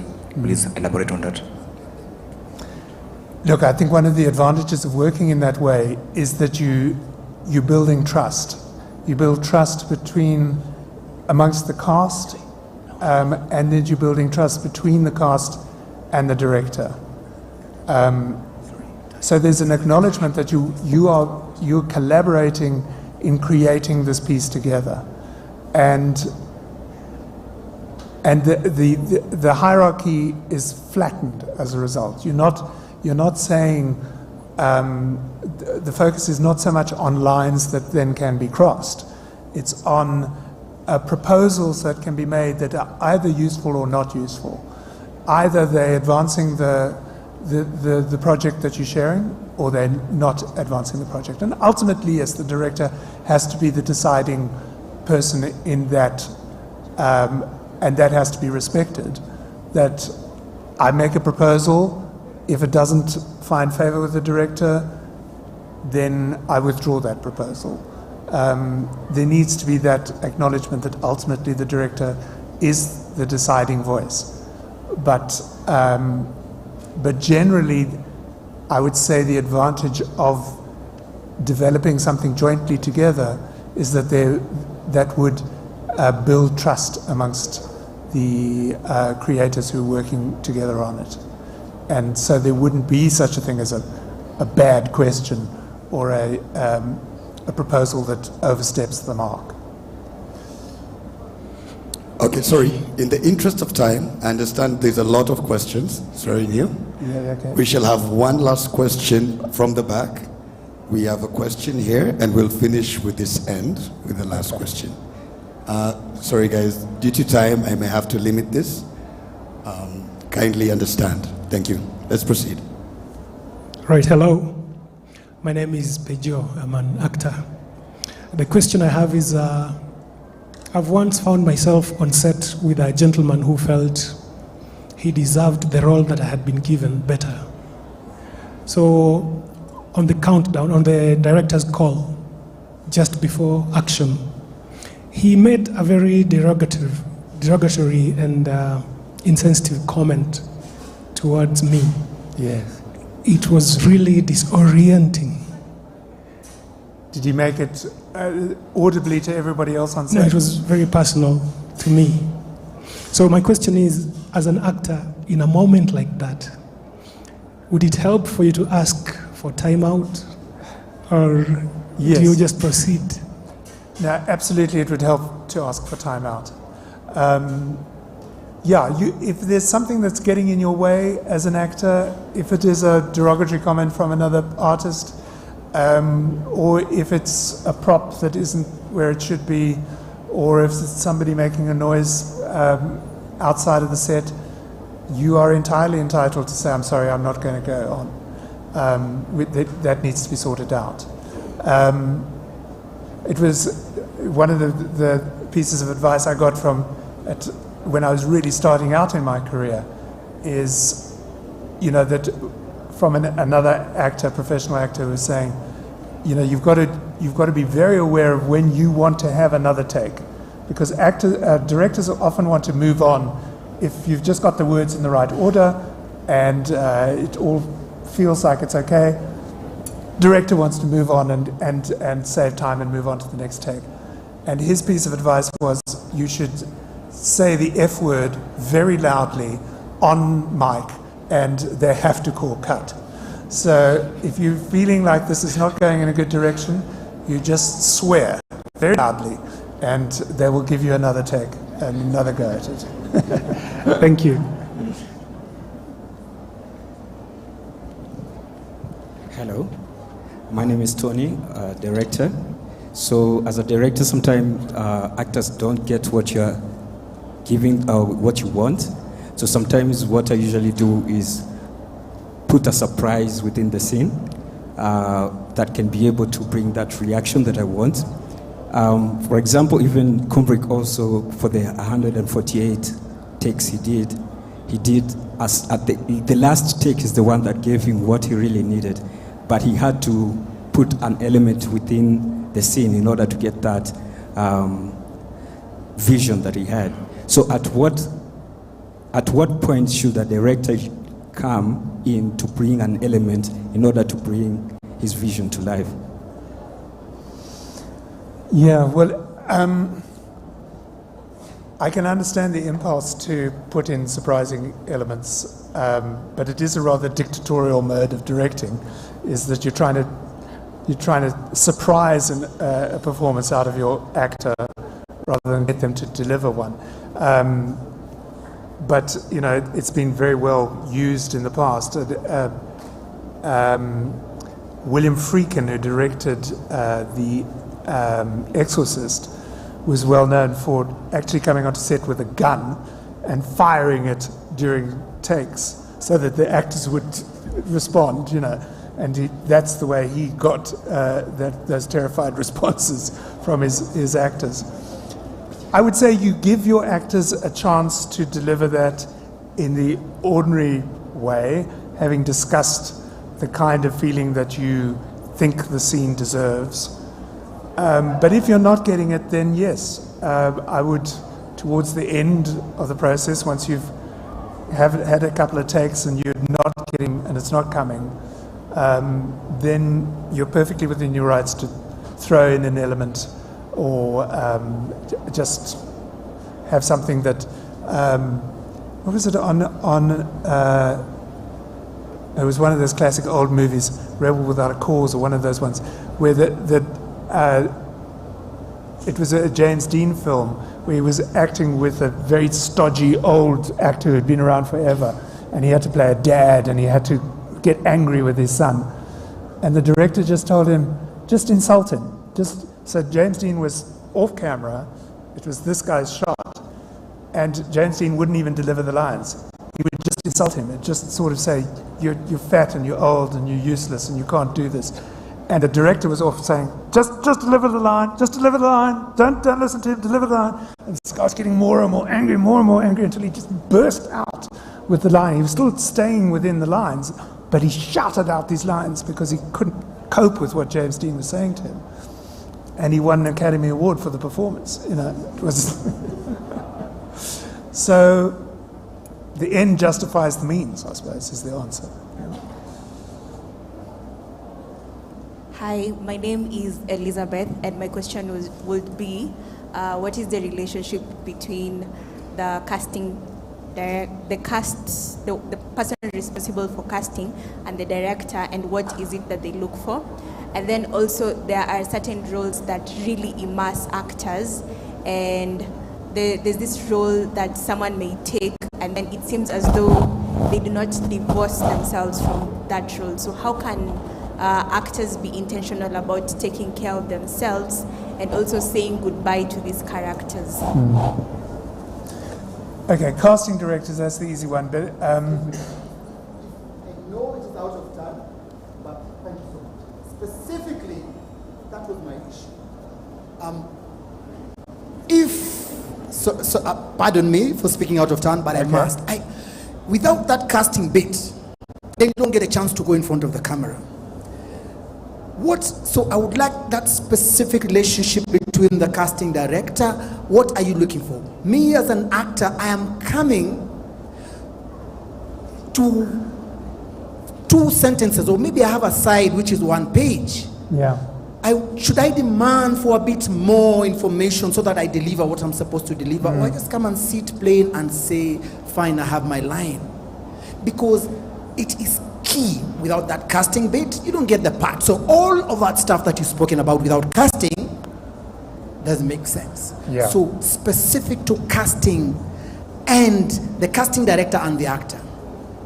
On a personal level, I'm an actor who went back. I can tell you're an actor. I went. Then I did a bit of it in front of the screen. I went back to school and did a lot of camera work. Okay. So I'm still learning. Right. I also DOP.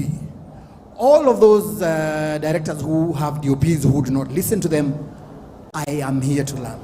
I am good at my work, and I love to listen. So if you get a DOP who does not listen, talk to me.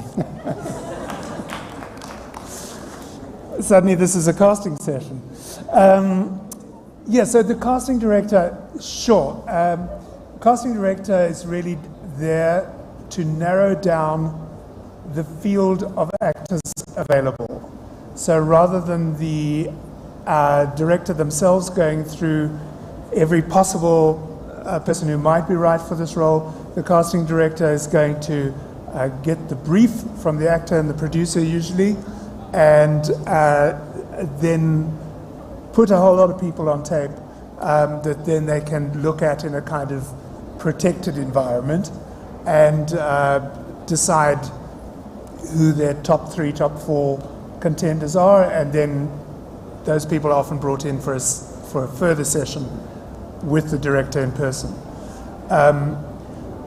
Can you insist on more information? You often will find that the casting director doesn't have more information. Casting director is probably sharing with you everything that they have. I would be very surprised if you find casting directors who are withholding information that they know about the role or about the project that they're not communicating. They would, it's in their interest to communicate as much as they possibly can. But you'll probably find that they might have read the script, but in many cases they have not read the script. They won't even have read the script. They'll just be given a brief that these are the kinds of roles we're looking for. Go out and find and talk to agents and find the people who are available for those roles. So it is an incredibly frustrating process. It's an incredibly exposing process.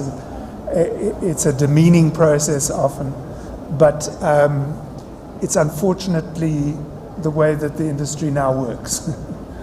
So it's what we have to do if we're prepared to endure the indignity of being actors. Yeah. Ladies and gentlemen, a round of applause for Mr. Neil McCarthy. Thank you. We shall now have a photo op with Madam Victoria and Neil on stage. And the next session is the making of Click Click Bang by Mr. Philip Karanja. He'll be walking us through the processes of making that film. Thank you. Another round of applause for Mr. Neil McCarthy.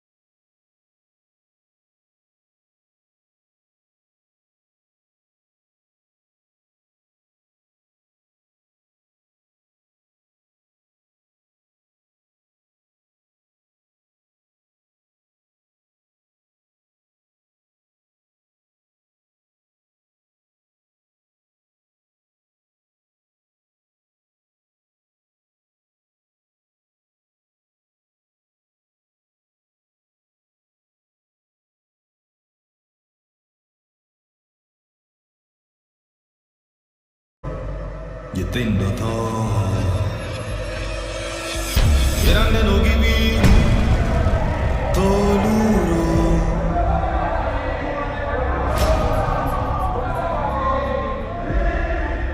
Tunaandamania nani? Ile serikali iliwanyima kazi na ikawanyima kiongozi mwenye wali.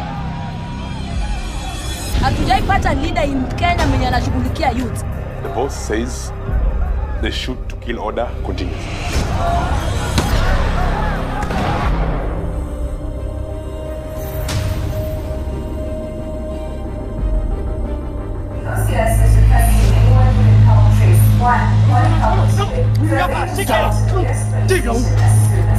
I swear to God, I did not kill that child. Get your filthy hands off me! Unajua ni polisi, lakini unajua kwa hii country mnyonge ana haki. Mimi sina shida na nani amekuwa rais. Shida yangu kubwa ni watu innocent watazidi kufa mpaka lini. Hapa kwa street hakuna mtu innocent. Since when the 6-month-old child go to the streets to riot? Si kila mtu ameuliwa na polisi uletwa hapa. Wengine utupwa. Wapi? Sijui. Labda kwa lake.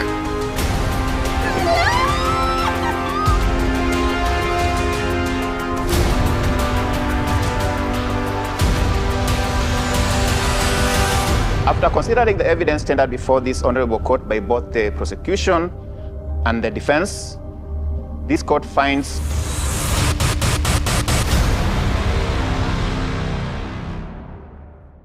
tayari kupanda, situpigie show.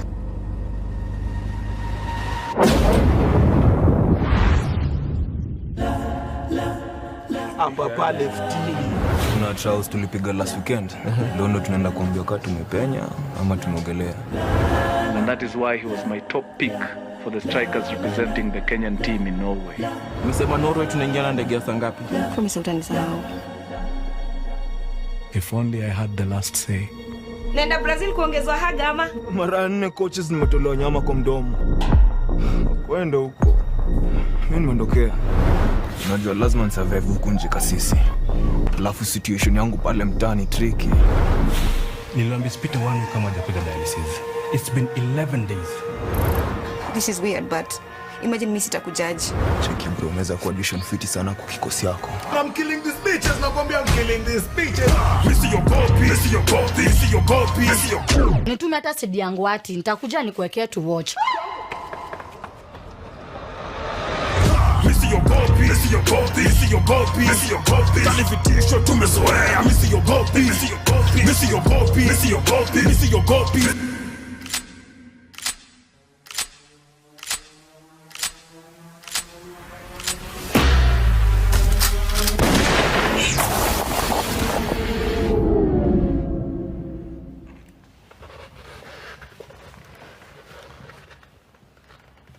Kulikuwa umesiti kwa rasa.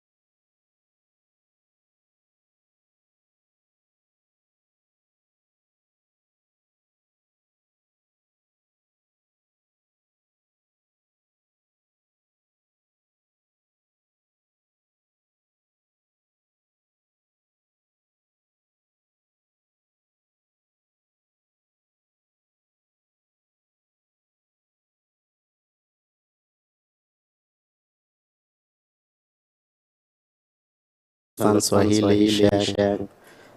Oh my God. Hi. What's your name?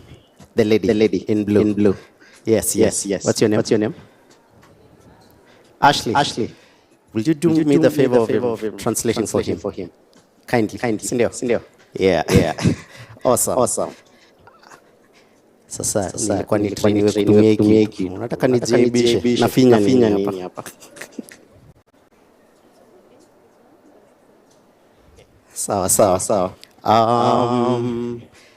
Usually in such a presentation, my favorite part inakwanga the Q&A, question and answer, because I always feel like when you ask the questions, then I know what information you guys want to learn about. So I'm gonna go through this presentation for the next 15 minutes, hopefully. Then after that, we have a longer Q&A session. Sawa. Sledge. Make sure nakaa vizuri. Chukua videos, chukua reels, nini. Tafadhali. So let's do this. Yeah. So just before we started this journey, click, bang, and just in general, films and the one question we asked ourselves was there need for films in Kenya? Back then, this is talking about 2018. Kuna swali tuliuliza la company. Our business model then was B2B, business to business. So that means we're dealing with clients, whether it's multi-choice or an FTA. And our question back then ilikuwa, in case you client ashikwe na homa, how will our business survive? And we're back on and that's Abel himself. Just trying to figure out the film, how to sell films in Kenya. And we went to Mudhurwa. So ngapi wanaenda Mudhurwa? Kabisa. Kama hujaipiga look ya Mudhurwa kuna shida. Yeah. Interesting thing in Mudhurwa where they sell films, that place is so hidden. Like there's a way they've set up clothes. And you go through like a kabari and then you open up into this whole market for DVDs and VCDs. This is back in 2018. And there were about 20 shops. And we talked to all of the shop owners there. And we were asking them, so how many films do you guys sell? Back then, the most popular films were Nigerian films. And they told us, was it on a daily or a weekly? They used to sell about 200 films per day. 200 DVDs per day. And we were like, okay, so there's demand. We asked them, do you guys ask for Kenyan films? And they were like, yes. Kenyans ask for Kenyan films. At that point, the film that was the hottest topic in Kenya was House of Lungula. And they were saying, watu wanashindanga hapo wakiulizia hii cinema, but you guys don't bring your films to us. So we just sell Nigerian films. How much are you selling a DVD? 30 shillings. Okay. So we started doing research. Where can we duplicate our films, and so that we distribute. And we did the whole route. We talked to guys mpaka China. I think walituambia for DVD to get to us will cost us about 147 shillings. And we were like, okay, so we need to sell our DVDs at 500 bob. So anyway. But at that point, 2018, Netflix tulikuwa tumeanza kusikia, so we started toying with the idea of building a digital platform where we could sell and distribute our films. And before we decided to make the film, we decided to go to the end of like how we going to sell. So we build a platform. That means for a software developer. Figure out how guys are going to pay. Figure out how we are going to market. And the success of Click Bang has been largely due to the research we've done for the last 5 years. So my first lesson at that point is we discovered there was crazy need for a film, but we as the filmmakers were not delivering to meet the demand. So our main goal was build a cinema culture in Kenya. So now we transformed ourselves from being filmmakers, and we're like, okay, we need to approach this thing like business. So if I'm going to sell a bottle of water, what's the process like? And we stopped talking to the distributors and all the guys in the film industry, and we started talking to guys in the FMCG market, fast moving consumer goods market, and we were asking them, nikitaka kuuza chupa ya maji, what's the process like? And we learned that first things you need to first discover is a need for this water. Okay, so there's a need. Next thing is build a community. Build a community of people who believe in you and come and buy into your product. And so this is in 2020. Ndio corona imehit, tuko home, hakuna kitu tunafanya. My good friend Abel decides wacha nichukue stool, pigie watu story. And he got such huge traction. And tukajita kando tuko bro, I think ile community tulikuwa tunaongelea ndio imeanza kukam. And so from at that point it became very intentional. This is 2020. We're like, okay, so let's build our community. Let's gather around. Let's build them. Let's get a community of people who enjoy stories. Because film is storytelling basically. And that has really helped in the sale of Click Bang. Because we had a community ready to sell to. Where did I go? Okay. All right. So the next thing we learned about the business model we were taking was building a product. So again, beginning of 2020, I'm bored in the house. This book, I think I bought this book like a year or 2 years back. It's called The Lean Startup by Eric Ries. And he introduced us to a thing called building an MVP. An MVP is a minimum viable product. And the idea is you build as cheaply as possible the product that you want to sell. Then put it out to your community, to your market. Sell it to them, and then get instant feedback. So we decided to build an MVP for our digital platform, phillytv.com, and two, our film. We needed to do a cheap film, as cheap as we can. So we started toying around with an idea we discussed a lot of times with Abel. So the story is very simple. Ameingia job, amedanganya mdosi wake, kwa nini anakuja the next day, and then from there the lies just keep piling up. We came up with a film called A Grand Little Lie. We were able to film in 8 days.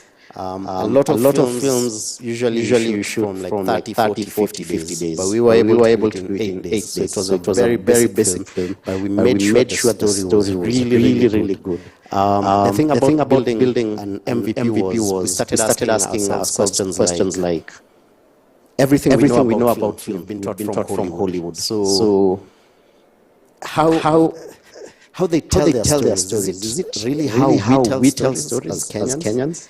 And we started rewriting the whole from beginning to end. How do we write our stories? What stories do Kenyans want to hear? Because we live under our biggest mantra is nobody's coming to save us. So I know there was a gentleman here talking about acting, casting. And he's telling you guys to get yourselves an agent. Tuanzie tu Kenya kuna agent. So a lot of the solutions they give us don't really work for this market. And so we wanted to rewrite the whole thing, right from scripting all the way to selling. So we built a startup. Built the platform, built a simple film, went to the market to sell it, and mtu yangu sifanye hivi. Zinza gongo inawaka. We battery imesha. Okay. Okay.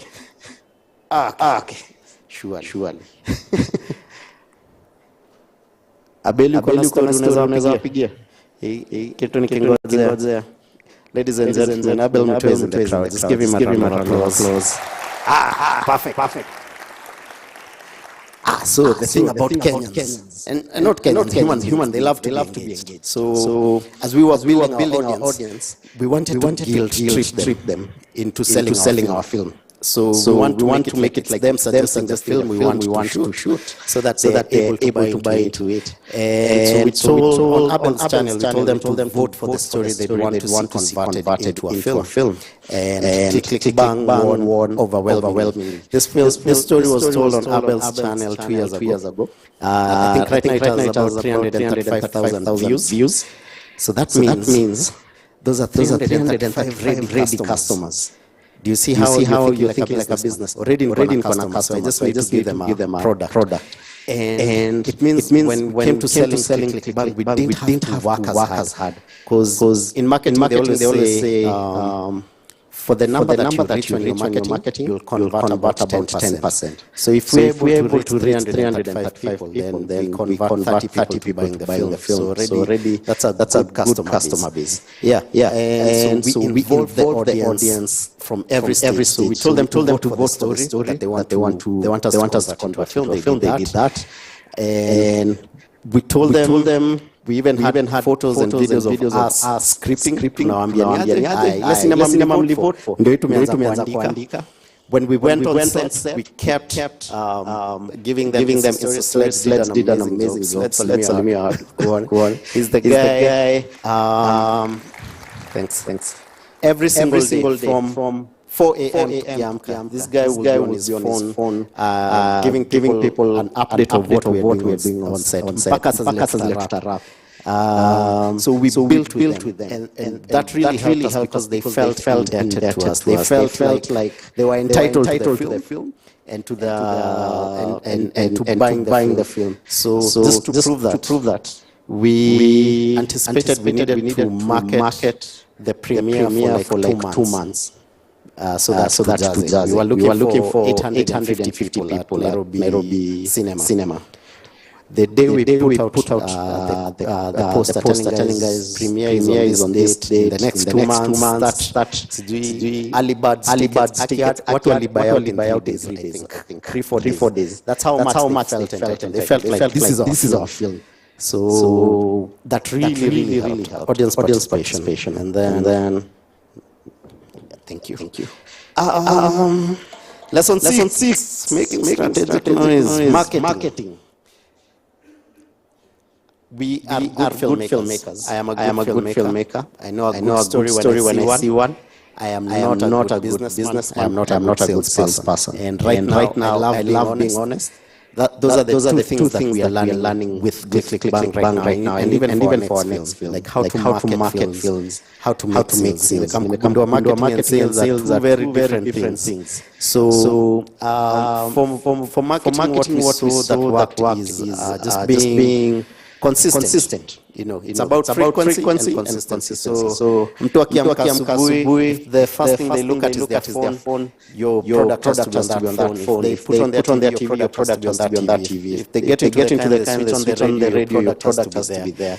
If they're walking on the road somewhere, your product has to be there. And Safaricom does really well. Like every single day, you'll see people activating, doing ground activations for Safaricom. So yeah, that's what I can say about marketing. Also screening for us. We've screened in Mombasa, Nakuru, Eldoret, and Nairobi. And we are using now screenings as a tool for marketing.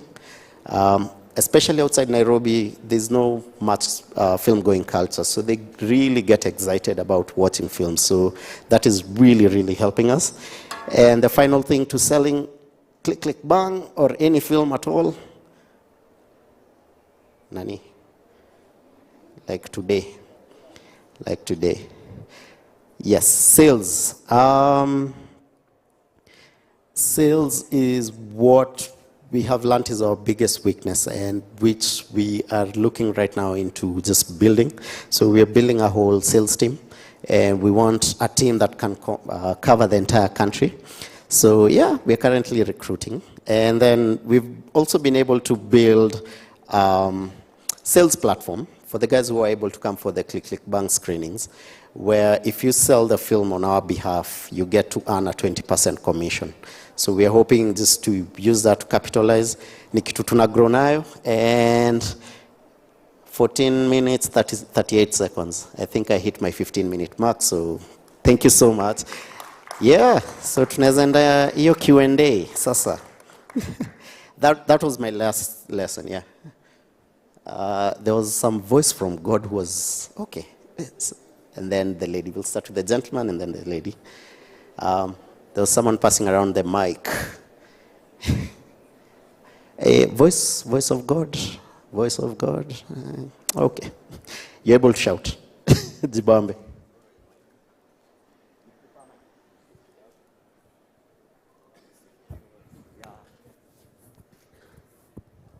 Thank you, Phil. Although kwanza umetuchocha kaa tunajua shenga alafu umetupigia ngoso all through. But ni sawa. First of all, big admirer of your work. Mimi naitwa Biko Nyongesa, director na sometimes actor. Nimewatch a lot of, nimekuwa nikifollow sessions hapa Kalasha Market, both online. Leo nimekuwa fortunate come in person. But sijasikia mse yote akitaja, or at least kwa zile sessions zenye nimeattend sijasikia research. So first of all, congratulations man for introducing research into film, because I feel imemiss sana kwa the Kenyan aspect of filmmaking, na hapo ndio tumekuwa tukigo wrong. Nimekuwa fortunate kidogo kukuwa part of academia, and most of the stuff I tell my trainees or my students is research. So please just really quick, because being in the academia, when you say research, it looks like you need to sit down, write a paper, if film itafikia watu wangapi, prove that what are your numbers, you know, kind of the old school stuff when before social media came through. So maybe because that Petu crash course here 2 minutes of how research for a Kenyan film looks like. Unaenda mtaani, unatembea, unakaa base, unakula mogoka na wase, unapanda matu, unacheki ule konkodi, ama ni nini ndio ina happen, or you need to write things down. Hiyo tu. I think umejibu hiyo swali. So actually you're right. We approached the traditional way of doing things. Akina Sinovate, and you know, they're not cheap, but we wanted this info. Unfortunately, there was no research done for film. So tulisema manze, tupande tu matatu si tuende. So tulianzia Mudhurwa, and we went to very remote towns in this country, and that's when we started toying with the idea of building a platform.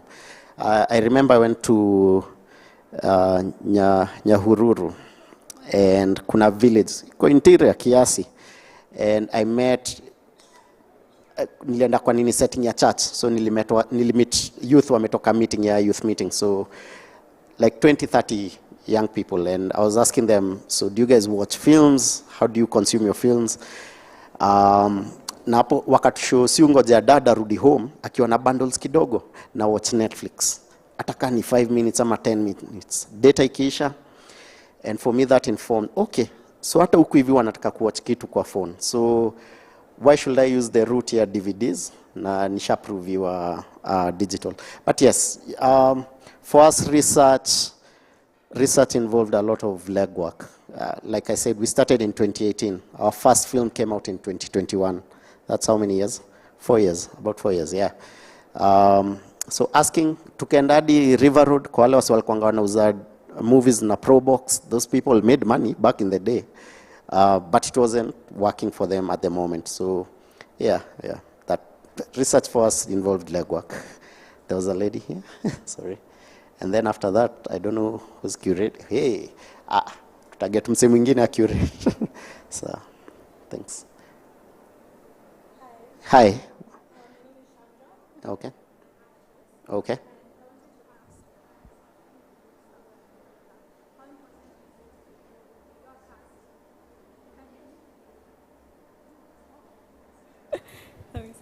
Hi, I am Chandra, and I am an actress, and my question is, as a film producer and filmmaker, how important is it for you to have actors and actresses who are already known and have their own kind of community, as you mentioned? And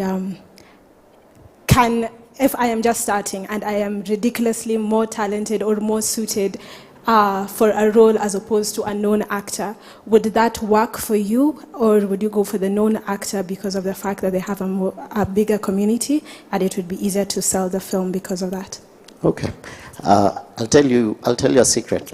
I am not a huge fan of social media. Hiyo kitu ni bo, unichokesha. But unfortunately, it's the world we live in. I can't run away from it. So you use what you have to your advantage. So for us, how we sell our films mainly is through social media. So yes, that's a factor when we are casting. But what we do is, it's a balance. So we are very lucky, at least, we have Abel Mutua and myself. We can rely on our numbers for now. But assuming we were not producers who had numbers on social media, then we will rely heavily on the actors' numbers. And so what we do when we are casting, we try and balance. So we get like anchor actors that we will use to help market our film. And then we balance now with the new and upcoming actors. And again, from the legwork research that we've done, we walked through Nakuru and Eldoret and Mombasa, and we had flyers, and we were passing out to people, telling them to come watch our films. And every one of them, the first thing akichukua flyer, nani yako kwa hiyo movie? So yes, star power does work, but you will not start out as a star.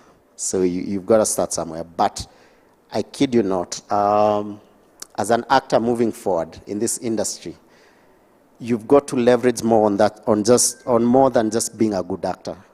In this room, everyone is a good actor. So what will make you stand out from the rest of the actors and actresses in this room? So if you can work your numbers on social media, and this is even in Hollywood right now, for them to cast, squeeze social media lazima, because that's how you sell, that's how you market. So unfortunately, it's a tool that you need to succeed. You can't run away from social media. And I feel for actors like me who are not, heavy on social media. Yeah. Okay. Boss, umeinua mikono zote mbili. Him, then we'll go to you. Okay. Good evening. Good evening. Shukran kwa kuwa nawe leo, na Abel Mutua pia. Shukran. Before I say anything, you guys stories zenye mmekuwa mki direct, stories za Abel zimekuwa zikinspire wase wengi sana. My name is Victor Otieno Hamisi.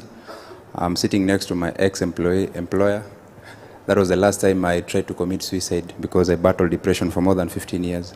And I'm passionate about mental health in men, especially because I was once a victim. So my question is, what are some of the things that you faced you as Phil, personally, as a director, especially nitaenda kwa hiyo word ya director, things that have really made you to be one of the best directors in terms of you, yeah, and also bringing the best out of you? And what are some of the low moments za directing zenye kuna director hapa anaweza penda kuwa director kesho, unaweza mwambia these are some of the things that you need to work on yourself as a director, or even for those who are startups, like for me I do podcast in terms of mental health, yeah, and I'd love to host you on one of my shows. So at the end of the day, what can we do to change the narratives ya wase wengi wa Afrika wanakopi wazungu na wazungu wakopi vitu zetu? There's no day mzungu atakuja kukuambia kuwa mimi na yeye anataka kuwa wewe. The lastly, ningependa kindly, if you have clothes that you're not using at home, nilete pale Nation Center. I do feed and clothe street families every Saturdays hapo 7 to 10:30 am. Shukran. Wow. That's very noble of you. Thank you. Swali ni hard. Unfortunately, from my experience, what I've learned is for you to achieve any form of success, there has to be a level of sacrifice. And for us to build what we've been able to build, I won't lie, it's very challenging financially. Because yes, you're making money, but you're not putting the money into your pocket. You're continuously refinancing this crazy dream that you have no idea if it will pay out. It's tough because for us to build what we've been able to build, it means I'm working 20-hour days. for the last like 15 years, I usually sleep, I've been sleeping like 4 to 5 hours. Maybe in the last 1 year ndo nimeanza kuchange hiyo kitu. So it takes a toll on your health, it takes a toll on your family, because you're not seeing your wife, you're not seeing your kids, so that's a huge sacrifice. And especially because tuko kwa industry ya arts, and in this industry, unfortunately,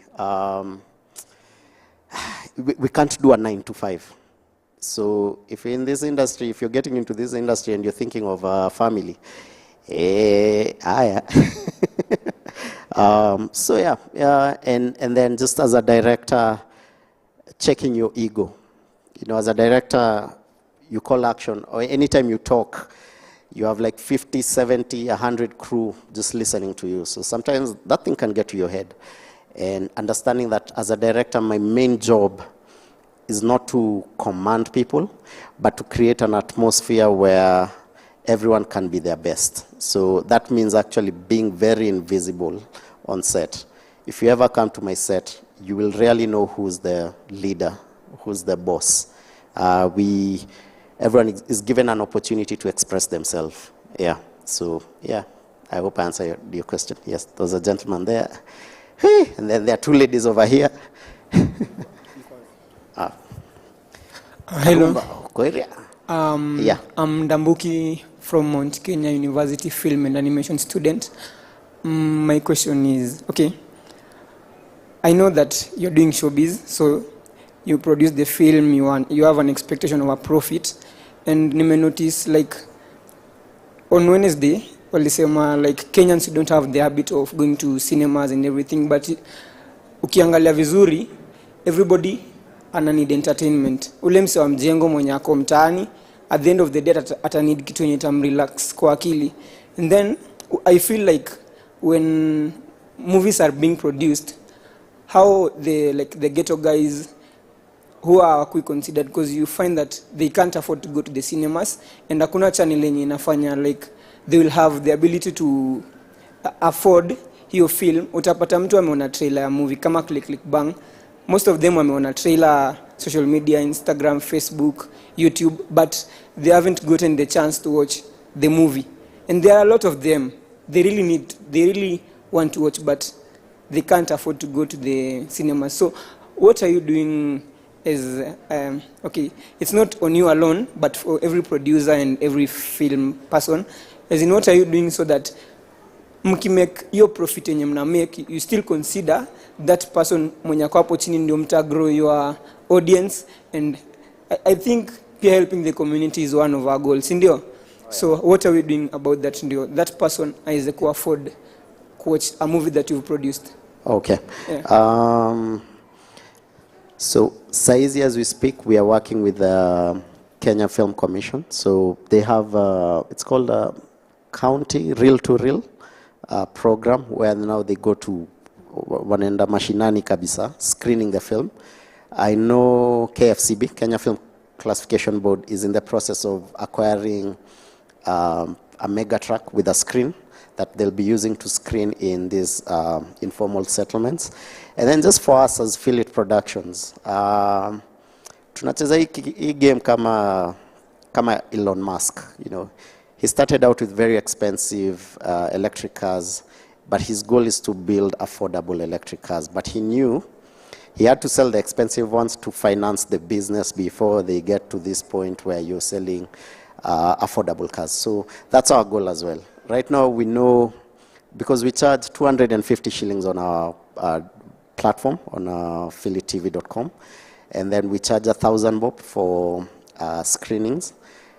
I know it's not affordable to everyone, but lazima tuanzie pahali so that they can anchor us as we build to a place where one day naweza taka kuuza movie 50 bob. For me, I'm all about the culture. Hata 20 bob. Zile movies za mtaani za pale ghetto. I grew up on those movies. I am who I am because of those films. So thank you for that. Yeah, there's a lady here. My name is Jackie Kafaria, production manager, Skyline. 2 things. So one, you've talked about creating a community, and also the fact that you cast you may want to cast actors who are already known because of their following. Are we then saying a good film can't sell itself? So that's number one. Number two, approximately how many people, cast and crew, did you have for Click Click Bang? Awesome. A film can't sell itself, but it's usually a miracle. If you study Hollywood, the films that have been able to like sell exponentially well in the market without superstars are very few, very, very few. Like you need to break through. So for me, I always say just have a balance of both. Have a balance of known actors and upcoming actors, because you need to build the next generation, but you also need to sell the film. So it's a balance. Sorry, you asked something at the end. Cast and crew. Hey, Click Click Bang, we had about Sledge. Letulidu credits zilikuwa 320. 327. 327 people were paid directly from the making of Click Click Bang. Yeah.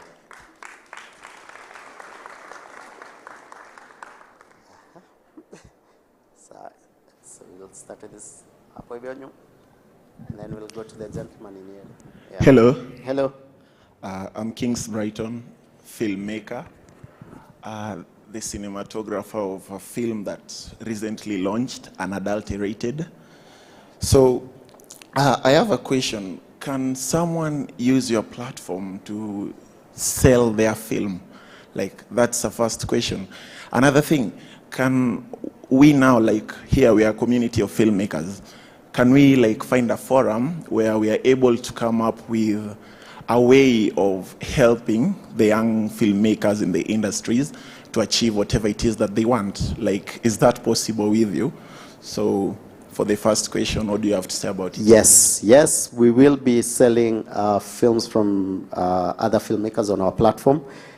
I'll be very honest though, I've not approached any filmmakers to sell their film simply because I have yet to figure out the sales bit. So yeah, I'm tired of filmmakers not making money. So by the time I approach you to acquire your films, I want to be able to guarantee you, like, look, if you put your film on our platform, the minimum you'll make is 5 million. And for me to do that, I need to build a whole network of salespeople. So basically what I'm doing right now is making all the mistakes by myself before I involve your product. Yeah.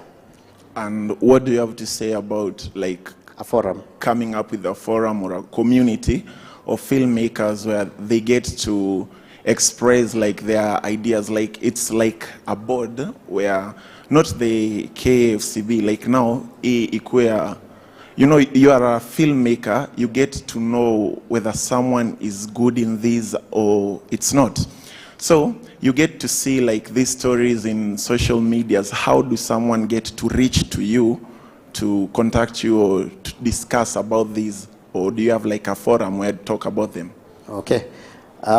Start one. Like, don't wait. No one is coming to save us. But I'll be very honest. I know we come from a country where we're always bashing our government. But this right now, what we're doing right here, what Kenya Film Commission is doing is just amazing. I just came from a workshop again through Kenya Film Commission about distribution. And we were having a conversation about them starting like curiosity sessions at the Kenya Film Commission offices, where maybe once every month filmmakers can just go there and just talk. So that's something they're building on. The progress might feel slow, but I kid you not, if there's anyone in this room who was in the industry 20 years ago, and what we have right now, there's progress. So if there's a niche you feel that's missing, no one is coming to save you. If it's a platform, just start it today. Atu singoje. I think Peter Kawa is around. I don't know if yeah, but he built Sana Post, and it was just bringing together artists to have conversations. So yeah, I think it's very possible. Thank you, sir. Thank you. There's a gentleman in yellow over there. Uko nyuma.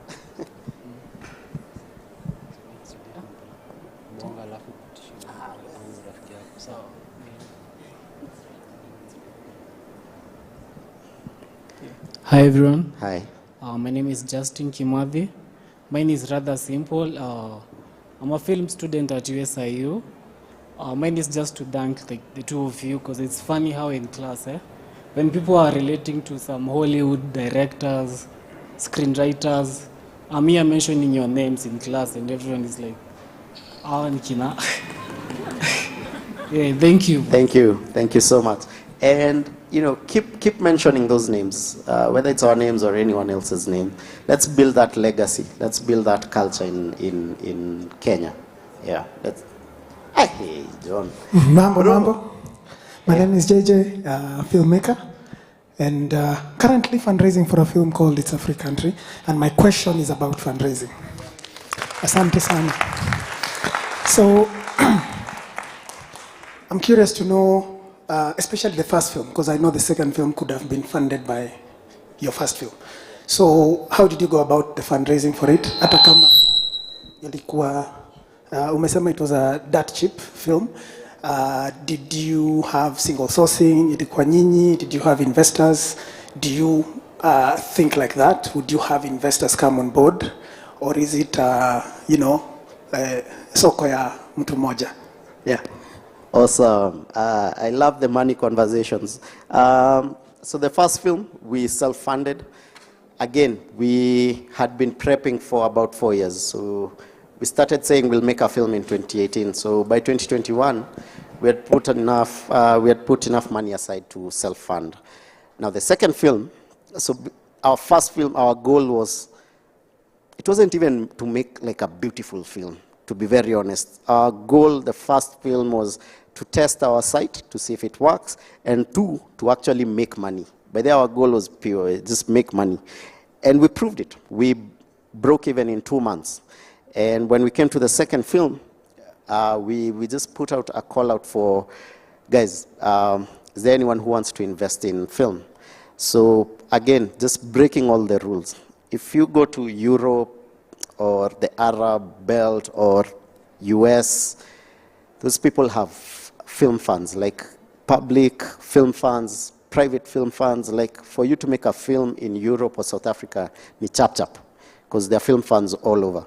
In Kenya, there are no film funds. So at least KFC has started the film empowerment program.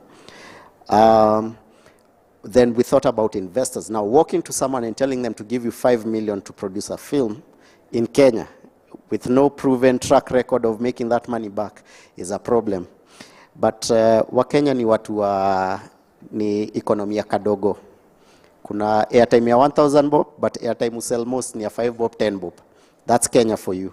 And so when we put out the call to look for investors, we told them whatever amount you have.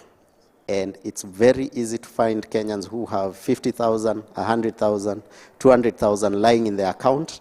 And you tell them you'll get this money back after X number of months with this percentage. So that's the route we took.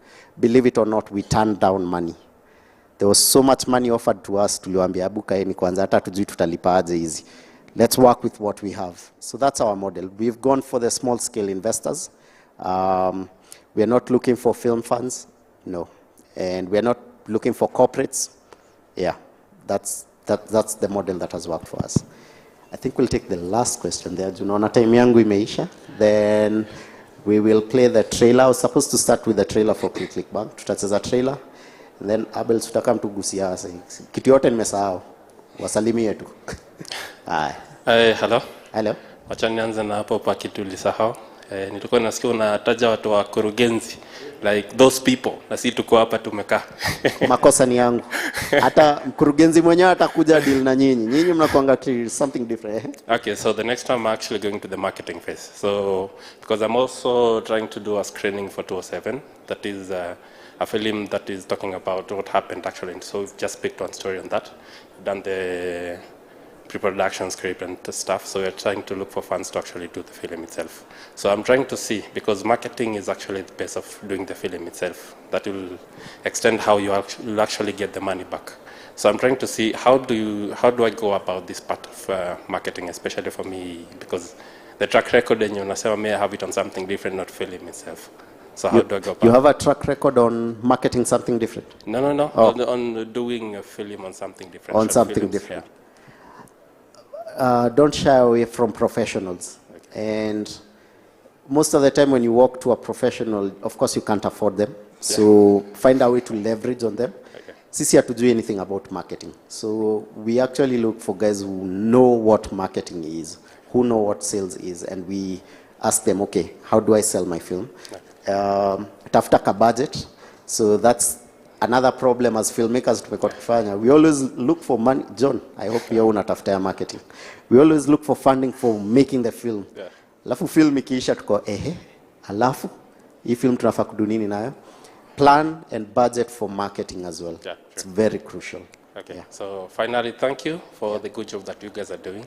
And then mkurugenzi, we need to write a story.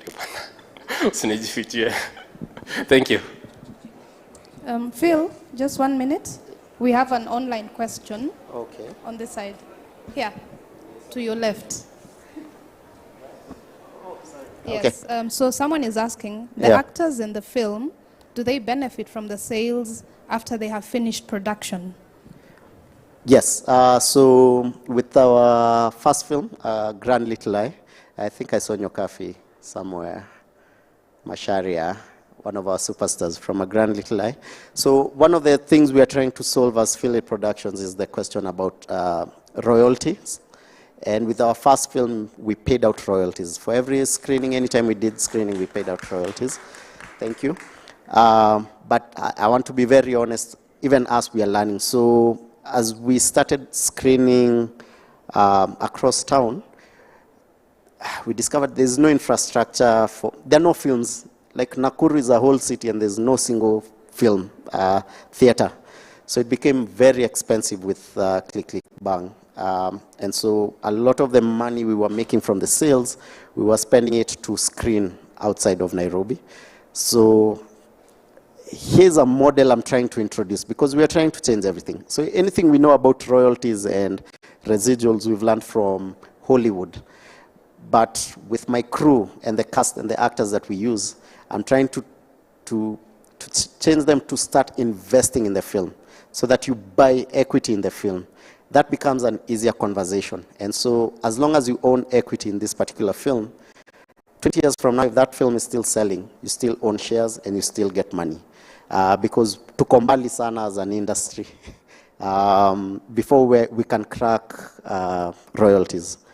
But it's something we are trying. It's top on our agenda. I know you had, nilikuwa nimekuchagua before. Sorry. Hi. Rehab, sorry. Rehab, how much time do I have? I may disappear. Okay, so let's go for it. Hi, Philip. Hi, what's up? I'm fine. Hi, Abel. My name is Mercy Wairimo, and I have a question for you. Please. First of all, I'm a Kenya Film School student, director, and a scriptwriter because I'm writing 2 books. One is horror-based, and the other one is drama action. So my question is, being a lover of horror, will you by chance have that, in your mind, produce a horror-based movie in Kenya? Go for it. You just need to know where your community is. I'm saying you. Me? Yes. Yay! I'll be very honest, I'm not a huge fan of horror, simply because I know watu kama DJ Kroba ndo wananistua in the horror. DJ Kroba did the final sound mix for Click Click Bang. That sound was amazing. Man. So I usually have issues with horror. Unajua ni sauti inanistua, hiyo kitu sio scary, but I'm just no, personally I'm not a fan of horrors. I don't think it's something I want to go into anytime soon, but I can introduce you to Faki. Faki did 40 Sticks. Clearly he's a fan of horror and thrillers. That's the other thing. In this journey of filmmaking, you will have to look for like-minded producers and directors. If I was to direct your horror film, nitai waste, because I'm not a fan of horrors. Yeah. So anza kutafuta directors wenye wanapenda horrors, and I'm sure wako. And before I finish, I'm so honored to have this chance to stand in front of you all. Thank you. Awesome.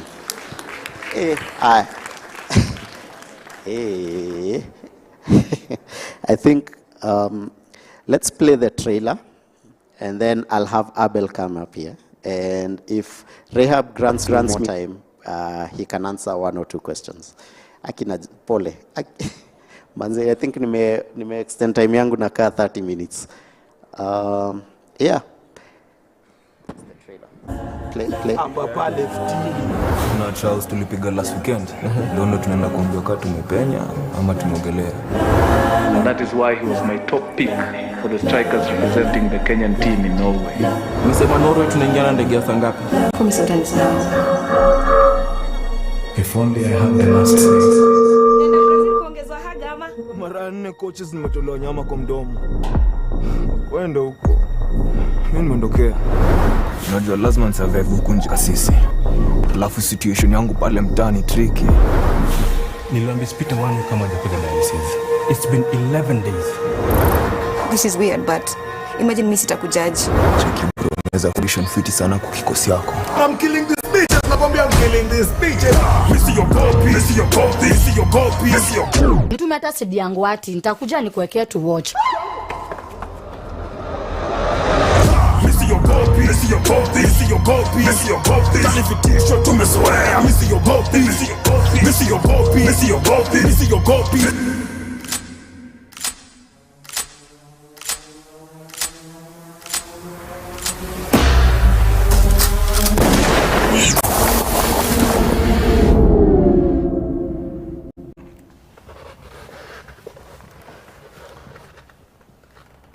Kulikuwa umeseti kwa rasa.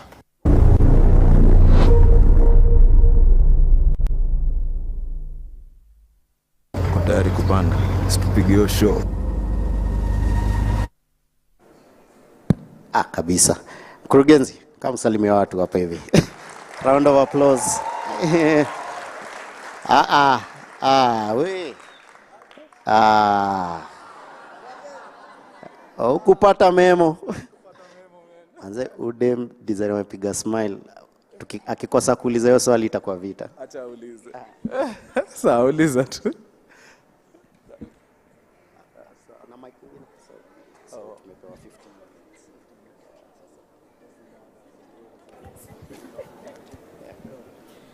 Thank you. Hi, Yunia Wamaitha, producer Sledge Entertainment. I had a question. You'd mentioned how you incorporate bodies like Kenya Film Commission, KFC, when it comes to the beginning processes of creating a film when you need help, etc. And at the same time, you've also mentioned how you are working to change how the royalties structure and method is. Are you also working in conjunction with bodies like PRISC that are already in existence, or are you trying to start something new, something revolutionary? Hey, no, I've not worked with PRISC and any other bodies, simply because I feel like a lot of the bodies in Kenya borrow a leaf from Hollywood. So the terms that they'll come with, I know I'm supposed to pay my actors really, really well. I know I'm supposed to pay my crew like top dollar, but our market is still very small. So when these bodies come, they'll give me like specific figures I need to pay the actors and writers and crew guys, and trust me, that's what I want to pay them. But I'm also living in a reality where how many Kenyans actually go to the cinema, you know. I think I got some statistics juicy from Germany, which is a very small economy in the film world, but 1.6 million Germans go to watch films every week. Every week, 1.6 million Germans, and that is like a small market. You have to compare na India, China. In Kenya, the last time there were any numbers released, 200,000 Kenyans go to watch film in a cinema hall the whole year. Only 200,000. So from 200,000 people, unataka nikulipe royalties aje? Yeah. Okay, kuna jamaa wetu hapa. Yaje? Fiti. Mimi sina swali, sina jibu, mimi niko tu. Lakini nataka kusema kitu moja. Kitu moja nyinyi wasewili mwanibamba, mnaishi the real life. Mnaonyesha ase wote, sinema si rahisi. Unajua kitu moja na kwanga imetu hound kama filmmakers wa Kenya. Tunakwanga na expectations za uongo. Ushaelewa? Tunakwanga na expectations zenye azi add up. But one thing mimi nasema nyinyi wawili umenibamba sana tangu nikuetene nikiwa chekitaidi hai mpaka saa hii. Kitu moja nimenibamba sana ni the art that mnaonyesha, lazima find a way. Ushaget? Lazima ujue ni wewe uko peke yako. Wasa wanaweza kusupport ni mbogi yako peke yake. Hakuna mtu atatokea kupiga mita 5 upige sinema. Hakuna mtu atatokea mahali akwambie shika ido ende ufanye kitu fulani. Mimi kitu moja naweza sema tuna big up sana venye mnaonyesha reality kwamba ushaget, lazima find a way. Yeah? Lazima find a way out of yourself. Niende kitu fiti sana tukiweza impress ka filmmakers, tuta make step. Mshaget. Alafu kitu moja naweza sema, hawasi wawili mimi nimewakiamba tangu kwa Taidi High. Siko sure kama mrelate, si get fiti, but kitu moja mimi naweza sema nyinyi waseme ucheki. Kuna kitu inaitwa collaboration. Ushaget. Sijui kama mnajuana, sijui ni pale mtandao umetuconfuse, sijui nani ni kazini ya nani, lakini kitu moja naweza sema tunaweza learn from our say ni collaboration. Ushaget. Collaboration kitu bie sana. Niende kitu inaweza make hiyo step. So me big up sana. Msikuja mkafanya ile kitu. Fanoni namba moja. Nashukuru man, nashukuru. Is it a lady or a gentleman? Hapo hivyo. Sorry. Yeah.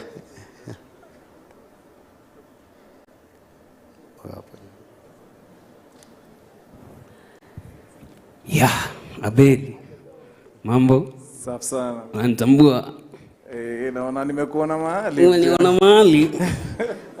Hello mom. Niko na kina Abeli huku. Naweza piga picha nao tu kwa stage tu yani. Nipige picha nao? Ni mkurugenzi huyu. Kwa stage eh? Sawa. Esi mbaya. Niingie? Sawa. Cameraman. Nice one. Good. Yeah. Hello mom, it's done eh? It's done. Yeah. Mimi nina swali yako. The two films that umetuandikia, A Grand Little Lie and Click Click Bang. Yeah. Nimeona umedeviate from what we've been taught from Hollywood about sijui antagonist, protagonist, having a villain. Manze umetuandikia sinema mbili hazina villains, hazina protagonist, antagonist. Ni watu tu wanaishi life. Where is your mind at? Unafikiriaje mtu yangu? Na hizi stories zimejazwa watu. So hii script tunaweza change vile tumeandikanga hizi miaka zote. Oh yeah, absolutely man. Just because tumekuwa tukiconsume concept ya content ya Hollywood sana imaanishi Hollywood ndio wako na the holy book of filmmaking zi. Au wako na the yeah, they have their own ways of telling their stories. Us guys have our own ways of telling our stories. Na hiyo ni kitu kingine naweza taka tu naona sisi wote hapa ni aspiring filmmakers. Naweza taka tu adopt hiyo. Let's stop using western solutions to solve local problems. Hiyo haijawahi work. Yeah, you can't use western solutions to solve your own problems here. So hizi miaka zangu nyingi 36, 37 nimekaa kudiscover kumbe hakunaga watu wabaya. Circumstances to the life ndio zufanya wanachukua certain paths. That's why our protagonists, antagonists kwa movies zetu wanakuwa by then true causes. Yeah, na ina make wase wana relate nao sana. Design safi ya kuipiga man. Okay. Kabla tuchukue swali lingine, JJ mazee nafurahi sana kukuona je, unapiga kazi safi. Wewe ni hatari. Una prefer John Jumbi ama mpigeni makofi man. Pale kwa mtandao una prefer John Jumbi ama Chatterbox? Ikifika ni cinema at Chatterbox. Mazee wadau tutoeni tu simu tafadhali. Roho safi. Hii mtanipatia tu dakika 2 mazee. Tutoeni tu simu tuingie pale Instagram, tufollow Chatterbox, kuna mali safi inatoka hapa na hii room vile iko hivi. Maze tunafaa kukua kwa hiyo premiere. Tafadhali. That is the only thing I'm asking. Na mtu ambie Esther Kazungu nampenda mbaya, man. Udemu nimaliza mbaya. Esther, maze shout out, man. Shout out to Esther Kazungu. Yeah, tumetoa masimu. Tumetype chatterbox. Wacha niwaambie kakuna kitu niko nayo ni time, man. Tuingie tu IG ama ni platform gani? IG tuingie tu IG wadau. Mnataka spelling ya chatterbox? Ni at. Inaanza na at chatterbox. So ART then CHATTERBOX. Correct? Good. Tumeingia hapo. Piga tu follow. Hata sitaki mambo follow tu. Bas. Tasikia fit. Nitafurahi. Bas. Sasa tunaweza endelea na maswali. There's a lady here. Wazi. Yeah. Hello everyone. I'm Wanjiko and I'm an upcoming producer. So I have 2 questions for you. You had a cast and crew of 327 people. You had to pay them, you had to do all that. It cost money. Did you find yourself in a situation where you had to negotiate? Now, I'm asking in the sense of the art of negotiation, to negotiate otherwise, so you don't have to pay money, but you have to pay in other ways. That's the first question. Because in my case, I had to negotiate. I won't say the specifics, but I got a free location and free costumes. But my student ID ndio iliniokolea kwa negotiation. So outside the school setting, how do you negotiate around such? Second question is, have you guys capitalized on merchandising? From Krugenzi does that, but as Philip Productions, as Click Bang, have you capitalized on merchandising considering you have such a huge following? Because for JJ, I have the Luanda Rockman t-shirt on right now. And Luanda Rockman happened in 2019, I guess. So even now, people who have watched that play are like, that play was nice, maybe you should do a rerun. So have you guys capitalized on that? Absolutely. Nitatekia producing, utachukua merchandising. As a producer, your core business is begging. Like that is the one art you have to be really good at. How many producers are in the room? Yeah, look at the number of beggars we have in the room. Yeah, all those producers are beggars. As a producer, you use whatever you have to leverage and get what you want. I cannot afford Krober. I cannot afford Sledge to do Click Bang. But for them, I sold them the vision. I sold them the dream. And they're like, okay, you can't afford us now, but if you're consistent with this vision and dream, in the next maybe 5 years, you'll be able to afford me. And they bought into that. For other people, it was for a Grand Little Lie. I think there's a boutique that dressed Kate, one of the actresses on on Grand Little Lie. And oh my God, they sold out those clothes before we even finished shooting. Like, at a point, the wardrobe she had on, they were calling wakisema, amemaliza kushoot, juu hiyo yenye amevaa ishanunuliwa na ameivaa saa hiyo. So we leveraged on that as well. So producing, use whatever. But the one thing I've learned about negotiating, always think about the other person. So what value do they want? So when you approach this person, what value are they going to get? So if you don't have money, what other value are they looking for, and how can you give it to them? So that helps a lot. Yeah. Na producers mkibega alafu mpromise watu vitu pia mna deliver jo. Bana so amenikatia, nimepiga roll safi hapa, nimepiga nduru kwa simu, umeona kwa trailer. Niliua jo, wakanipromise tickets za premiere, mazee wakaniweka kwa stairs. Mkuiwa true. With regards to merchandising, funny enough, that has been a subject of discussion from movie one. A Grand Little Lie, Click Bang. It's something that we really want to do, and I am sure, 100% sure, we're going to pursue it. The thing that we are struggling with kiasi, if you look at the movies that are heavy on march, see one-offs. Sijiko ume notice. Yeah. Movies deadly, heavy on march. Star Wars was not a one-off. The Avengers, not a one-off. Game of Thrones, not a one-off. So for one-off movies, mtu anatembea na t-shirt ya kwani ulikuwa umeiweka kwa rasa. So wasa wanashindwa hiyo ni nini juu. Hiyo movie ilishow tu once na ikaishia hapo. But I'm sure in future tutafikiria vile tuta leverage hata kama ni feel it ndio itachukua center stage. Feel it ni t-shirt mnaweza penda kuvaa? Kwa hivyo tuache uoga. Sawa. Hizo ziko. Kama hizo mnapenda ziko. Ingieni tu kwa site ya Mkuru mtaipata. Bags ziko pia. Bags pia ziko. Bas. Tutaingiza mpaka kwa viatu, nguo za ndani, vile mtataka. We, na time yetu manze. Hata dakika ni 1:30 man. Ati 1.5. Kuna mwanaume amedunga Durag. Durag ako wapi? Yeah. Ananikumbusha enzi tulikuwa tunasikiza hip hop, acha tusikie asemaje. Sawa. And thanks so much for kupata chance na Mkuru. Wapi juice? Wapi nini? Juice. Nilikuwa nimeketi wapi? Hapo kwa kiti. Ninaona nimeacha kakitu hapo. Iko bado? Ama uboy wangu wa headphones ashakunywa. Okay, so my name is Festus Kirorikuria, a film student at KCA, aspiring filmmaker and editor. Niko na 2 questions. Okay, in a dilemma in making a film, would you choose either the sound quality or the video quality?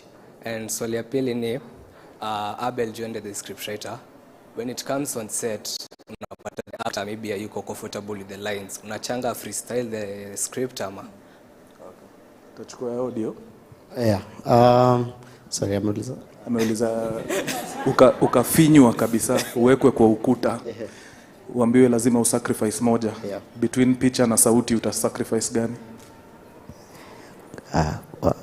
DOPs wako kwa nyumba. Kuna DOPs kwa nyumba? Fungeni masikio. People can stand bad picture. Humans cannot stand bad sound. Kabisa. Creativity is not cast in stone. I'm not the god of script writing.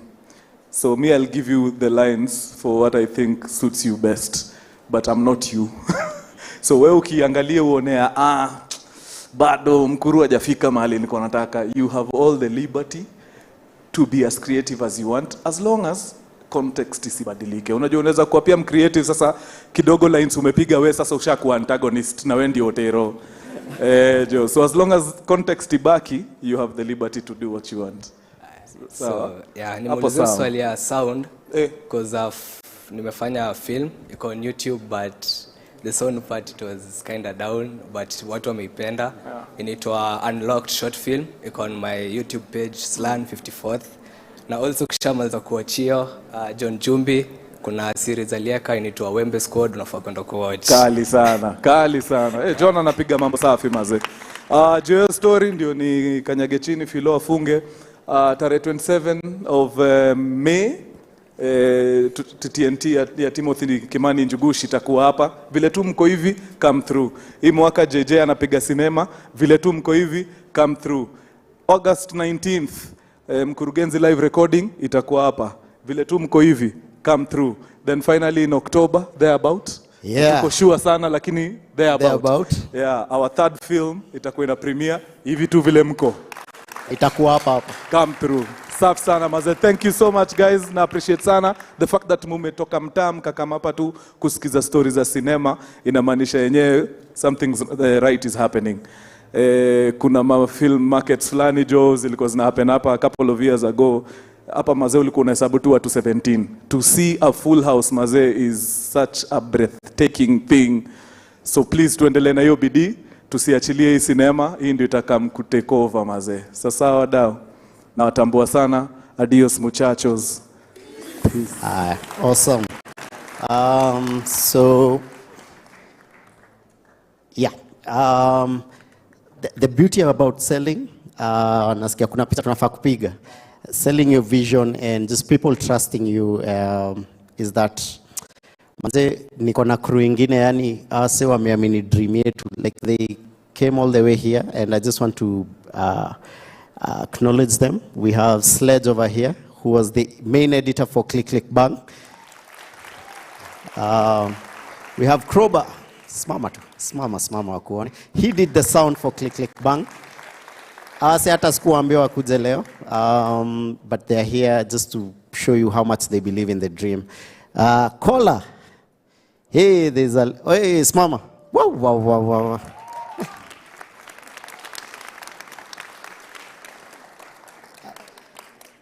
I have been taught to appreciate and love life through the lens of that lady, Kola.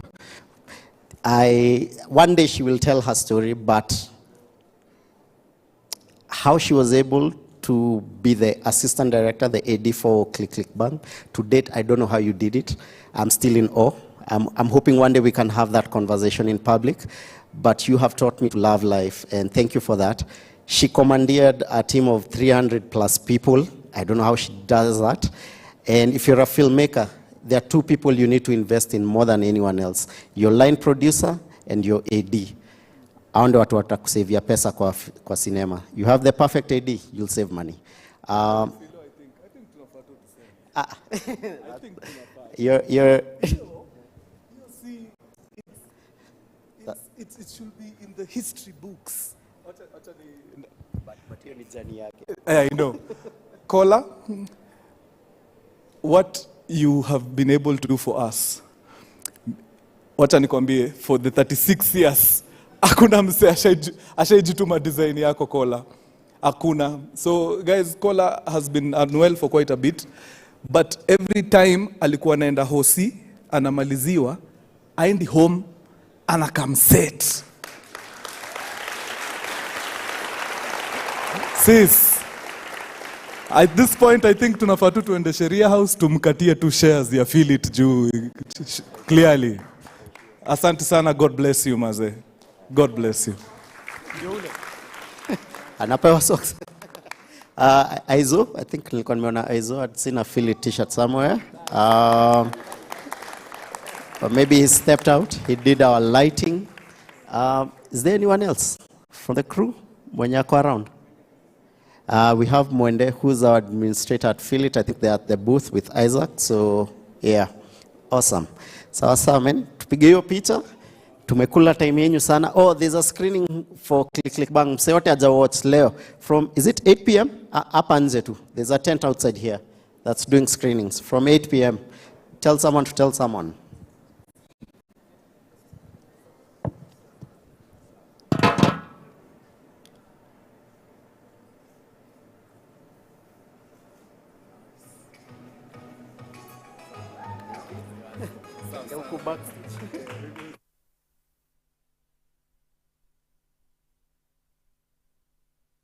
Check.